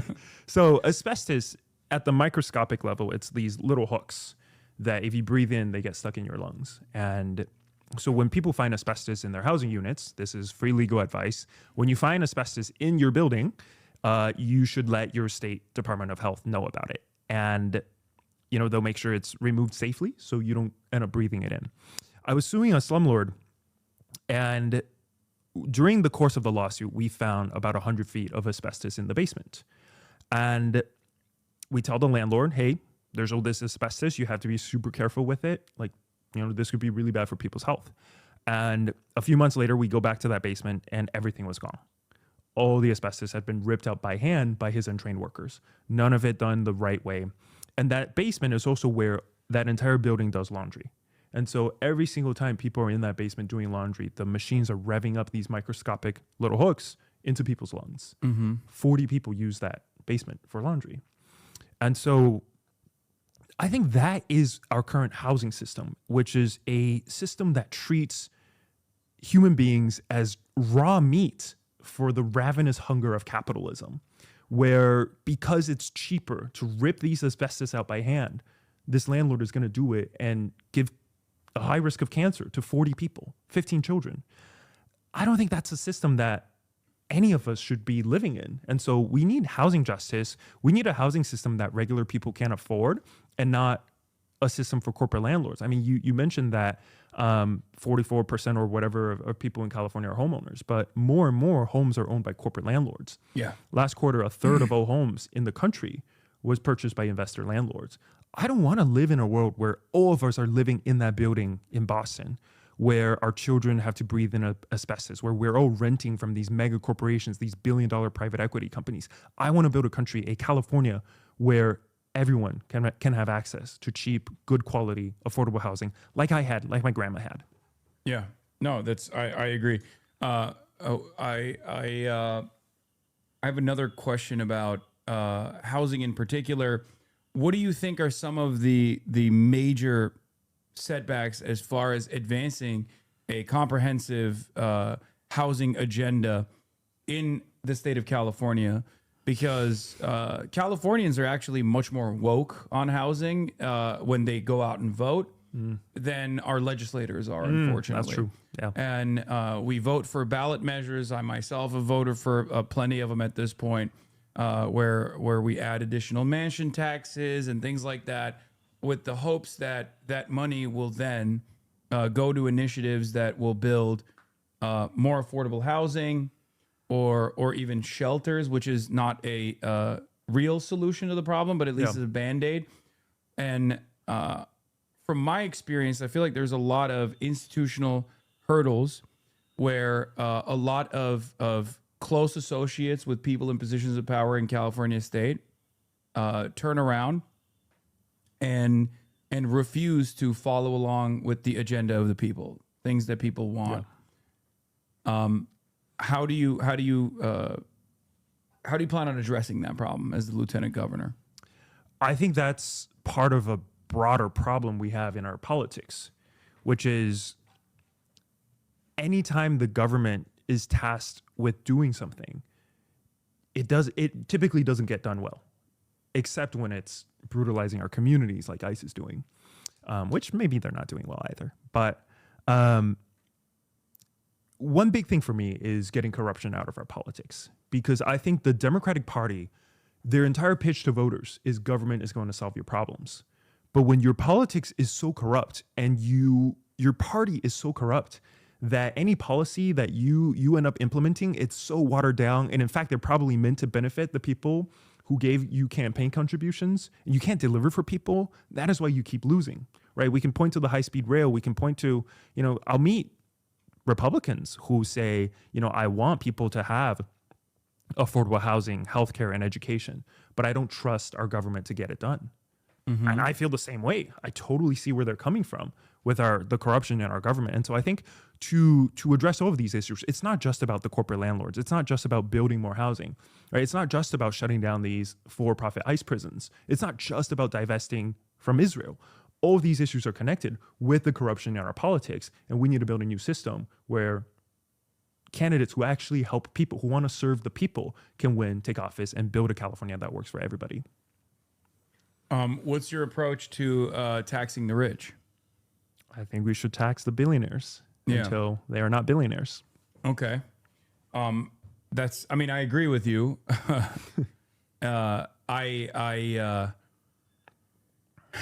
Hopefully, one day.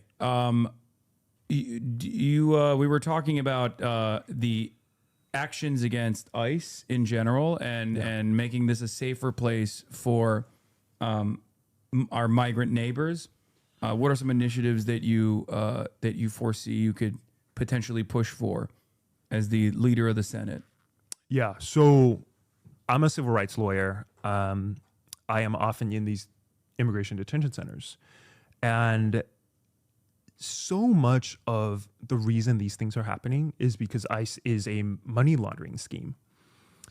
I'll meet people inside, right, who, I'll tell you a story. So I work in Bakersfield in the Central Valley with farm workers. And the very first immigration raid in the entire country under Trump was in Bakersfield. They came more than a year ago in January, and they rounded up hundreds of farm workers. That morning, I'm a volunteer with the Rapid Response Network. That morning, we get a call, and they say there's this little girl in a field by herself.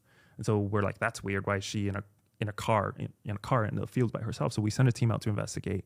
Her dad had been driving her to work, and ICE saw that he had brown skin, pulled him over, and put him into one of these detention centers. In this detention center, the way he stays in touch with his family is he makes phone calls, and they charge him $5 per phone call. And the way he makes those $5 is he works. And for a full day of work, they pay him $1. So him and every single person in there are working for $1 a day to stay in touch with their families, to buy food, to buy hygiene products.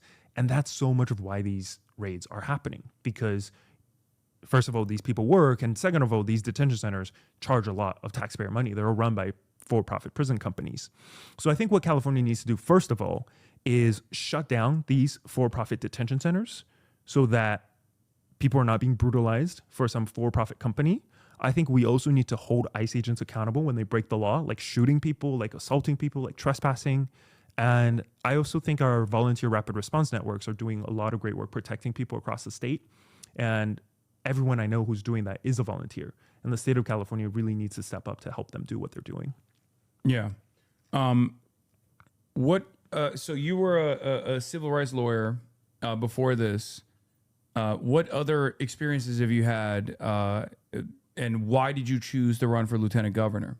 Why not anything else? Yeah, I've always been a community organizer. For 10 years, I ran a nonprofit organization that trains Asian youth to fight for racial justice. And then I did eviction defense. I organized for housing justice. So I would organize tenants unions and rent strikes. And then I came to the ACLU to do immigrant rights. What really excites me is using my legal skills to build power. I never want to be the kind of attorney who helicopters into a community and just says, I'm a hero, I'm here to save things. And then I leave and make things worse. I always want to use my legal skills to build power. And for a long time, that was the ACLU, and that was very attractive to me. But with these ICE raids, so when the raids began in California, we file our lawsuits. And we actually win. So in April, we got an injunction in federal court ordering the Trump administration to stop with the immigration raids in the Central Valley. And in July, we won a similar victory protecting Southern California. But what was really noticeable to me was the Trump administration didn't care. They kept the raids going. For them, an order from a judge was just like a sheet of paper. And it really showed me that what the courts can do is so limited when it comes to protecting us, and California needs to step up. And so that's why I'm running. Yeah.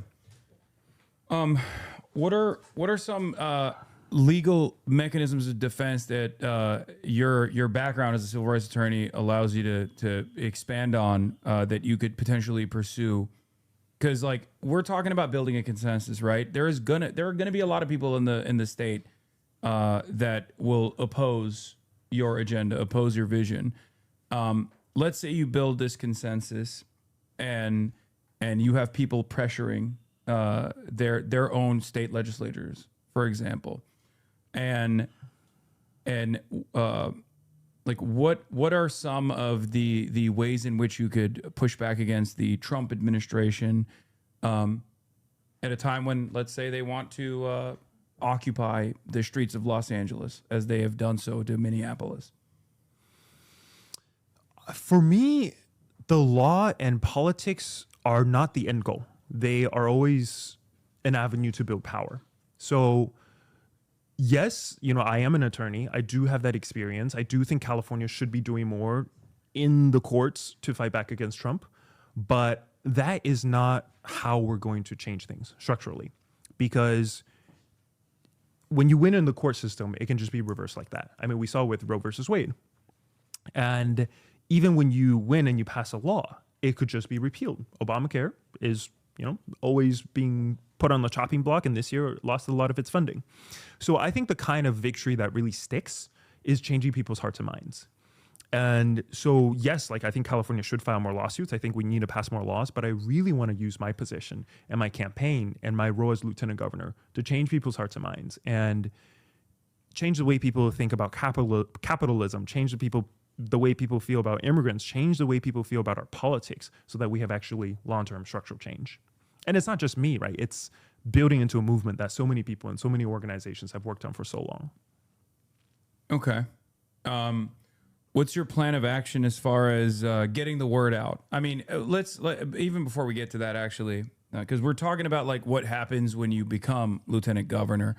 But let's talk about how you plan to become lieutenant governor. Yeah. I don't know what the internal polling looks like. I'll be honest. The lieutenant governor's race is not one that I was paying close attention to in the state of California. Many people don't even know that there is a separate race for a lieutenant governor as opposed to the governor.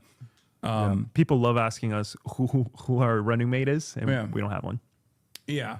And there probably would be friction as well between the lieutenant governor and the governor. Has that happened in California at times?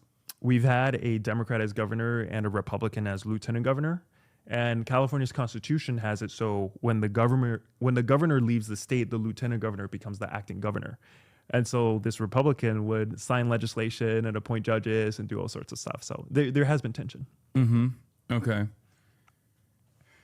And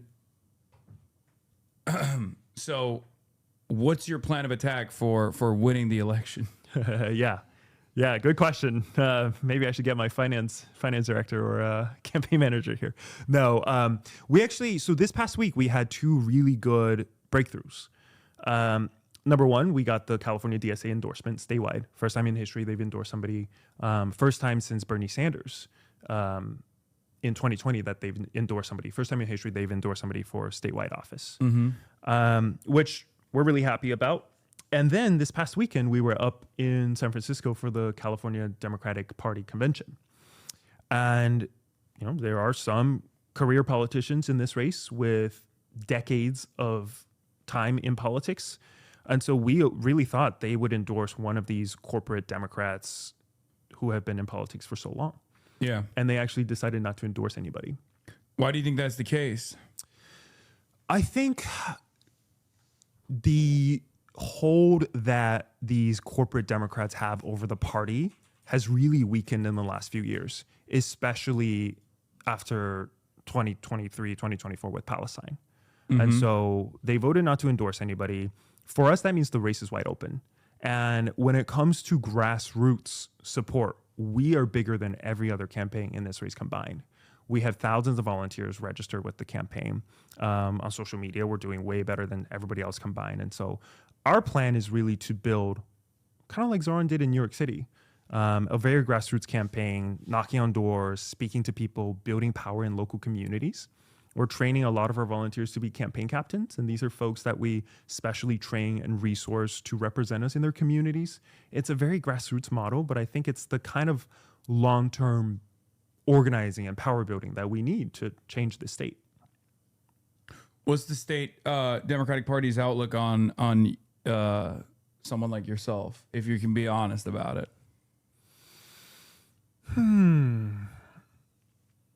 It's nuanced. I mean, there's the traditional power structures don't like us, but there is a surprising amount of people who are in the power structure who are open to things. What I find throughout this process that is most surprising is sometimes we're shy about talking about Palestine because we know the party's role and complicity. And so whenever we talk to some of these party people, it'll kind of be like, we'll drop a hint and then they drop a hint and then we drop a hint. And then it comes out we're both from the river to the sea, Palestine should be free. Mm-hmm. And they say, hey, you should have just led with that. So that's a really big surprise. I can't condemn like the entire party in one breath. That was surprising to me too when I went to the DNC and how many people were like actually fans. That was like a shock to me. Yeah. I would have expected them to be much more hostile. I mean, they have been a lot more hostile since then. because Kamala Harris lost, and they're just like actively looking to shift the blame on whoever they can. But okay, so you got Fiona Ma, that's like your main op here. That's like the top dog, I guess, in the race. Is that, would you say? I would say there's no top dog. No one got the Democratic Party endorsement. True. But like, there's always someone that you're like, you know, she's the media's top dog. She's the media's top dog. And then the other candidates are David Fennell, Josh Friday, Brian Jones, Janelle Kelman, Tim Myers, and Michael Tubbs. I don't know anything about any of these people. Like, this is so you need to walk me through what these guys are about a little bit. This guy's a cool hat. I don't have a cool hat. Yeah, he's got you on that one, I think. Know. And he's from St. Louis, Missouri. Okay, that's interesting. St. Louis, Missouri. Yeah, but got a degree from the Beijing Language Institute. Hey, we're cousins. You think he could out China Mog you? You think he could China Mog you? We'll see how much Mandarin he speaks. Okay. All right, that's interesting. That's so California that the Republican is from the Beijing Language Institute. You got Josh Friday, Office Holder, California Volunteers Chief Service Officer. Yeah, I actually met him 2 weeks ago. He was very nice. Okay. Yeah. We got Brian Jones, Republican, member of the California State Senate, representing District 40, and his term is supposed to end. He's running for election. Currently is the state Senate minority leader. I feel like I can't speak for the lieutenant governor position, but like the gubernatorial race is oftentimes not very ideological. Like, people will go after specific candites, like, and what their policies are. The California gubernatorial race right now is, it's a very crowded field. Do you have a favorite? No, I don't. I will be interviewing Tom Steyer, I believe this week or next, or yeah, I think this week though.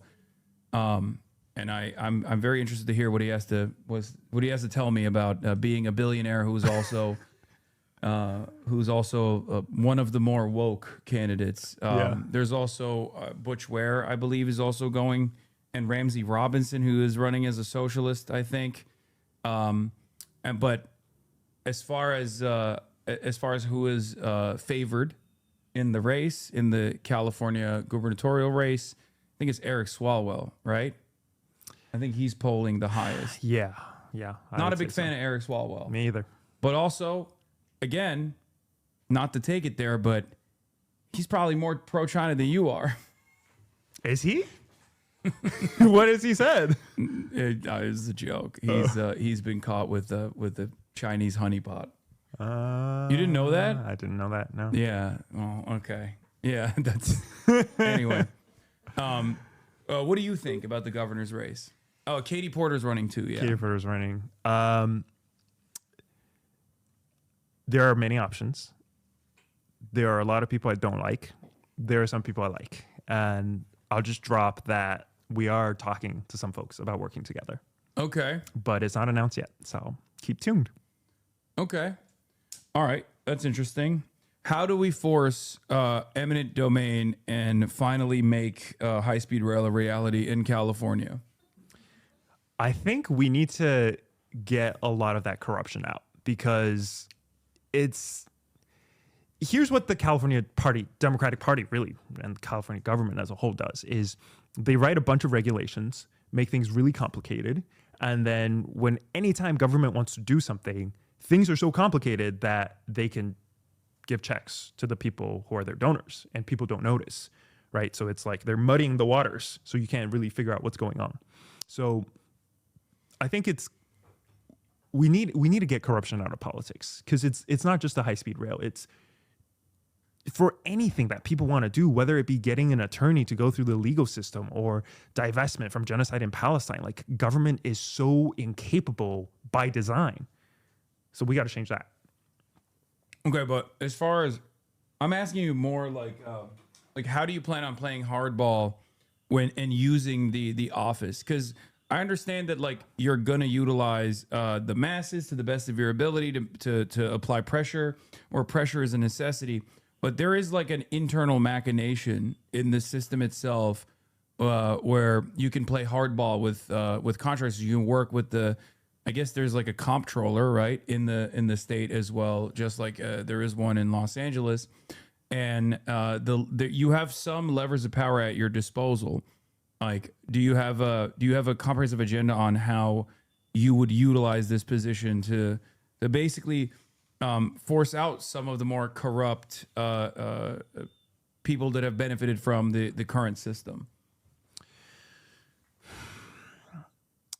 You can also not have an answer for it right now. It's all right. This is not like a very easy question to ask someone.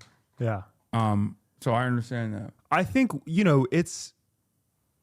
my background is the legal system, and I know the legal system takes a long time, right? We could get a laws through that says, hey, you have to build a high-speed rail by 2030, and here's all the money you need for it. And different interest groups can file laws and delay that by 15 years. So I wish there were I could promise you, hey, I'm going to do this thing and the high-speed rail will be done by 2030. Mm-hmm. But I think it really takes a complete restructuring of our system. Okay, but what have you thought about lying and being like, yeah, I'm going to get it done by, you could be like, I'm Chinese. What do you know about China? High-speed rail, 50,000 kilometers. China would be able to do that in a year, 6 months. Like you could do like a competitive angle. You could be like, why are these guys stealing our lunch money? Like, they're cooking us on the high-speed rail approach. Like, no more. California is the fifth largest economy on the planet. Yeah, that's a lot of money. We got a lot of money at our disposal. We're gonna do. We're no longer letting China defeat us in the home ownership rates. We're no longer letting China defeat us on high-speed rail, and we're no longer letting China defeat us on education. Maybe. Yeah, something like that. I don't know. You should join our comms team. Yeah, I don't think people care about that too much. They would rather live in copium and think like everything is great here. But yeah, I mean, these are. I'm just thinking of things as a Californian voter and a taxpayer. Yeah. How are you going to punish the internet service providers? Let's get down to the real reason why I brought you here.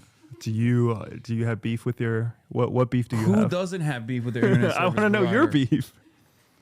I have Spectrum, and unfortunately, all of the ISPs in this country are there's a oligopoly in virtually every market, and in most markets, it's a monopoly.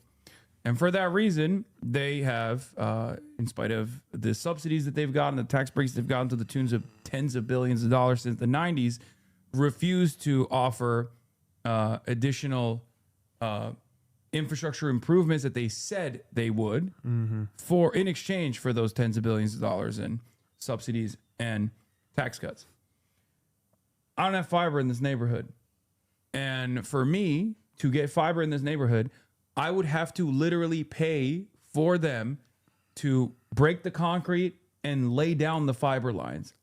It would be $100,000 just for me up front to pay for a fiber line to be connected to my home. $100,000, and then on top of that, $5,000 a month.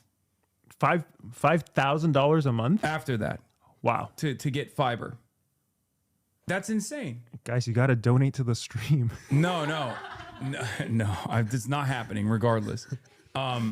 That's on principle. I refuse to do it. Okay. Because that's insane. Yep. They should do it. What the fuck, right? And because there is no alternative, there's no actual like competitor that has fiber. Yeah. Because the same applies to the competition as well. There's only two that I can work with: AT&T or Spectrum, and neither of which offer fiber, even though there are fiber lines around. How do we get the municipal internet? Similar to like the Tennessee Valley Authority, Chattanooga has one of the best internet service providers in the nation. Yeah. Have you thought about public utilities at all? Yes. So I'm a huge fan of making these things public because, when we turn on the water, right, we typically, I mean, that's less and less the case, but we typically expect it to be drinkable and we expect it to be pretty affordable. Same thing with the power.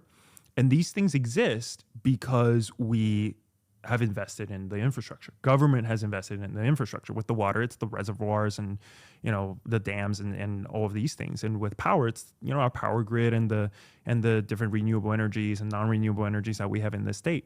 I think we need the same thing for housing, for example, and I think we should have the same thing for utilities. Things should not only be provided because a company can make money from that. Because what that does is, first of all, a lot of people don't get access to that. And number two, when you do get access to it, it's really shitty because they're trying to nickel and dime you and trying to dare you to sue them, which you're going to have a really hard time doing as a single person. And so I think the government really has to step in and provide, in some cases, a public option. In other cases, I think the government should just provide that thing like healthcare. You're going to win over the gamers with that one. The healthcare? Or the internet? No, not healthcare. Gamers don't want healthcare. Good, but public broadband, public fiber, oof, that's an easy one. People are gonna lose all their excuse. Yeah. With What the lag. Speaking of utilities, PG&E is a behemoth in this state. Yeah. And they have also time and time again refused to update their infrastructure, and because their infrastructure is not hardened enough to deal with the anthropogenic climate change brought about wildfires and things of that nature. There are wildfires in the state. They're oftentimes very deadly. How do we tackle PG&E in this state? Yeah, I have a friend who worked at PG&E after college, and every time we talked to him, he would say, "I'm probably going to lose my job soon because we are completely bankrupt." Mm-hmm. He actually worked there for like 2 years, but yeah, I mean, what we've done with PG&E is we've carved out a swath of California for them and said, you get to have a monopoly over this area. And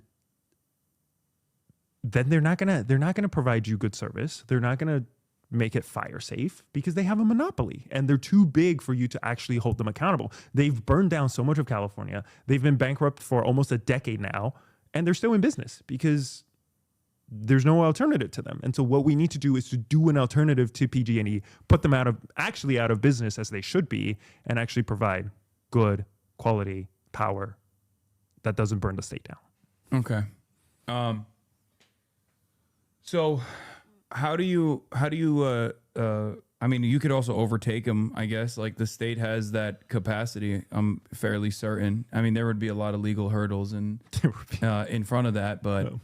I mean, who knows?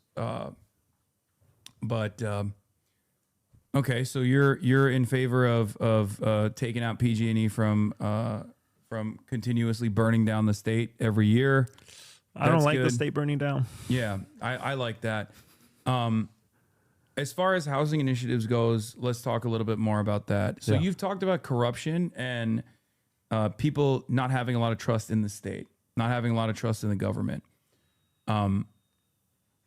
How do you feel like you could fix the housing crisis in the state of California, which is leading to a lot of homelessness here? Yeah, and it's so much more than just homelessness because so many people are paying so much of their income on housing that you're not able to invest in your local communities. You're not spending it at your local small businesses. So it's really holding back our entire state. And there's three things that we really want to do. The first is, of course, building more, which I do think we need to do, but it cannot be the kind of building that the real estate developers want, which is luxury condos that take up the space of 5 affordable units. Because when you let them have their way, that actually decreases the amount of space we have for affordable housing. So I think we need to build more, but it has to be affordable. Number 2, we need to protect tenants better because, I've represented these folks, and having good legal protection for tenants will do so much to addressing our state's housing crisis and the amount of unhoused people we have in our state. And lastly, which is something that I think really gets under talked about, is who actually owns the housing. Because too much of the housing in our state is owned by these corporate landlords, these investor landlords. And of course, regular people, young people, working families are never going to be able to compete against a billion-dollar private equity company when it comes to buying a home. And so these companies are buying up entire neighborhoods, outbidding regular people, and then charging them whatever they want on rent. And that is such a core component of our housing crisis. And so what we want to do is, I wish we could just say ban the corporate landlords, and that's what I want to do. But legally, when you do something like that, you have to compensate them for that property. And so I think what California should go about doing, that my campaign is proposing, is a property tax penalty for homes that are owned by these corporate landlords, and use the proceeds of that tax to help first-time home buyers buy homes. Okay.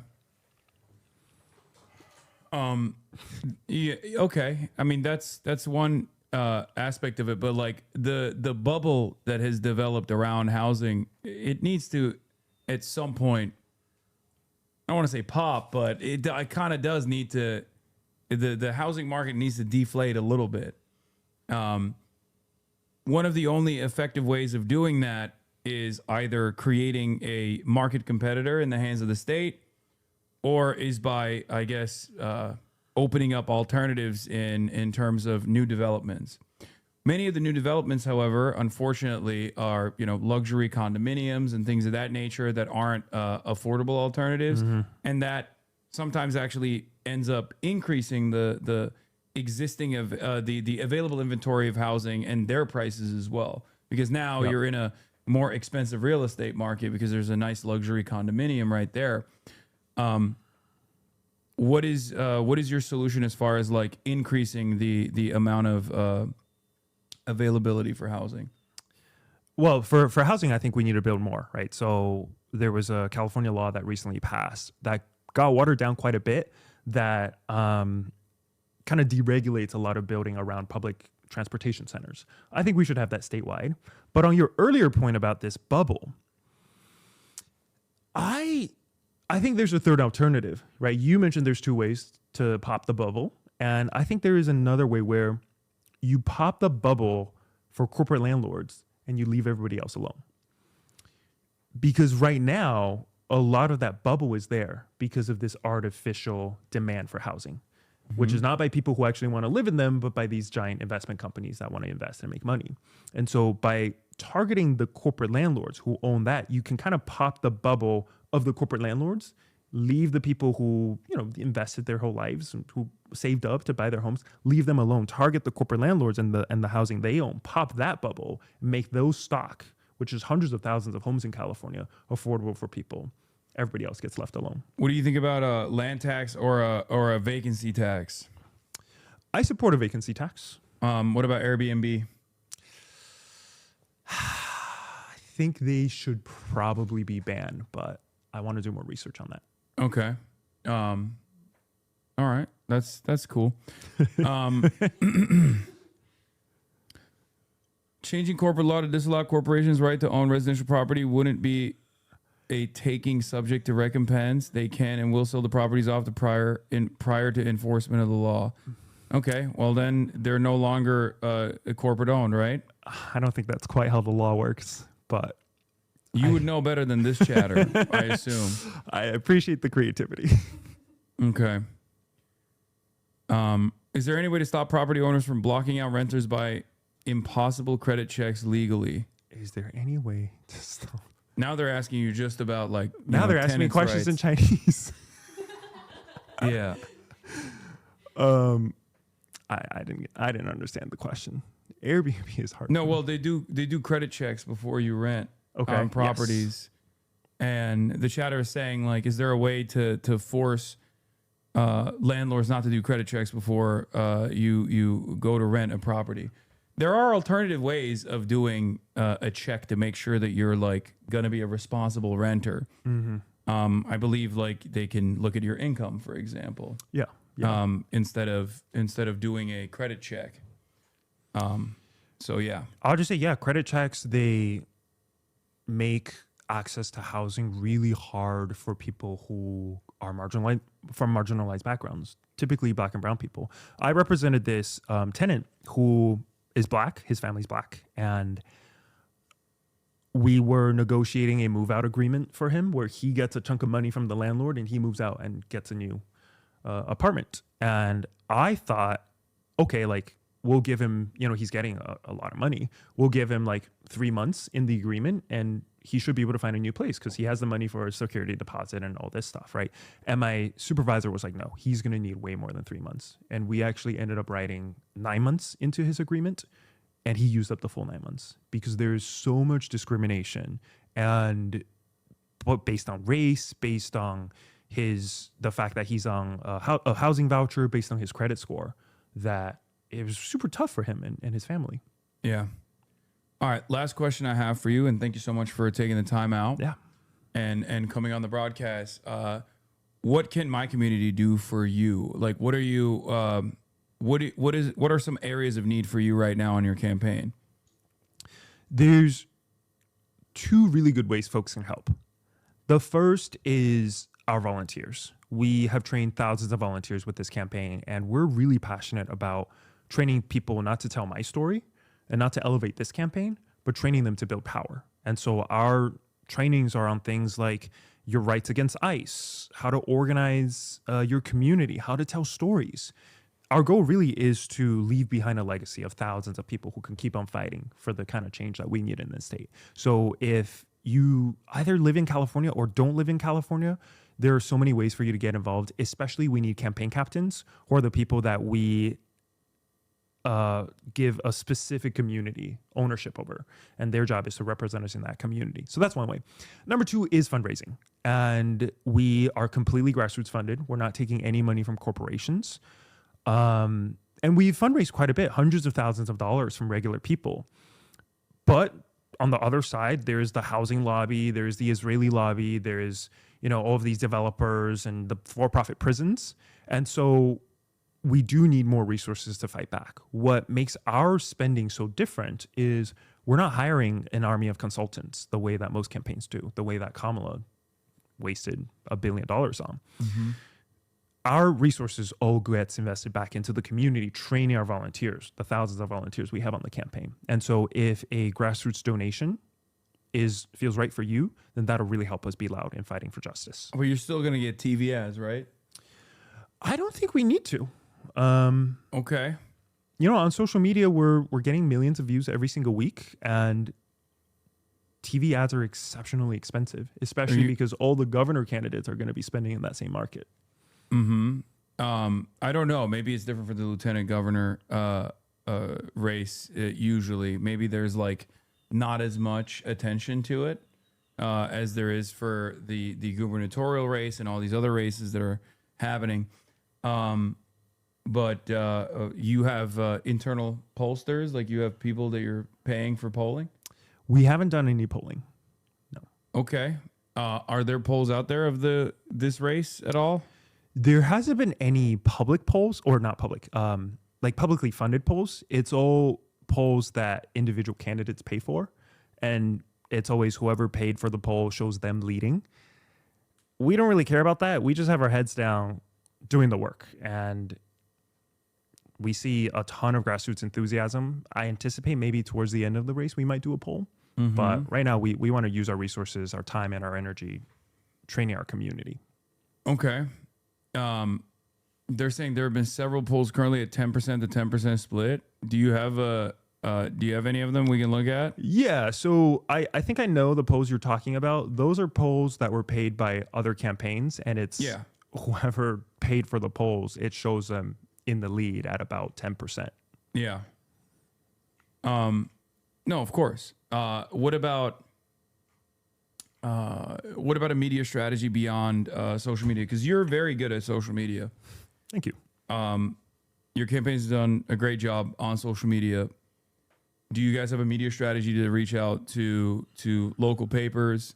Have you sought out other endorsements from unions and things of that nature? Yeah. So earlier this month, we got the endorsement of the United Auto Workers, which represent the 50,000 grad student workers on our UCs. Mm-hmm. And so we're super excited for that. We're building out our endorsements. We're talking to different sorts of media. Yeah, I mean, at the core of our campaign, it's a grassroots organizing. That's my background as a candidate, and that's what I think we need to do. Okay.